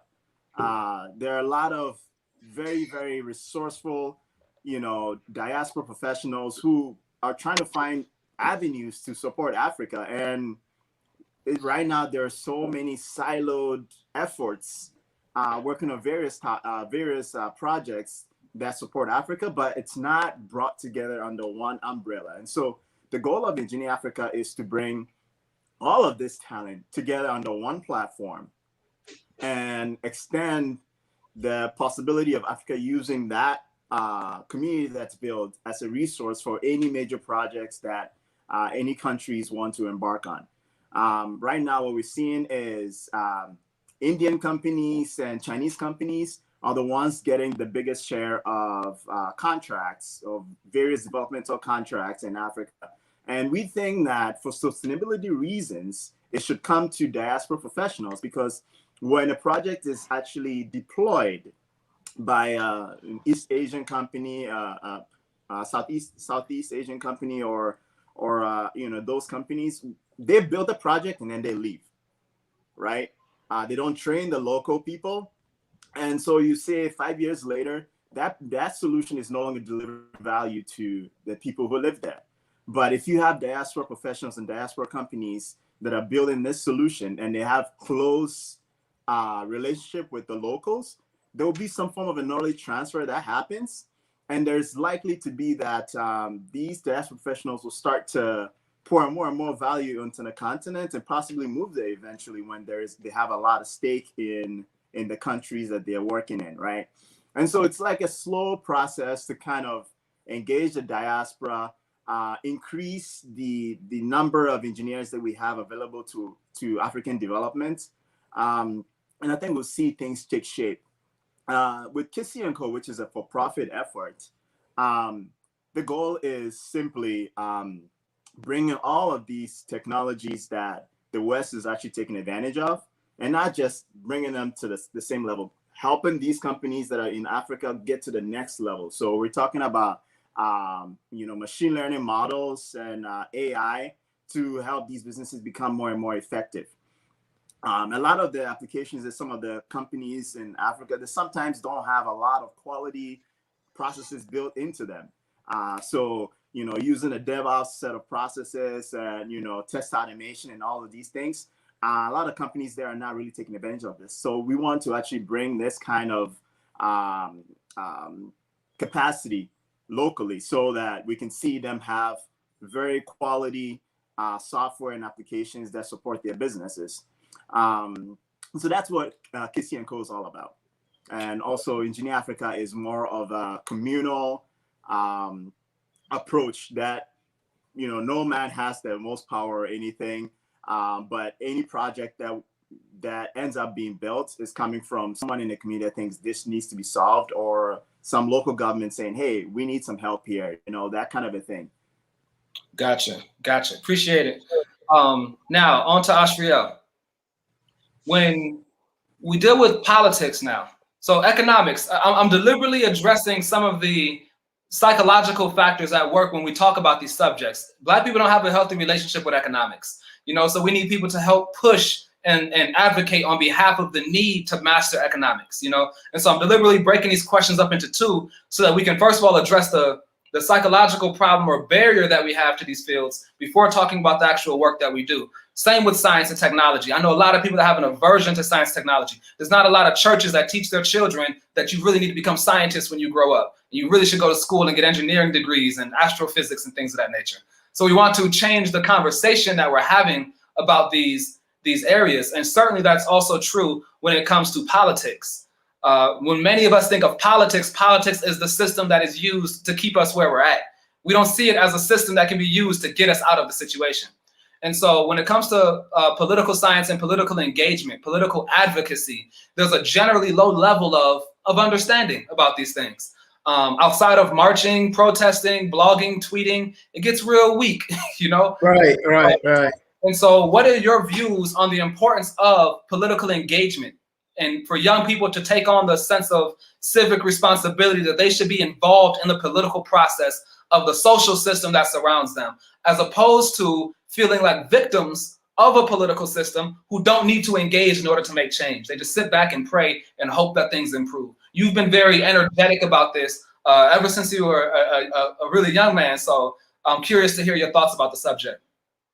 Well, Aniyam, first allow me to give all praises, honor, and thanks to God. Obviously, we can't start nothing before we go into that. And to His Excellency, my leader, teacher, and guide, Ben Ami, and obviously to my mother and my father, Bukuria and Zavda, and all those who preceded us in this struggle on our behalf and who continue to struggle on our behalf at the moment. I'm honored just listening to Kevin and listening to Calvin. I know I'm in the right spot, and looking at Asaf here, I know I'm amongst the greats. So I'm honored to be within such a group. First of all, I want to make a very important point, and to say that I'm a servant, right? And why do I say that?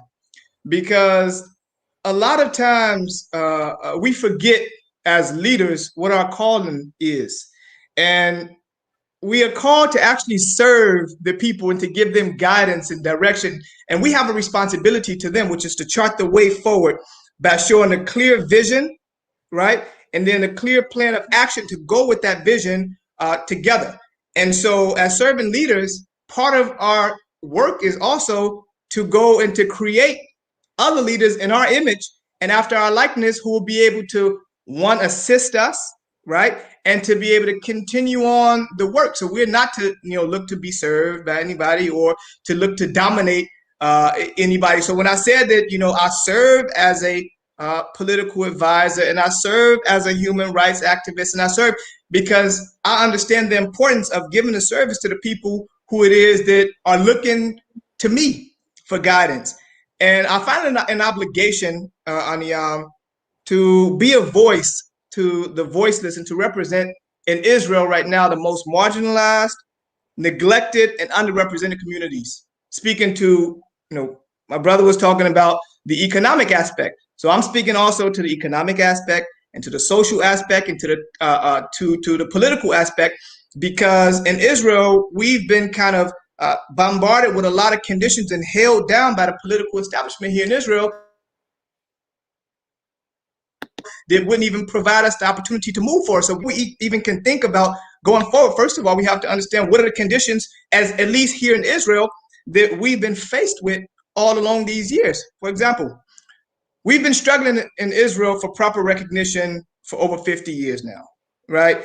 Families in the community have been separated because family members were deported. In the 1980s, our community was actually under siege by the Israeli government. And we did not have the ability to access the very basic and fundamental services that a country is supposed to provide to its citizens or to its residents: healthcare, education. So we were forced to go and to establish these kind of institutions for ourselves on our own, like our own school and our own healthcare center, which, by the way, delivered more than 2,000 babies in natural birth. And so it was definitely a struggle because we did not have anybody in positions of power and influence that were able to advocate and to speak on our behalf.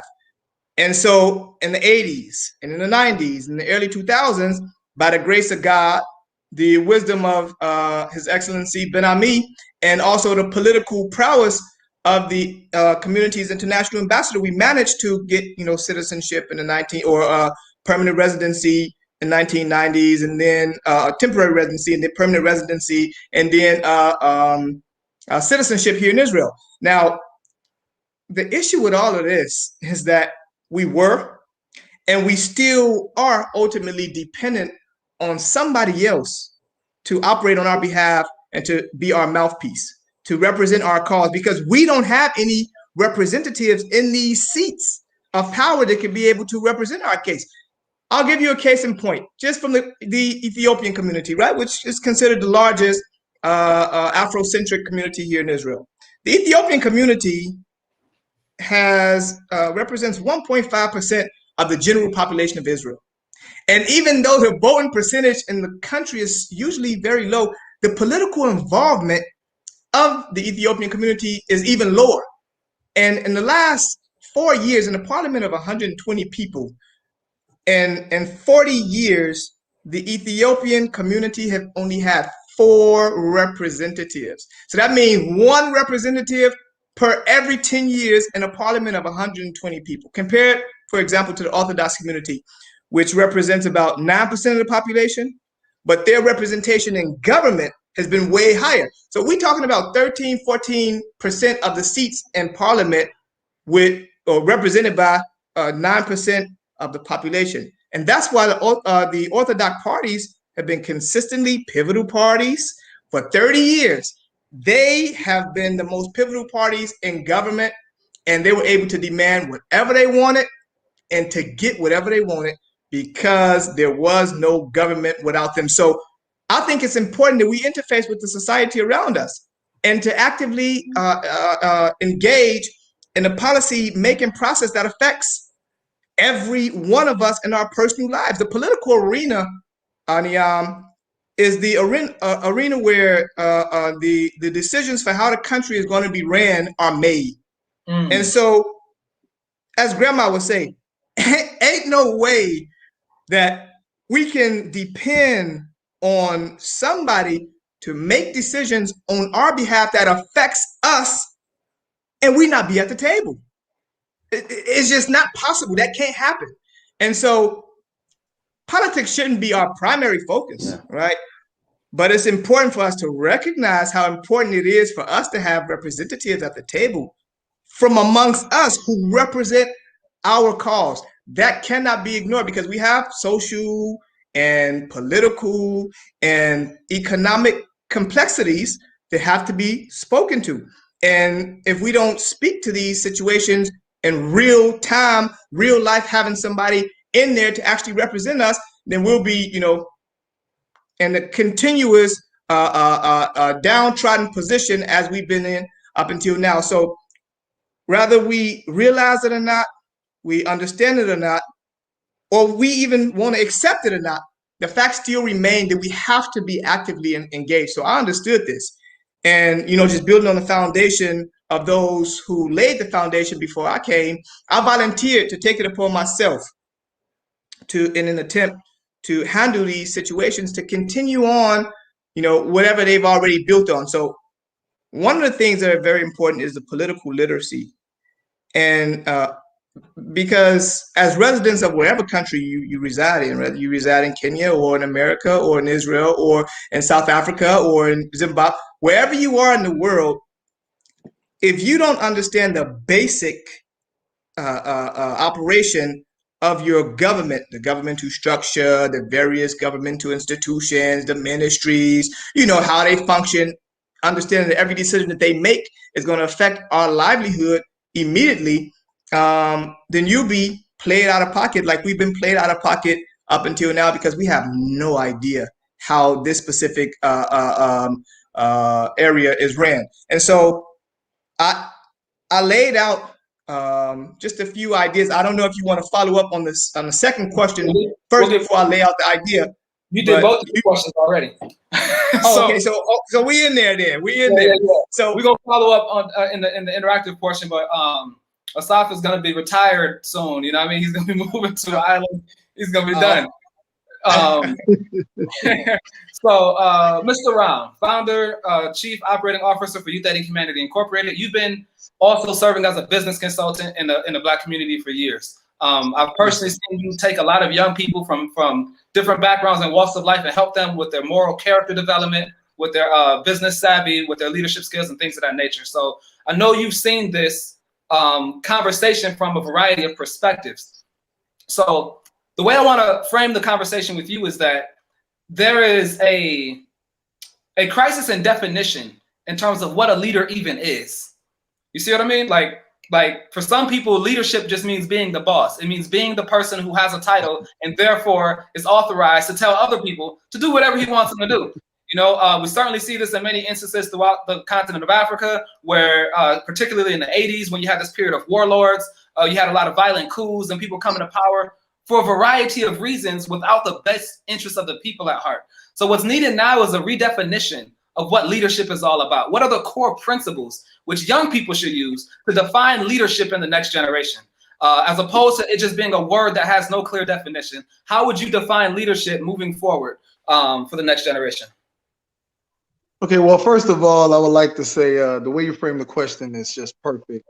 And Ashriel, brother, he borrowed a lot of my talking points. So yeah, you know, great minds think alike. We talk enough to be able to, you know, to understand. We wired in together. So and he makes you think on your feet. You got to innovate. That's okay. That's all right. So when we think about leadership for the next generation, and you know, for the general audience, we have to understand that they're participants and the evolution of society and civilization, community development, family development, individual personal development. And we talk about leadership. And as you mentioned, what is the definition of leadership? Well, in addition to what Brother Ashriel mentioned about servitude, we have to understand that leadership within and of itself, it's all about influence. And oftentimes when influence comes to the definition, we think about the direct influence that one individual or several individuals may have over people. But we don't really often think about the influence that a leader must have over resources and the environment. Leadership has to be defined and clearly understood in the minds of the next generation as individuals who have the ability, the skills, and the desire to command resources in an environment that will be capable of sustaining and advancing human life or the lives of the individuals in which they lead. So, and again, just so I want the general audience to be clear. Now, that process of acquiring those skills and acquiring all that is needed in order to effectively gain control, access, and the ability to command these resources and the environment is what we fundamentally refer to as leadership development. So the acquisition of those skills, which is the starting point in the process of all of the things that we're referring to. We're talking about economics, we're talking about technology, talking about political structures, even when it comes to relationship development. So the pursuant of these particular skills, the individual, the next generation, the youth that we engage with, the brother mentioned mentorship. Mentorship is simply being in a position of influence so that you can enable and empower someone under your tutelage to be on this process of leadership development, which again is the acquisition of the necessary skills and the necessary ability to command the resources that people need to survive. Technology impacts everything that we do, whether it's media, whether it's communications, whether it's transportation, water, sanitation. You know, you have to have individuals who have the desire to pursue the skill set needed in order to innovate and lead in those particular areas of influence. So when we bring this definition home, what it does is, and you think about okay, how will the next generation acquire these resources, acquire these skills to command resources? Well, that means there have to be institutions. And everybody on this panel is a part of and affiliated with institutions that do that very thing. We promote leadership development within the minds of the individuals that matriculate through the institutions we promote. So those institutions become central. They become vital and pivotal, because if the institutions are broken down or not properly managed themselves, then we won't have the ability to give the quality of training that the next generation need. So that brings us to another vital element. The nature of these institutions are born out of the culture. So it's holistic. Everything, it goes full circle. And so one of the things that we do in our organization is that we help individuals. I mentioned I was on another panel not too long ago, and I mentioned the parable. Whenever you take a group photo and you show an individual who's in the group photo the photo of the entire group, whether it's 10 people in the photo or 100 people in the photo, the first thing that the individual looks for when they see the picture is themselves. The first thing you look for when you see a picture that you took with yourself in it, you look to identify yourself. So when you think about life, and you think about all of the young men and women who are out here today, and all of the things that we talk about, because we've been groomed a certain way, and we see the vision and we see what needs to happen, when we discuss these things to the next generation, the question we as leaders must ask ourselves is, do they see themselves in the picture? Can they locate, where do they fall into this vision? Where do they align with this vision? Do they see themselves 10, 15, 20, 30 years? You know, do they see how they can and should participate in the picture that we're painting for the future? So it is our job, it is incumbent upon us to point those individuals in the direction to be able to go into institutions that will give them the skills and the abilities that they need in order to command resources that will be able to promote, sustain human life. So that's my small take on the subject of leadership. Small take. Amazing. All right, so now here we are, new generation of leaders on the rise, right? And we find ourselves in a situation where, whether you're on the continent or in the diaspora, there tends to be this age gap, right, between the people in the positions of power and the general population at large. Now, it's usually going to be the case that older people would assume various important responsibilities because they had longer to accrue the power. You know, they've been through skills development for longer. They've had time to accumulate resources. They've navigated through the corridors, and they put themselves in position. So it's not fundamentally a problem. You generally want elders who have been nurtured correctly and see the vision for society to be in key positions. But you come across a major problem when the transfer of knowledge and the training and development of young leaders to ultimately fulfill those elders' responsibility isn't prioritized. So what you get a situation where, instead of simply being in position and doing their best while in the position before eventually handing it over to somebody else, instead you get a situation where it's like, I'm in the position, I intend to remain in the position, nobody else should even come near the position for fear of consequences, and that's just the way it's going to be. And what actually happens is you sort of cripple the society because you prevent the next wave of support for leaders to come into play. So this psychological situation has been playing itself out all across the world, and as a result, young people have taken different responses to it. Some of them choose to be very proactive in their effort to engage the political system and fight their way in and find a corner to exist in and manifest. And so that's the role for political engagement. But others find success in the private sector. Others say, well, we could just build our own institutions and exercise influence over our own communities, regardless of what's going on out there. You see what I mean? We'll just, you can't stop me from leading people who listen to me. You know, I just can't take your seat. Okay, keep your seat. I'm gonna do my thing. So you get all these different approaches, from engagement to disengagement to activism to revolution. You know, all these different approaches are taken by young people who are dissatisfied with the status quo and want to manifest themselves as leaders. I'd like to ask for your thoughts on that situation based on your respective area of expertise, skills, and experience. Which way do you point young people to? Not saying that you don't see legitimacy in any other path, but as far as your personal values are concerned, how do you recommend that young people today develop themselves as leaders in light of the fact that the training, the mentorship, the opportunities aren't always readily available. And Kevin, I see you unmuted yourself, so I'm gonna let you jump in first. Yeah, so for me, I'm gonna say a dream in terms of Engineer Africa, because I dream that Engineer Africa is gonna be just completely grassroots, just people coming in and saying, hey, we have to solve this. We can't watch people die from flood every year.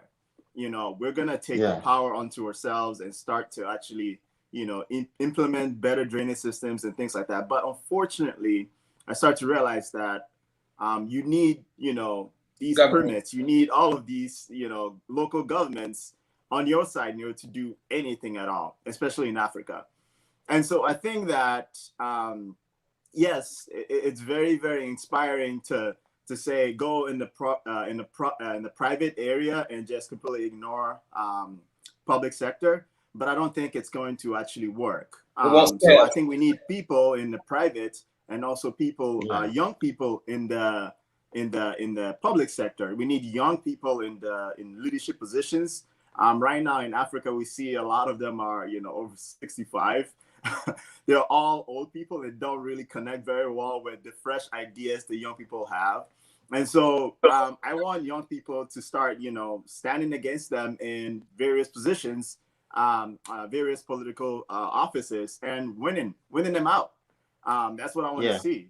So, yeah, that's what I got to add. Awesome. Yeah, So I mean, politically engaged. Calvin? Yeah. Let me jump in.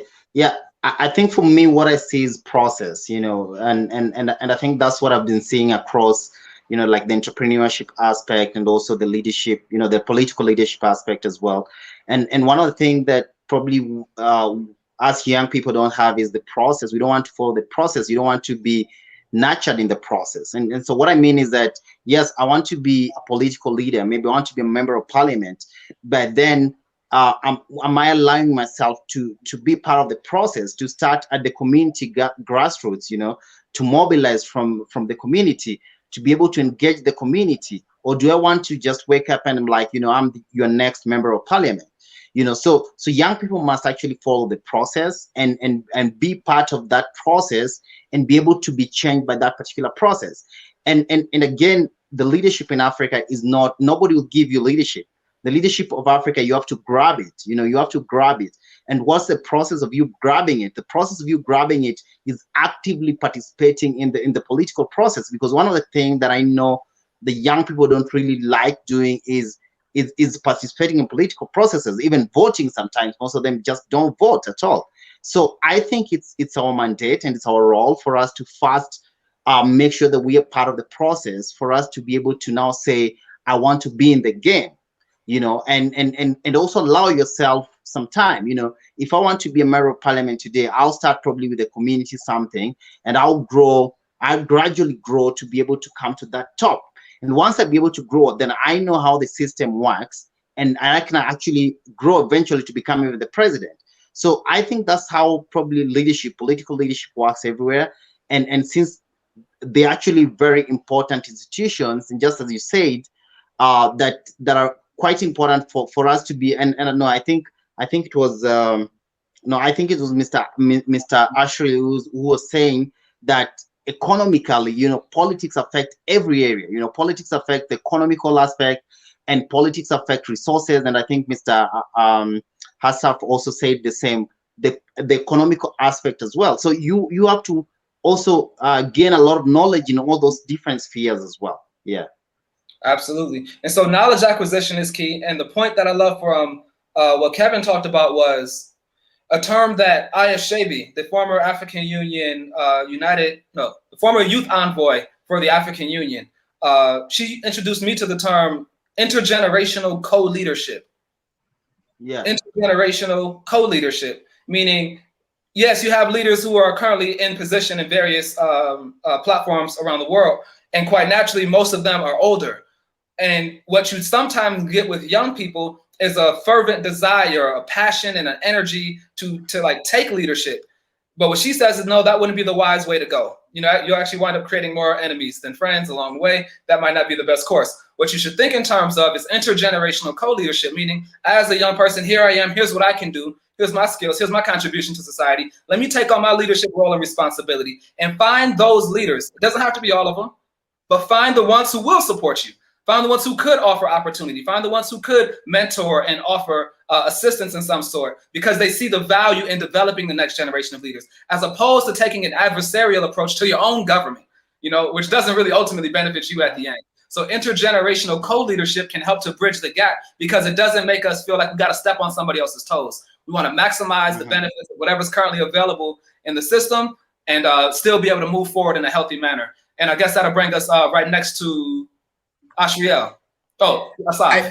Because I don't want to take no more of Asaf's notes. So probably he needs to go before me. And then I just had a point. The question is a great question. It's a multifaceted question. However, when we talk, as we're discussing this and we're talking about politics, one can assume listening, great answers, great dynamic perspective, but one could assume that the titles that one person may hold is equal to what I just said, leadership. So when you talk about individuals who hold a position of title, whether they're president, secretary of state, CEO of a company, they have a title, and they may guide in a traditional sense of what, you know, leadership would have been defined as. However, you have new innovative engineers, technicians, you know, young-minded individuals who come in and they innovate, they set trends, they redirect the flow of whatever institution that they're a part of. That's true leadership. And it's also, you can be considered a dynamic and active leader without that position or title. Now, independent of situations where traditional leadership or aged leadership may directly negatively impact the lives of the people, it's okay if the next generation find a way to expand in society and create these new, like you mentioned, private sector ventures or activity that may create new worlds, you know, new opportunities for all of the members of society. So again, it's bringing back the definition of leadership. And I believe that that empowers the next generation to say, I can claim space. You know, the government have their function, but I can claim space through social activism. I can create an NGO. I can create other sublets to what the government have in operation in order for me to affect change in my community. So just for the audience, again, say we don't want to tunnel it into leadership equating as a title or a position that one may hold in office or within a corporation. So we want to empower the next generation to say, I can, and here's the key. The key is that the next generation stay in alignment with the fundamental values of their society. Because if me and Ashriel, we working together within the same organizational institution, and we're like-minded in the same values and vision, and we are, but if we're working, I don't have to always check on him because I know we have the same fundamental values. So whatever space he create for himself as a leader within whatever facet of society, that doesn't threaten me in my position where I am. So just for the next generation of those young leaders that may be listening, it's okay. Go and create, command the environment, create using these resources in order to expand the needs of the society, long as it doesn't contradict or go against the vision and values, the fundamental values of your society, your community, your nation, etc. So I just wanted to add that little point. No, that's a great point. And hopefully you took all of Ashriel's notes this time. So I want to say that if I was to think of the term that is most relevant for young leaders who are working to find their space, it will be capacity development. You know, you got to develop the capacity, you know, to lead. And there's a variety of ways or categories under which that capacity could fall. Financial capacity is one, right? But social influence is another. Technical expertise is another. A comprehensive knowledge base that causes for you to be sought after is another. But you actually have to have something valuable to offer. You know, there's an old Chinese saying in the Analects of Confucius says, don't worry about whether or not you have a position, worry about whether or not you deserve a position.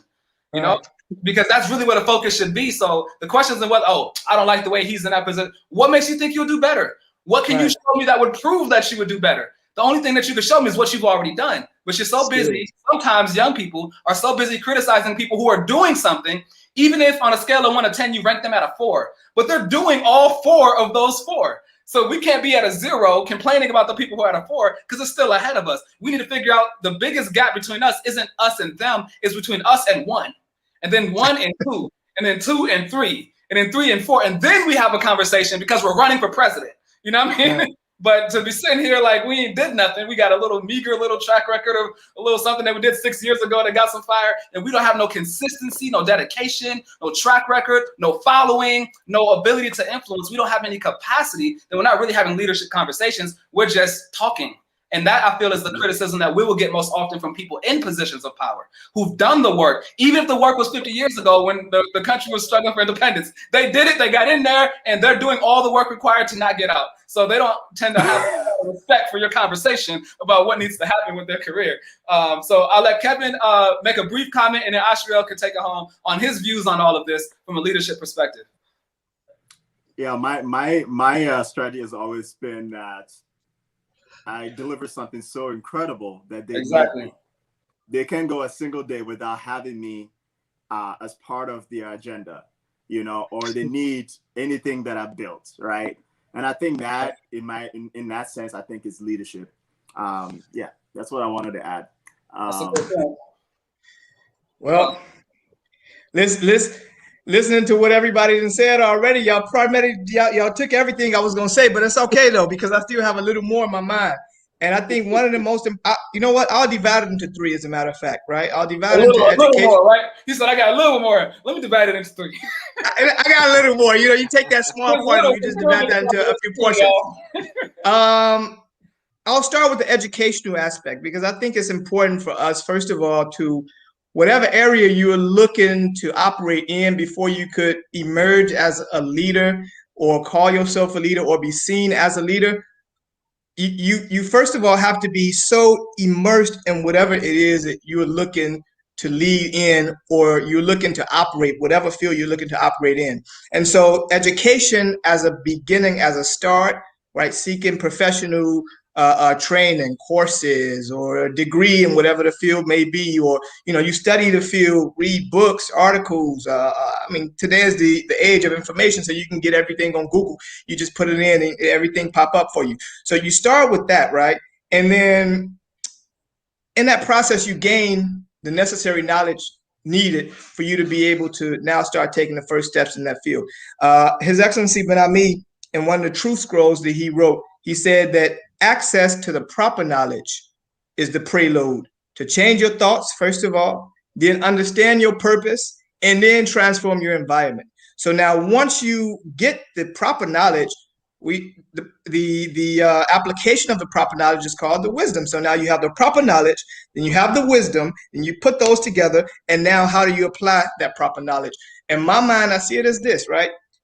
You have to actively engage in that field. You have to be working in that field and have tunnel vision for whatever it is that you're looking to do, and stay aligned with your purpose. See, a lot of times people want to get involved in something that they shouldn't be involved in. You don't have any idea about that specific field. You don't have the necessary, you know, fundamental understanding of that field. You're stretching yourself so thin, so you can't be really 100% in what it is that you're looking to do. You have to have that tunnel vision, see all the way through, and don't allow yourself to get distracted by anything else, but you stand in line with your purpose. And then you apply what is called the SMART goals, right? SMART, strategic or specific, measurable, attainable, relevant, and time-based. In the specific, what do you want to do? Because like Anyam said, we criticize somebody who is doing something, even if they may not be 10 out of 10, they're 1 or 4 out of 10, but at least they're doing that 4. But what is it that you want to do? And then once you understand what you want to do, now you could start putting the steps together to be able to walk in that specific field. It has to be measurable. We have to know on this path, what's our progress? How are we coming along? Are we even on path?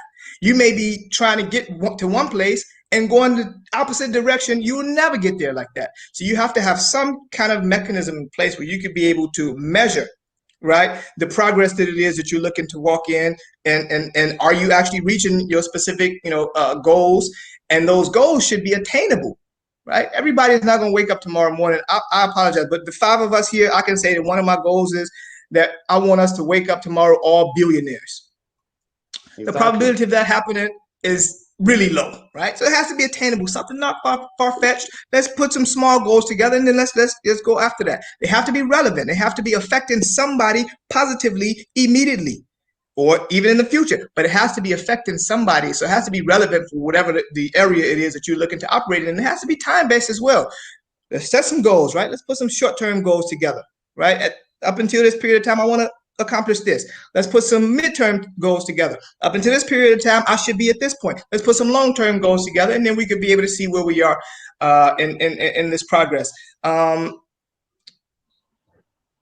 more thing that is this is just the last one, and I gotta say this because this is absolutely important in my mind. You have to find people who, like you said, Aniyam, who will support you with whatever it is that you're doing, who are already in the field that you'd like to be in. Understudy those specific people, right? Get you a mentor, get you, somebody who will push you through this process, a teacher or a guide or advisor, because the youth's minds, and this is for the older people who are listening now, the minds of the youth are so immaculate. And if they only had the chance to properly be guided and shaped and molded into form so that they can be able to put a lot of the things that they have in their mind to use, I think we'll be in an amazing place. Because remember one thing, it was the youth that rallied with Kwame Nkrumah in Ghana, right? To help him to get wherever he was looking to go. It was the youth that was with Patrice Lumumba in Congo. It was the youth that was with Sékou Touré in Guinea. And so it'll be the youth that is actually going to carry this on to the next level. And I believe that we do have the capabilities to do so. And they always say that the wisdom is for the older and the strength is for the younger. And you put those two together, you operate together, walking through this process, and then that'll be a smooth transition from generation to ensure that we don't never have a break in the chain, but that we could be able to have that consistency and accomplishment of whatever goals and aspirations we look to accomplish for the years to come. Absolutely. Yeah. So, Calvin, you get the final words.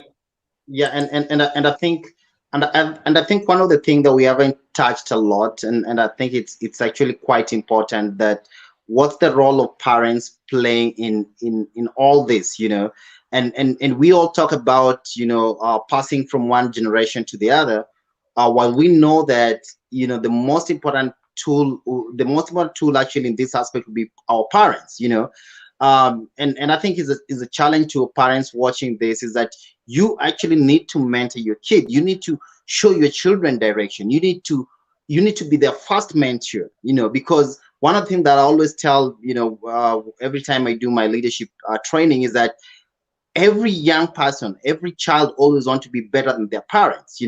If your parents started a big company, you want to actually double that company. If your parents had this, started this kind of initiative, or your parents maybe had a school or built a university, you want to do something better than your parents. And so one of the things that actually lacks is that most of the parents don't realize that they actually need to mentor their children to actually be able to be, or actually able to do more than what they've been able to achieve. But most of the time it gets lost there, because our parents will just leave their children like that, probably give them the best life, and just forget that they themselves struggle to build that life the way it is today. So I think the role of parents is quite important for us to be able to have that kind of generation that we expect, and for us to be able to even to have a better world out there as well. Absolutely. So this has been a very powerful conversation for everybody viewing at home, or those who watch the follow-up. I want to make the point clear that we're not just talking about watching this video and all of a sudden magically transforming to become a better leader. There was advice given, go back, listen, take notes. reconsider what was being said about the importance of people in the private sector taking care of their responsibilities as leaders to build their own capacity. Also keep in mind the point about understanding the value of having mentors and people who are experienced in that profession so that you can try to continue your professional development with the guidance of others instead of thinking you can make it all up on your own. Think about the points that are made about the importance of networking and connecting and utilizing the internet to access information that might not be in your immediate environment. Instead of just being on TikTok and Snapchat and Twitter and all of that stuff, just arguing with people in the comment section. All of these different lessons and principles that are being shared need to actually be applied, and it needs to be a part of an ongoing conversation dedicated to continuing to develop this next generation of leaders. So one of the things that we're doing here in our nonprofit, again, Youth Aiding Humanity, is the educational nonprofit that Asaf Ram actually founded. And we're all about leadership development for the next generation. And some of the things that we're going to be doing digitally, in addition to our local programs here in the United States, the upcoming initiative in Ghana, and all the other programs that we have going on, is we'll be having more podcasts and discussions like this once a month, every month, moving forward. Next month, I'll be actually doing a presentation entitled African Youth Empowerment, which will specifically go into these subjects. Early next month, it'll be a PowerPoint discussion, interactive dialogue, followed by a masterclass on the subject where we break down all of these different kinds of principles and make it real clear for parents, educators, elder politicians, or young people themselves who are trying to chart their course through this rugged terrain, because this is an area that we don't focus in on enough. So for those who want to continue to engage, you can go to our website on the bottom, youth-aidinghumanity.org, or email us at info@youth-aidinghumanity.org, and we'll have more information available. Through our platforms where we've collected everybody's information, we'll also be sure to share Kisi's platform, what Ashriel is doing, and all of the other panelists that we've had throughout the Next Generation Summit today. I'll give each of you 30 seconds to share your final message with the people. If you want, that can include your email, your contact information, the name of your website, etc., so that people can follow up and continue to engage and be inspired and be led by the next generation of leaders. Kevin always started off, so I see you getting ready. Go ahead. Sure. If you know anyone that is studying engineering, anyone that is an engineer, please have them join Engineer Africa. We have an amazing platform that is going to have a whole bunch of smart people just like you who are passionate about solving problems in Africa. The website is engineerafrica.org. And my consultancy is Kissi and Company. Website is KISSI.com. It's Kissi.com. And yeah, that's all I got. I'm looking forward to engaging with anyone that is willing to engage with us. Awesome. Calvin? Yeah. Thank you very much. I must say this has been quite a transformative dialogue and conversation as well. For me, my name is Calvin Jodisi. You can check that on LinkedIn. So I would actually love to connect with you, Kevin, and I mean all of you as well on my LinkedIn. Probably we could work on something as well. And also our website is asenti.org, which is ASENTI.org. So you can check our website, drop us an email. Let's connect on social media. Our social media, Facebook is Africa Summit on Entrepreneurship and Innovation. Facebook page, Twitter as well. I mean, we are pretty much everywhere. So looking forward to connecting with more people, and let's take Africa forward. Thank you. Absolutely. Yes, sir. First of all, I'd just like to thank everybody once again for even spending these great moments with us. If you want to get in touch, you can get in touch with me through email, which is more MOORE Ashriel ASHRIEL @gmail.com, or on Facebook Ashriel Moore, or on Instagram Ashriel Moore, all together. So once again, thank you all, and Calvin and Kevin, we definitely looking forward to speaking to you guys a little bit. Asaf, you already know. I was say, what about me and Asaf? But okay. Y'all already know. I mean, we already in the same team, so we go back like Pope Flats on a chariot. Asaf? I'd like to say thank you to you, Aniyam, as a moderator. You did a great job with this whole event. Thanks to Davisha, the whole Africa Connection Week team, all of the guests, Brother Ashriel, Brother Calvin, Kevin, and all the others on the other panels. We really appreciate you all. Just looking forward to continue to bridge build and work with all of you. We'll be in touch, and thank you all. Perfect. Yes, thank you. So with Thanks, everyone. Thank you all. Thank you for the It's time. night here. Good night. Good night, guys. It's Absolutely. night here already. It's actually 12. Enjoy 12 your to rest. 11. I just finished up this whole marathon. I got a pizza or something. I gotta do something. I gotta get some Man, smoothies. you've been working so hard. You deserve You've been it. working so hard, man. Hands up for you, man. Hands up. Hey, appreciate it. Thank you.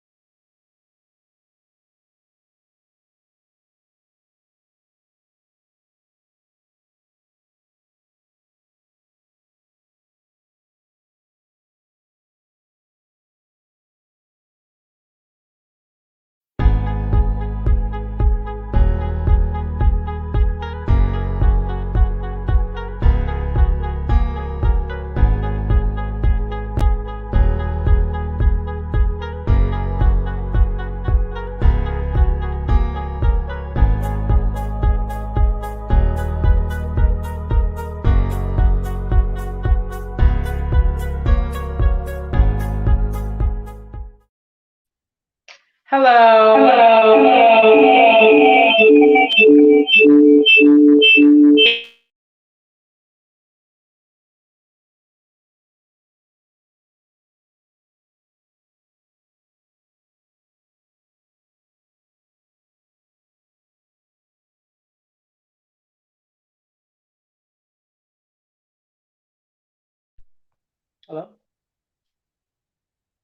Hello? Can everyone hear me? Oh, it started again in 7 hours. I'm assuming that people can hear me. This is your host, Denisha L. Johnson. I'm hoping you can hear me. But we are at the end of the Georgia Africa Connection Week. Are we good on sound? Yeah. Okay, great. So we are here at the end of the Georgia Africa Connection. I'm your host, Denisha L. Johnson. This is the award ceremony, the Global Black History Honors, brought to you by NAHIB, the National Association of Hebrews, of which I am a member and the chairwoman of the Georgia chapter. So this is the end of the Georgia Africa Connection, but it is not the end of us fighting for Black people. It's not the end of us fighting for those of us in the diaspora to understand the culture of those of us in Africa. It's not the end of us going to do business and investments. It is not the end of talking about how we're going to bring up our youth and how we're going to educate our youth. We need to continue all these things throughout the rest of the year and throughout the rest of our lives. So I'm super excited that we had an opportunity to talk to some wonderful people from all around the world that have expertise in various different industries. But what I did find was the same is that we're all Black. So during Black History Month, and what I would like to do, or what I like to do during Black History Month and having this event, is to realize the excellence of Black people everywhere, all over the world. We've seen it live in person all throughout these last 3 days. Wednesday, we started with the host of the next couple of days of events, myself, Kendall Kinney of the Global African Business Association, and Ben Kesriel of Youth Aiding Humanity. And then we had a concert from Pharaoh. We had music from Pharaoh, Tina P, Osaje Fu, Poncho over in Ghana, Eritrea, and here in the US. And then we had a whole full day, 10 hours of taping for the business summit. And we had people from all over the world. We had some updates. Michael Bartlett Vanderpew just got the Ghana Hall of Fame recently, yesterday, I believe. And he was just here 2 days ago for the business summit. So then we went to Advocacy Day, which was yesterday. And we had Black powerful speakers talking and advocating for Black people. We had a really, really good conversation on Black men's empowerment that will probably turn into some other kind of show or some other thing. And then we had today the Next Generation Summit. And that was just a culmination of what is going to happen in the future for our youth and what that looks like for us as millennials and Gen Zers and what we should be doing for the future. And now we're here at the Global Black History Honors, where we honor Black people from around the world. We do so because during Black History Month, which is supposed to be the month that we're concerned about our history, apparently, during Black History Month, we are the last culture to get ourselves in a collective and do for ourselves. Every other culture does it. So on the last Saturday of Black History Month, which is today, I have been doing the Global Black History Honors for the last 4 years. I came up with this because of exactly what I said. I realized that, Black people, we're the last ones to do a lot of things. We're the last ones to lead about financial literacy. We're the last ones to get out of poverty. We're the last ones to do all these things because these systems were created. But this is an opportunity to celebrate those of us that don't really think about that stuff. What we think about is the future. What we think about is the next generation.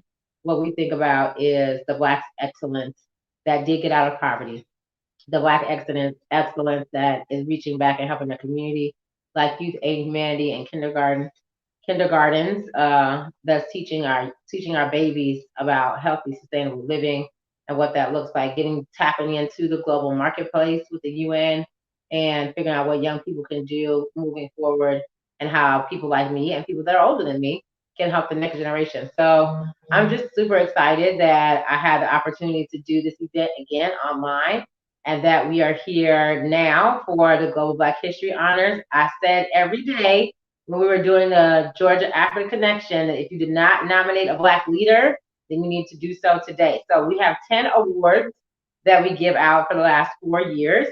It was a little bit rocky at first.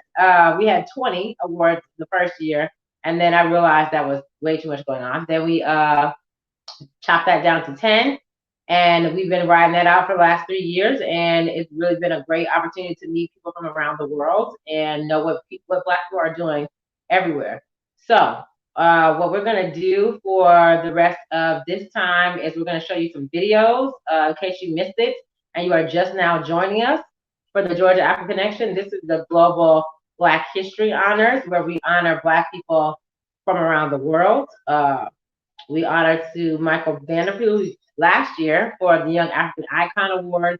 And then we honored Sheikh Amin Bansu for the Medical Award, in which I flew to Ghana to present his award to him. So this year, we've got some more people that are from the continent. We got a lot of new, I won't give it away.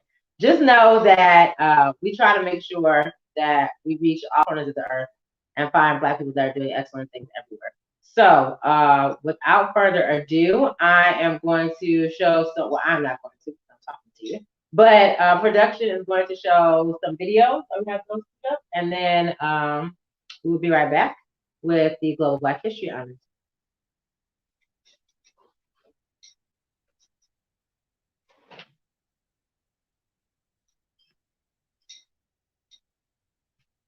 In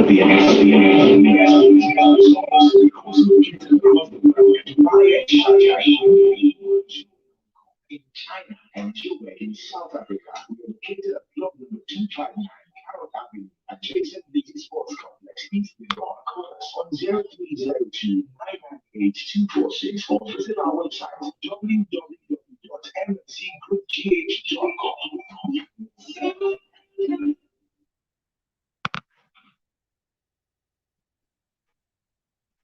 So that was MNC Group, and now we're going to watch the EFF.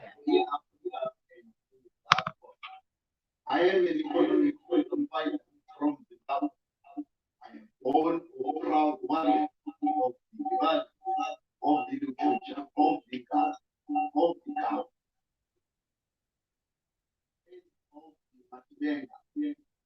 Thank you for invitation to speak in Georgia Africa Connection. I want to associate myself and David to associate and appreciate Africans wherever they are. We are one people. We are Africans. Our culture must transcend artificial borders. We must go beyond division. All the old times are colonized imperialism. Our continent is huge. Our continent is not overpopulated. Our continent is not poor. Our continent is rich, both underground and above ground. Our continent belongs to us. Any African, anywhere in the world.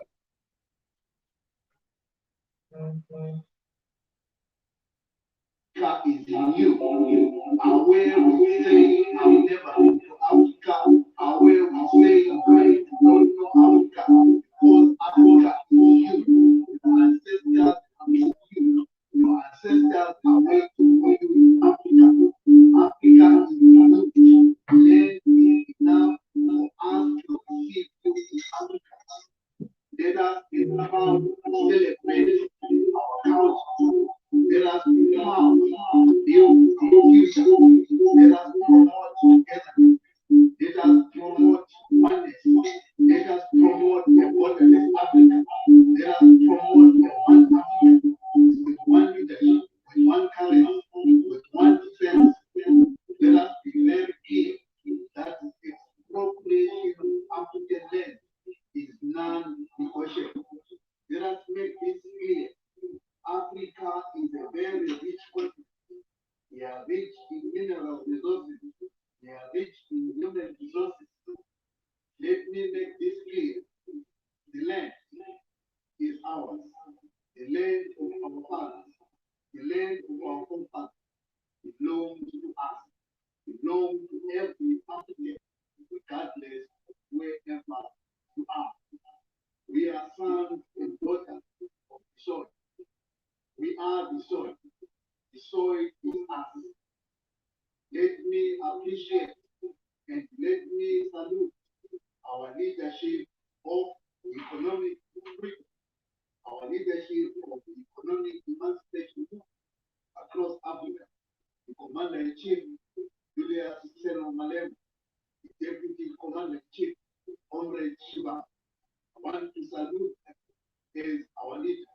I want to salute other leaders with the same vision across Africa. I want to salute the leader of EFF, Liberia, Comrade Emmanuel Fukoi. I want to salute the leader of EFF, Namibia, Comrade Kalebu Kuku. I want to salute Comrade Mapala. I want to salute the leadership of EFF Institute. I want to salute Comrade Ban, the leadership of EFF Malawi. I want to salute the leadership of EFF Ghana. I want to make this very clear that Africa is good. Africa is united. The unity of Africa is not work any longer. The EFF is going to unite Africa because EFF is not an African issue. It is a agenda of revolution. Let me make this very clear. Our continent is going to be governed by the EFF, like it or not. So let me make this clear. Africa belongs to you. You are African wherever you are. Come to Africa. The continent is huge. The continent is waiting for you. Your ancestors are waiting for you. Let us banish imperialism. Let us banish racism. Let us embrace one. Let us embrace together. Let us embrace solidarity. Let us ensure that we bring a socialist power across the country. Let us unite. Let us improve connectivity between Africans, regardless of where we are. Africa is one. Africa is going to unite. Africa is going to reclaim its resources. Africa is going to protect its borders. Africa is going to be one. We are not going to accept the borders because those borders do not belong to us. They belong to the colonialists. Those borders are not ours. Those borders are going to fall. So we are saying to Africans, wherever you are, the continent is yours. You must come home. We will receive you. We've got enough land for you. You are entitled to land because your ancestors belong to Africa, because you are African. You were taken away from us. We want you back to our continent. We want you to come back and invest in your continent. We want you to come back and reunite with your ancestors because you are African. And where we say you do not know Africa, and where we say you never know Africa, because Africa is in you. You are Africa. Africa is in you. Your ancestors are in you. Your ancestors are in Africa. So you must come back to Africa. You must come back to your continent. That was Mr. Innocent. That was Mr. Innocent with the EFF. And he is a very, very powerful speaker. And I just want you to take his message. He said, Africa is in you, Africa, meaning us, those of us who are in the diaspora. So just know that there's a place for us, the Georgia African Connection, us meaning those of us in the diaspora. There always will be. And there's organizations that are gathering together because of the Georgia African Connection. There are people that are finding each other from other parts of the world because of the Georgia African Connection. So I want to make sure that we not only listen to our speakers, but take heed and go take action. Most of them gave action items. Go do those things that you can be a global Black leader as well. So next, I want to talk about the host organization for this event, which is NAHEEB. NAHEEB stands for the National Association of Hebrews. Their flagship program is the Hebrew Federal Credit Union. And I just want to let you guys know a little bit of information about it. Then we'll watch a video on NAHEEB so you can get another understanding. And then we will talk about how you can be involved right here in the state of Georgia, because this is the Global Black History Honors that is a part of the Georgia Africa Connection. So we're going to end this not only with an award ceremony, but also opportunity for you to get involved immediately with the Georgia chapter of NAHEEB. We have open positions. I'll get to that later, but let me just let you know a little bit something about it. So NAHEEB is the National Association of Hebrews. NAHEEB is a culturally, social, and professional association founded to improve the lives of Hebrews in the United States through all lawful purposes. So Hebrews are those that identify themselves as Black, or the people of Cush, or the continent of Ethiopia as is historically known. The association is voluntary and nonprofit and is led by the founders, represented by an appointed president, who is Dr. Emil Quay. He was actually at the Global Black History Honors last year as a sponsor as well. So I wanted to thank him and all of his work at NAHEEB. The mission of NAHEEB is reuniting the Hebrew people for empowerment, establishment, and prosperity. So that is essentially what we have been doing this whole time at the Georgia Africa Connection, is making sure that we empower some people that look like us in any part of the world they are, and know that we are all connected. So we're going to watch a video of NAHEEB, and then we'll come back and talk about NAHEEB some more and some things we have coming up, and a little bit about the proposed Hebrew Federal Credit Union, and then we'll start giving away awards. So here is a little snippet from NAHEEB.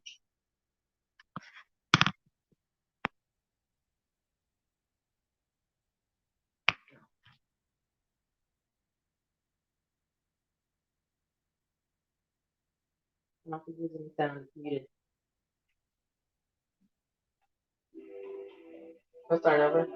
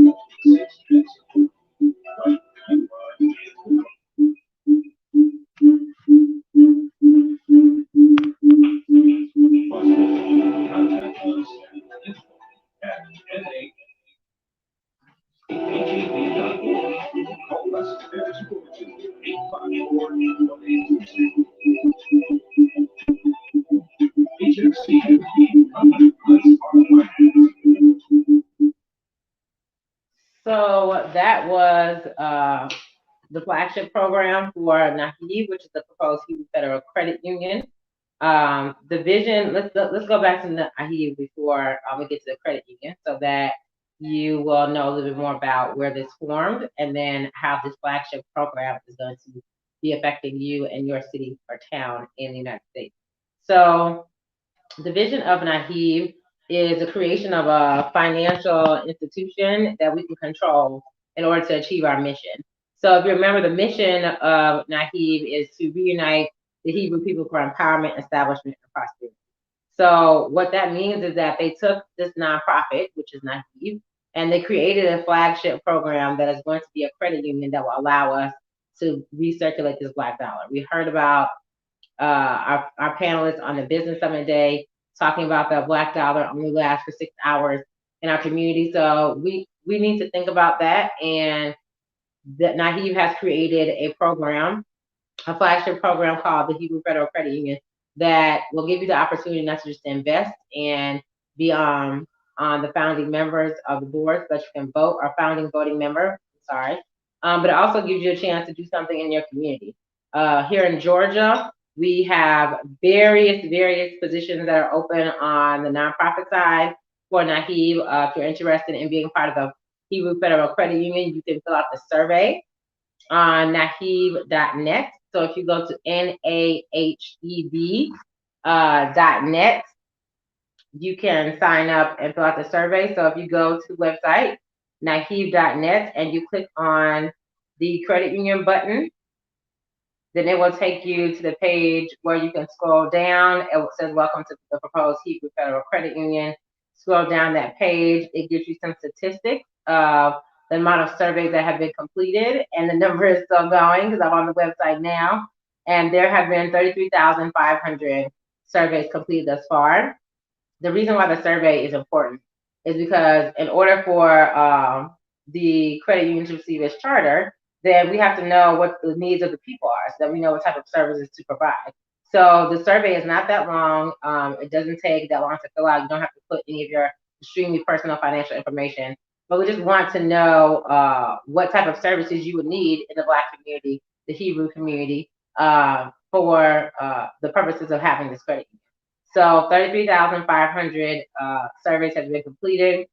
$11 million in checks, deposits, and payroll will be coming into this account based off the information that comes coming into this credit union based off the information from the surveys.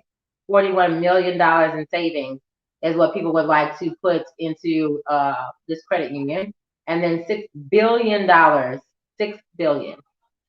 $6 billion US dollars will be put into this credit union based off of the responses from the survey of the Black businesses that would be doing business with this type of financial institution.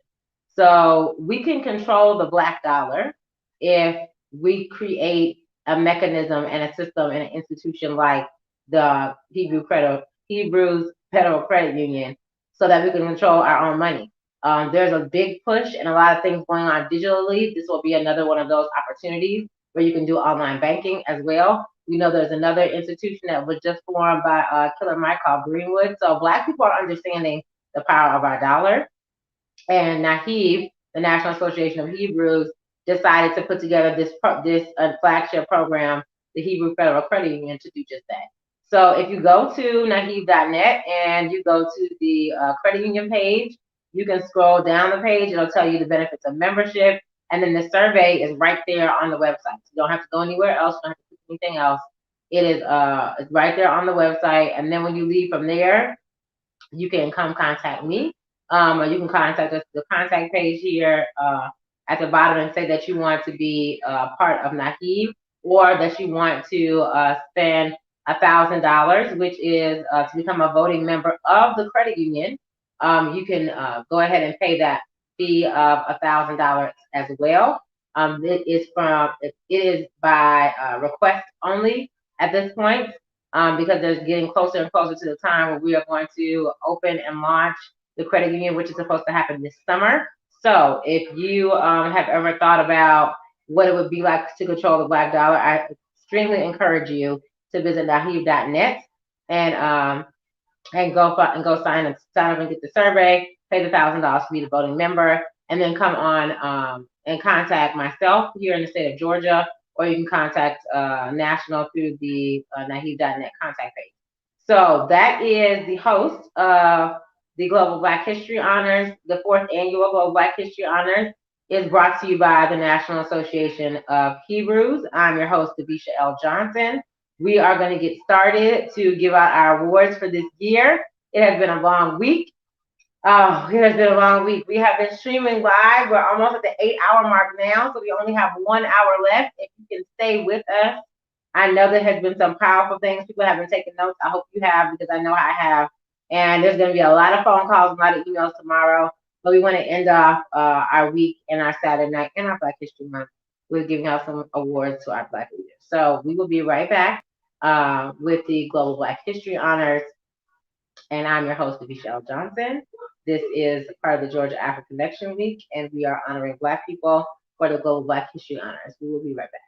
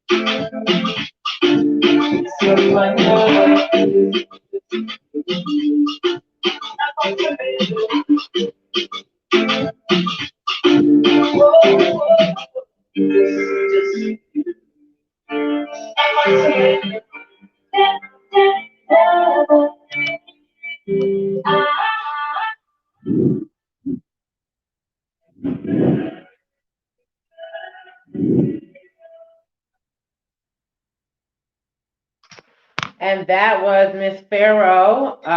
She was one of the people that came on live. She is from Eritrea, and she was one of our artists. They came to perform live. Another one of her videos. Go ahead, watch this one. Farrow.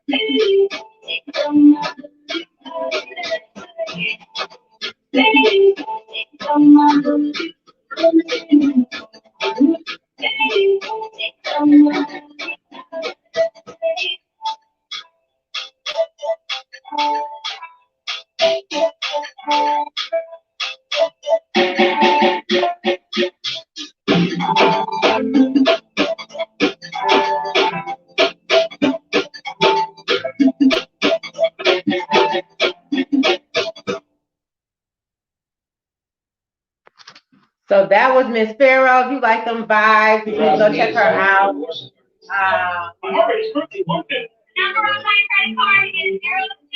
if you like her vibes, please go check that out. Her video on YouTube. Her name is Farrow, F-E-R-O-W.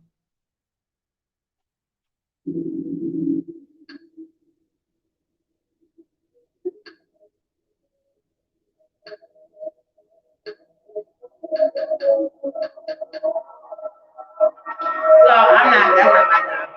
I don't do production. That's why I don't do this, because I don't do this. So thank you, production, for getting that together. So we're gonna wait until that comes back on, but I will read through these award categories.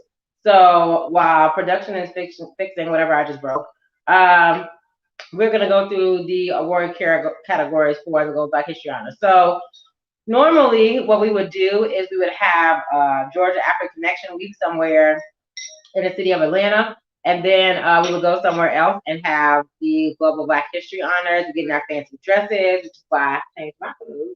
You know, I'm a woman, I like to change my clothes. But we have an award ceremony, and we have good food, and we have DJ. Shout out to DJ Hendrix Calculus out in Dallas. He flew out last year to come out to Atlanta to DJ this event. Shout out to Uchi Exclusive Fashion company. She came out and did a fashion show last year. So we have some really good support. We have some really good people that understand what it's like to connect Black folks everywhere.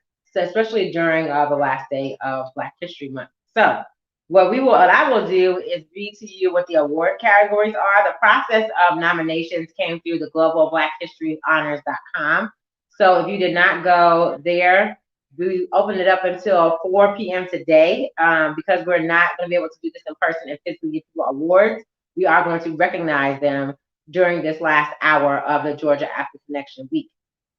So the awards, the following categories for, I feel like I'm Oscars or something.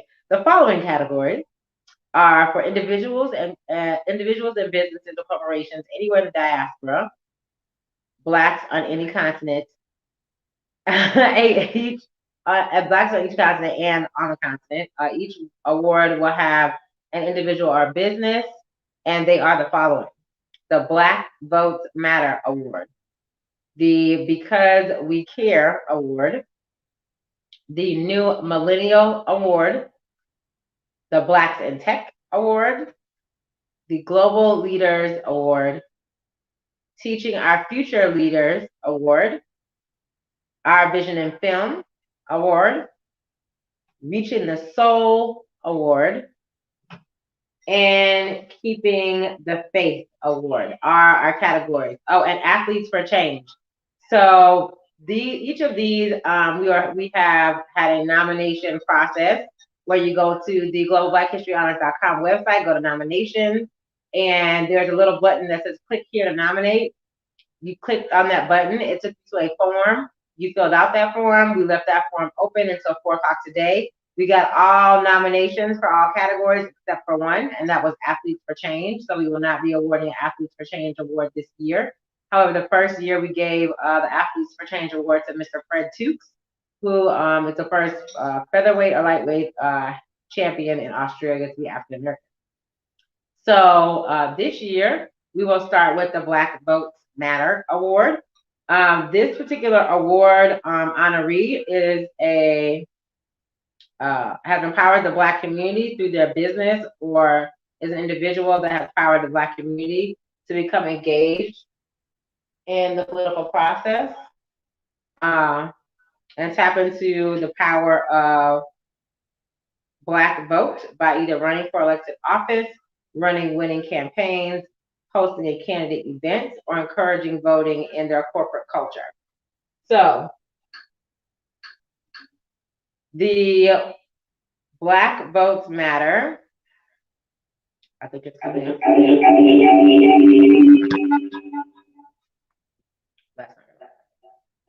Okay.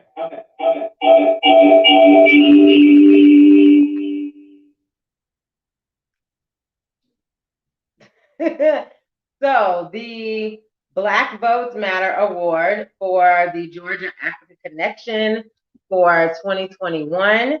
And I will read this one more time again. So the Black Votes Matter Award, the honoree of this award who has empowered the Black community through their business or as an individual to become engaged in the political process and tap into the power of the Black vote by either running for elected office, running winning campaigns, hosting a candidate event, or encouraging voters in the corporate culture. The winner of the 2021 Global Black History Honors Awards for Black Votes Matter goes to Mr. John Jackson. Yay! I guess we'll get the automated class together for next year. But the award goes to Mr. John Jackson. He was part of our advocacy day. He is the chair of the Democratic Party of Georgia that was responsible for getting the 2 senators elected during the 2020 election cycle and the 2021 special election that happened on my birthday on January 5th. The whole world was watching these particular 2 races, and this individual here, John Jackson, was the chair of the party that brought that home. So he was nominated this year for a Global Black History Honors Award, and he has been awarded the 2021 Black Votes Matter Award honoree, Mr. John Jackson. So on to our next award. So our next award is the Because We Care Award. So the Because We Care Award, the honoree of this award is a nonprofit organization or a leader within that organization that leads the effort for the advancement of Black people all over the world. Throughout their service, the organization or individual has utilized a strategy to assist in cultivating an environment of giving back and focusing on showing Black people that we do care. So the Because We Care Award for the 2021 Global Black History Honors should be the next one. This person is, or the winner, I have to ask like I'm the winner of the 2021 Global Black History Honors Award for Because We Care goes to Miss Minister Only Love Austin. So yes, give her a clap. Minister Only Love Austin is the winner of the 2021 Because We Care Award. Once again, Minister Austin, her passion for uniting the two continents, she has traveled throughout Africa and beyond to bring to light the identity of the African Hebrews and by default, that of the diaspora. She is an activist, a teacher, a minister, and the author of Prophetic Whirlwind, Uncovering the Black Biblical Identify.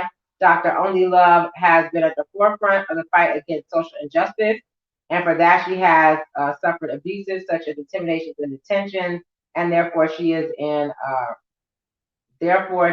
She should be awarded the Because We Care award. So that was written by the person that nominated her, which is Siram Azanku, is the one that nominated Minister Only Love Austin. So congratulations to Minister Only Love Austin for winning the 2021 Because We Care award for the Global Black History Honor. So congratulations, and you should thank your friend for nominating you because you have been our award recipient this year. So we are going to move right along and go to our next award, which should be the New Millennial Award. So this particular award, of this honoree of this award, has used their skill set or our business to transform something from the past in an innovative way into something for the future that will benefit the lives of Black people globally in the new millennium. So the winner of this award for the 2021 Global Black History Honors New Millennium Award goes to Mr. Tama Monday. Tama Monday was one of our guests in Nigeria. He has utilized the AFCFTA for the millennial generation. He has become a director and is appointing youth throughout various states in Nigeria to be a part of the African Union's African Continental Free Trade Area. He is a millennial. He has several businesses and is encouraging other millennials to move forward as well. So he's taking the concept of each one teach one, he's turning it into something new in the new millennium and utilizing the global marketplace through the AFCFTA to galvanize the diaspora. He was on 2 panels throughout the Georgia African Connection Week. The first was the business panel, and he was the very first presenter of this week, talking about the AFCFTA and youth. And then he was on the Next Generation panel today and the financial panel as well. So Tama Monday is in Nigeria, but he is all over the world inspiring the new millennial people. So he is the recipient of the 2021 New Millennium Award for the Global Black History Honors. Give him a clap. Okay, so we're going to move right along into the next one. So the next award should be Blacks in Tech. So this has become particularly interesting to me, even though I'm in agriculture, is that now I find myself in the ag tech space, and I'm a data nerd, so I love that part. So I'm really excited about who this next award goes to. So Blacks in Tech Award for the 2021 Global Black History Honor. The honoree of this award has recognized the value of technology in today's society and has utilized their skill set or business to enter into the technology arena.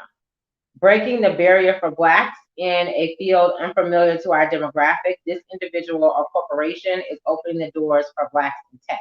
So the 2021 Global Black History Honors Award goes to Mr. Kevin Kissy from Engineer Africa. I think people were really, really impressed with his presentation during this week. Remember, the nominations were open until 4 o'clock, so anyone could be nominated, and they were put into a form on the globalblackhistoryhonors.com website, or you could have gone on the Facebook page and clicked on that button as well. That would have taken you there. Kevin Kissy is the winner of the 2021 Black History Honors Award for Blacks in Tech. I'll give him a hand. So once again, the honoree of this award is teaching us something new about technology. And the theme, obviously, for this year, as you can see, is collaborating the collective. Kevin is doing that by being here present in the United States and galvanizing as many youth in the technology space as he can to teach about Blacks in tech through the nonprofit Engineer Africa. He's working on some great projects in the agriculture sector and the tech space as well. And he has some amazing ideas about how to use technology and still keeping in tune with the environment in relation to agriculture also. He has 2 other ventures that he started as well. And he and I and several other people will be in Ghana probably meeting to talk about what technology looks like for the future. So congratulations to Kevin Kissy of Engineer Africa for winning the 2021 Global Black History Honors Award. So that was the 2021 Global Black History Honors Award for Blacks in Tech. Next, we're going to move it right along, and then we're going to take a short break and come back with the rest of the awards. So we'll get through the next one, which is, I'm going to skip this one. I'm going to leave this one to the end production. So we're going to go to the next one. So the next one is Teaching Our Future Leader Award. Teaching Our Future Leaders Award. So this award, the honoree of this award is a present educator, a school that has shown excellent ability to reach our youth through the classroom. This individual or school has worked with disadvantaged communities and used education to empower our future leaders for tomorrow. The winner of the Teaching Our Future Leaders Award for the 2021 Global Black History Honors is All Teachers Globally. This is very important during COVID-19 that we give a hand clap for all of our teachers all over the world because Lord, thank you. I'm just gonna keep clapping. I'm gonna keep clapping because I have a great understanding of what teachers go through in the classroom because I have had to become a teacher and I do not like it. So I am very proud to say that I made the executive decision from the nominees that were sent in. We're all wonderful over the years and this year, but I felt that during COVID-19, because of the fact that these children have to stay at school and they cannot get in the classroom, the teachers have still had to teach them. It's been extremely difficult in dealing with the dynamics inside the home. Most people didn't have internet in certain Black neighborhoods, so the large corporations had to come in and offer free internet service so the kids can go to school. Most kids didn't have a laptop or an extra cell phone in the house to get on, so the school systems had to release Chromebooks and give them to those schools. And this didn't happen just in Georgia. This did not happen just in America. This happened all over the world.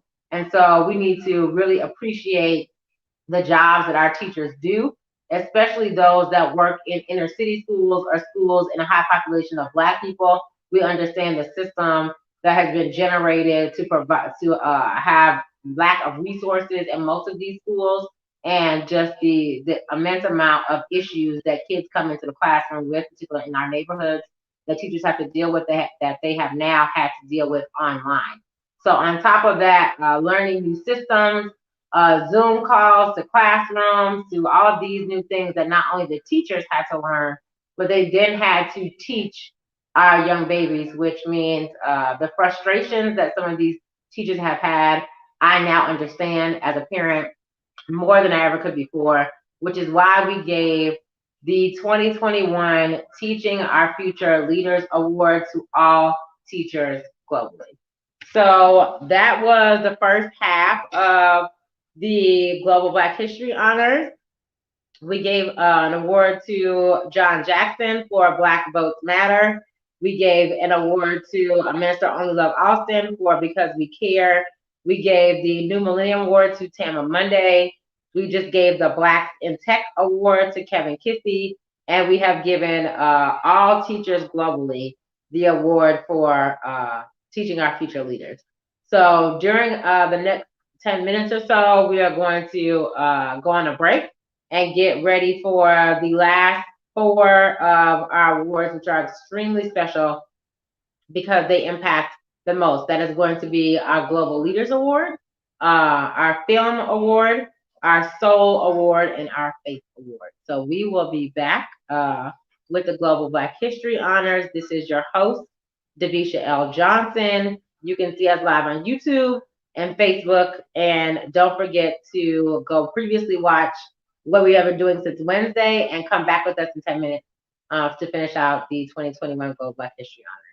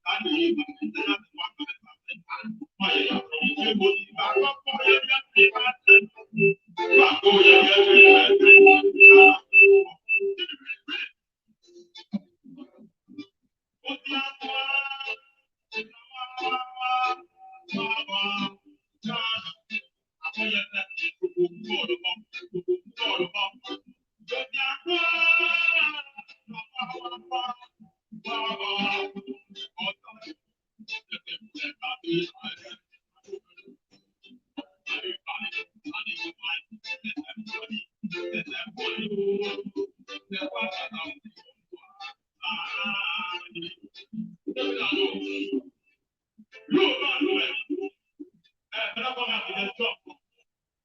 know, reggae music comes with a very, you know the power of music. Reggae music helps to stop apartheid. Right now, we are going to use reggae music to fire about politicians and corruption. No! School of we are hungry. What is it about your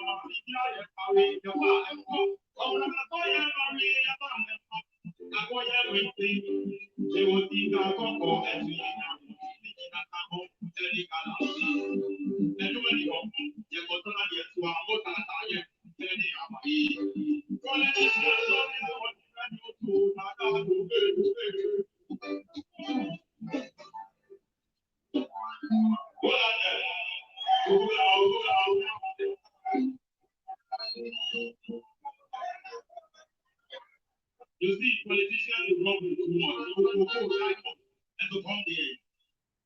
Right now, we are born and fire. I am getting out there for you one. If it's within for Swama. And you know, politicians who are supposed to go. What is the ready for more? Or we can't get another one.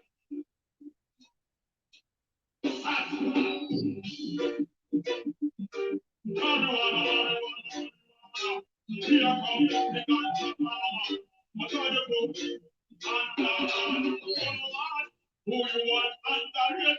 After we don't very real and it. So we are gonna try and play. After you know we not moving and it. Who you want under it? After we don't very real and it. So we are gonna take it alone. They don't want even if they do the high breaker. Oh God, they don't want even if they do the cancer. Very low. We start to draw on and up. We go down to come, on the come, and then we are going to go on it. Up and go on it. We don't like go for it. We don't get nothing and go on it. I don't go on the board. The financial problem, I break the summit. Mr. President, we want to see kind of young man. We are on the one who you want under it. After we don't do it. After we don't do it. After you know, this music is a combination of between myself and my brother called Napa, who is now in the United States. And if Black Eyed would have with you,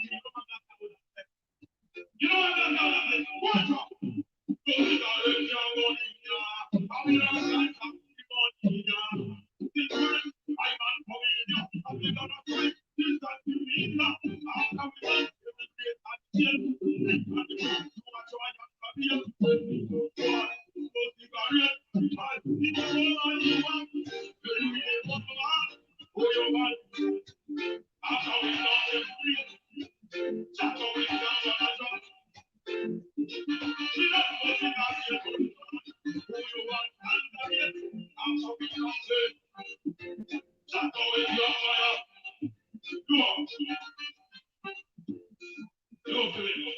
Right now, second one for the ladies. They don't have that one of the one of my baby. Come in your home and come in up to the you want that one. What of my darling? Come in your visa and come in up to you and you want that one. I want to go what I want. I want to go what I want. I want to go what I want. I want to go. You know this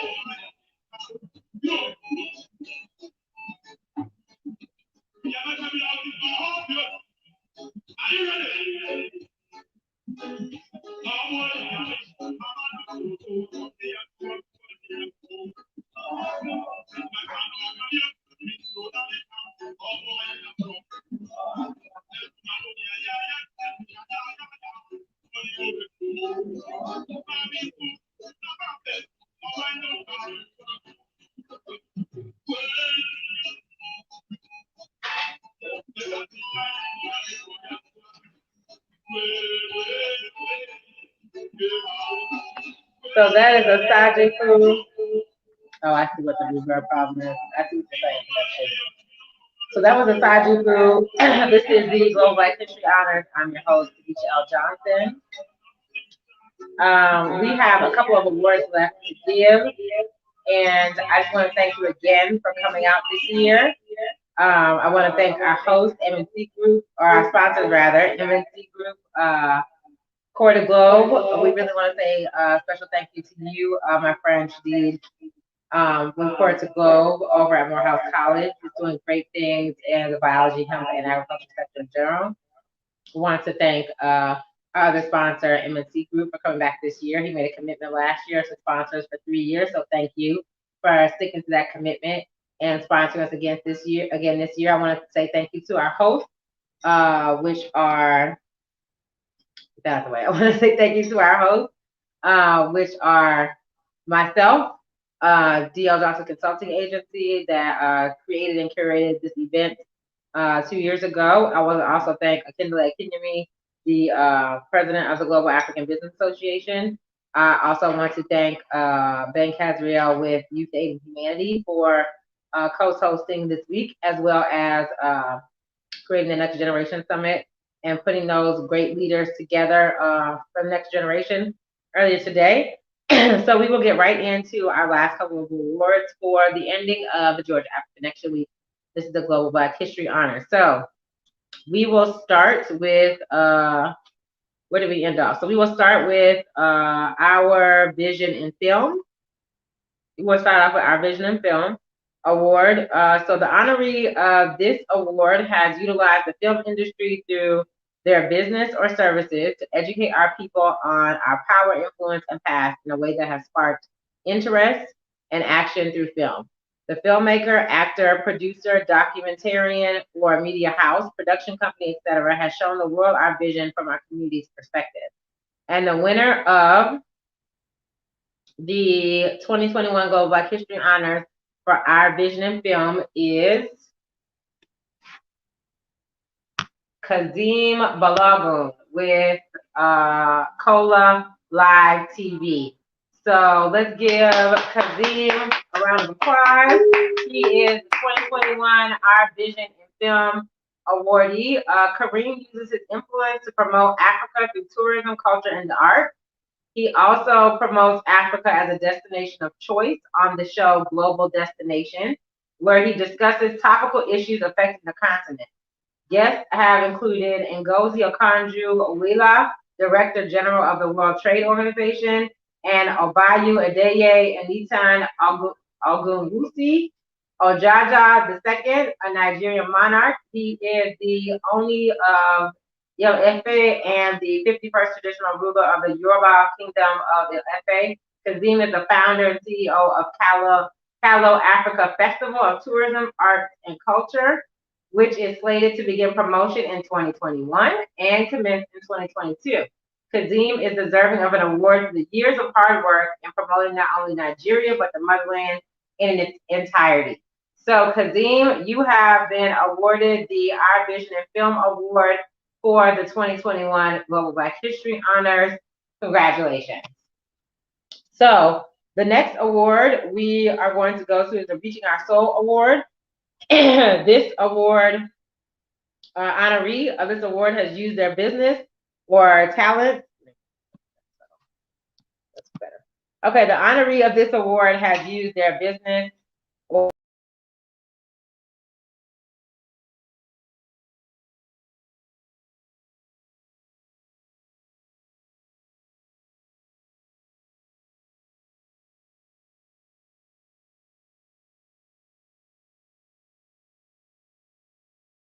that. I'm not sure where that technical difficulty came from, but we are at the end, and thank you for sticking with us. If you can go get that production out of whatever that is that's back there. So Reaching Our Soul Award, the honoree of this award has used their business or talents to reach the soul of our people and others globally through music. The music industry has been the framework for so many other groundbreaking trends, and this performer, entertainer, and production company label, etc., has used its voice to unite our people and reach the souls of people of different cultures and heritages from around the world. So the winner of the Reaching the Soul Award for the 2021 Global Black History Honors is Miss Kim Poole. So Miss Kim Poole is a soul fusion performing artist and founding fellow of the Teaching Arts Institute. Providing an opportunity for artists to learn techniques for social transformation while fostering outlets for socially engaged art. Operating in the USA, Ghana, Liberia, Jamaica, Uganda, and the Gambia through TAI, Kim Poole, and an international team of teaching artists are orienting the art of social transformation, teaching artistry and action curriculum, and workbook for change agents, and universities interested in exploring the arts of possibility. Under the Teaching Arts Institute umbrella, Poole serves as chief visionary of the Artists and Conference philosophy aimed at connecting sustainable development to art, culture, and emerging economies. As a performer, Ms. Poole has quietly become an international powerhouse with regular headline performances on the festival circuit in Ghana, South Africa, Senegal, and Zambia and Uganda. Trained under Dr. Nathan Carter at Morgan State University, the Baltimore-born singer-songwriter built soul-stirring music and African-influenced oral traditions with a commanding stage presence that takes each audience member on a journey through the eyes of her super lashes. Every performance and workshop features rhythm, blues, jazz, and the inevitable soul fusion that occurs during a Kim Poole experience.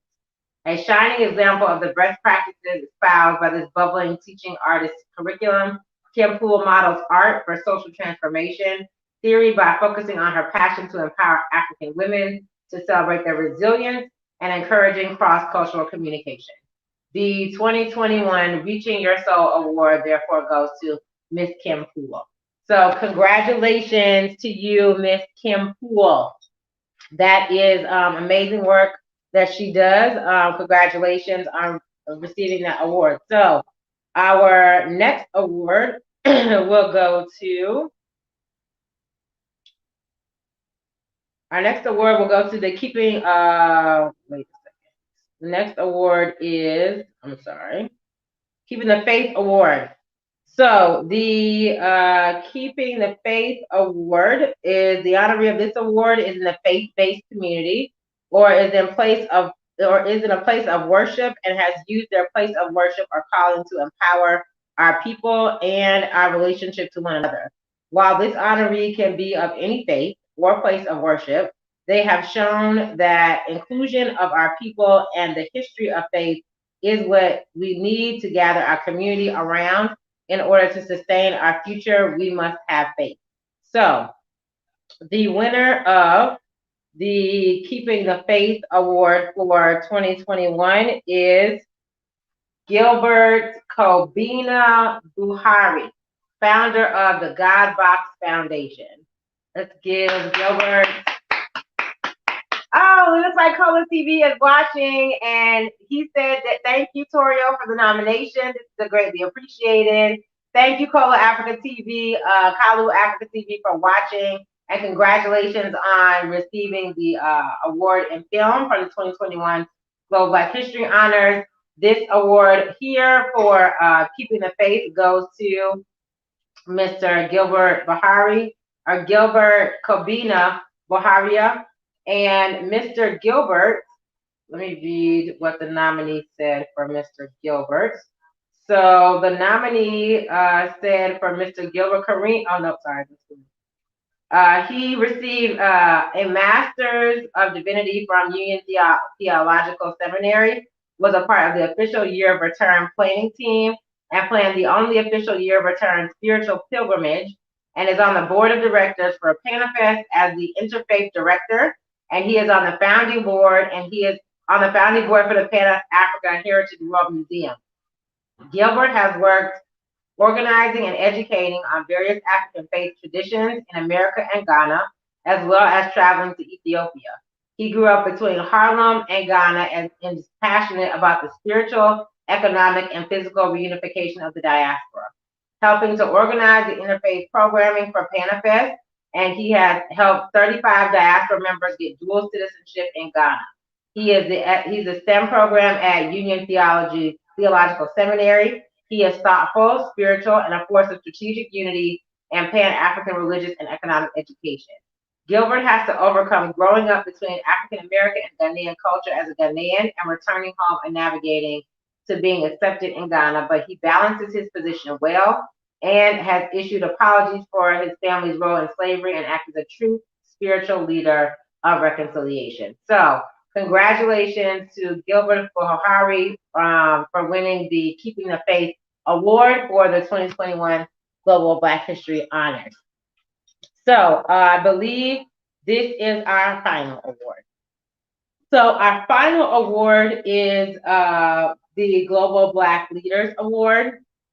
And this particular award goes to, I will read it and then I will tell you a little bit more about it. So where is the Black Leaders Award? The Black Leaders Award, the honoree of this award is a global leader or global business that utilizes their or its talents to enhance the lives of Black people globally.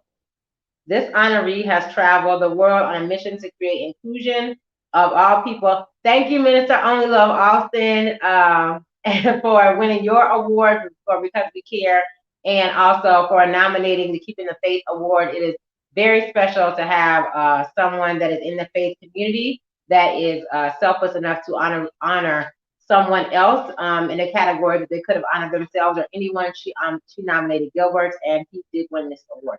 So, going back to the Global Black History, the Global Leaders Award, this honoree has traveled the world on a mission to create inclusion of all people, but respects the value of our people and knows that we need to collaborate as a people from all over our respective communities.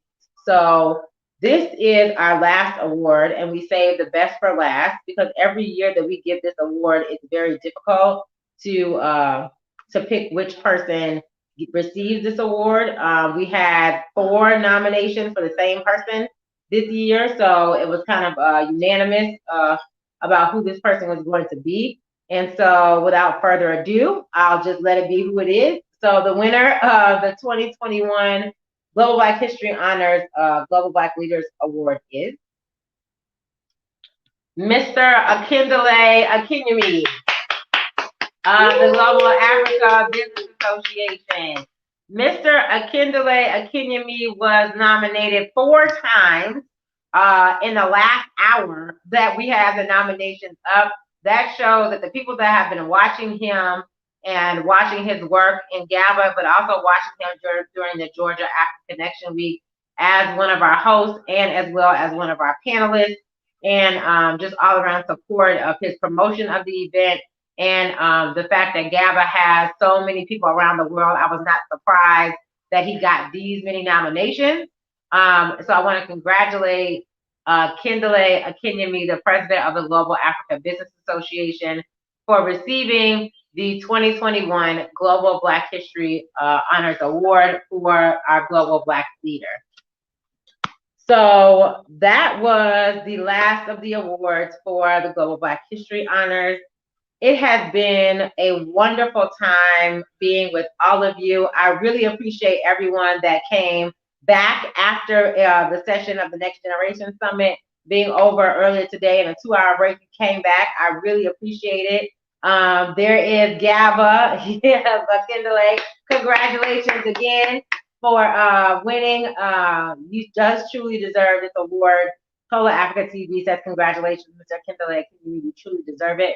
I would concur. I would second that, sir. I look forward to working with so many of you. I look forward to being able to do this in person. Imagine how crazy and awesome that would be. I think the Georgia Africa Connection will grow from this year. There will probably be a New York Africa Connection, a London Africa Connection, and I'm sure there already are, but I think it's really special when we do these types of things during Black History Month and with 100% Black people to talk about Black issues. I think it was crucial that we can show people that we can work together, that we are connected wherever we are throughout the world, and that COVID-19 has helped us digitally get together and realize that we are so much stronger when we just know where each other are. We just need to stay connected through whether it's digitally or whether it's in person or whether you're going to get on a plane like I will and go over to Ghana. I will be moving to Ghana in a couple of months, finally, permanently, instead of going back and forth and this, that, and third. I will be there, and then I will be coming back and forth to the US, but I want to make sure that I can continue reaching people all over the world and then bringing my tribe with me, which were most of the people that were on panels this week. I met some really good new people that I'm going to connect with when I get over to the continent. So I just want everybody to know in closing, this was one of the great experiences I've had hosting the Georgia Africa Connection Week. This has been a shout out to Scout, our production team. I just want to give him a super round of applause because he did an excellent job and allowed me to bring this vision to reality. I told him, look, I just want to be able to sit there and run my mouth. I don't want to have to click and this. I don't want to get on a Zoom because everybody's tired of Zoom. So this was the best experience that I've had being online and being able to talk to you and knowing that we are live and you can make your comments and you can be engaged and all of that. So hopefully we won't have to do this online next year. But if we do, it'll probably be in somewhere else around the world. So I just want to thank everybody that has come along over these last 4 days. Thank our sponsors again, MNC Group. Thank the NAHIB, the Georgia chapter of which I'm the president. If you want to be involved in the National Association of Hebrews, or you would like to be a voting member of the Hebrew Federal Credit Union, please go to NAHIB.net, NAHEB.net. MNC Group was one of our hosts. Michael Bartlett Vanderpew was just inducted into the Hall of Fame in Ghana for his business prowess and making sure that he's doing his part for the next generation as well. I want to thank everyone that came during the business summit and spoke that I do not know.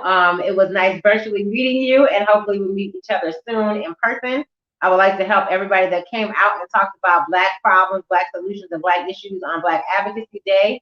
I want to thank all of our new guests and new participants that are just now coming with us for this last part of the Global Black History Honors as part of the Georgia African Connection Week. You can go back and get your popcorn and your tea, as we say, and sit and binge watch the Georgia African Connection probably for another week before we take this all down and give it back to you in a different type of way.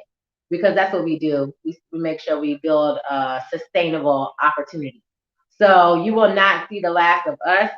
We will be making sure we provide more content.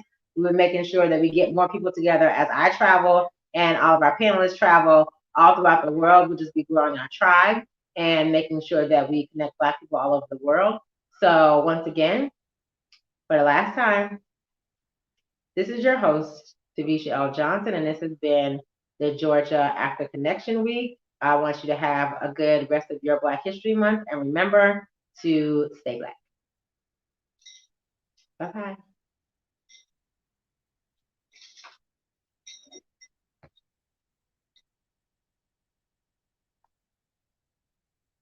Stay Black. See you later. Have a good weekend.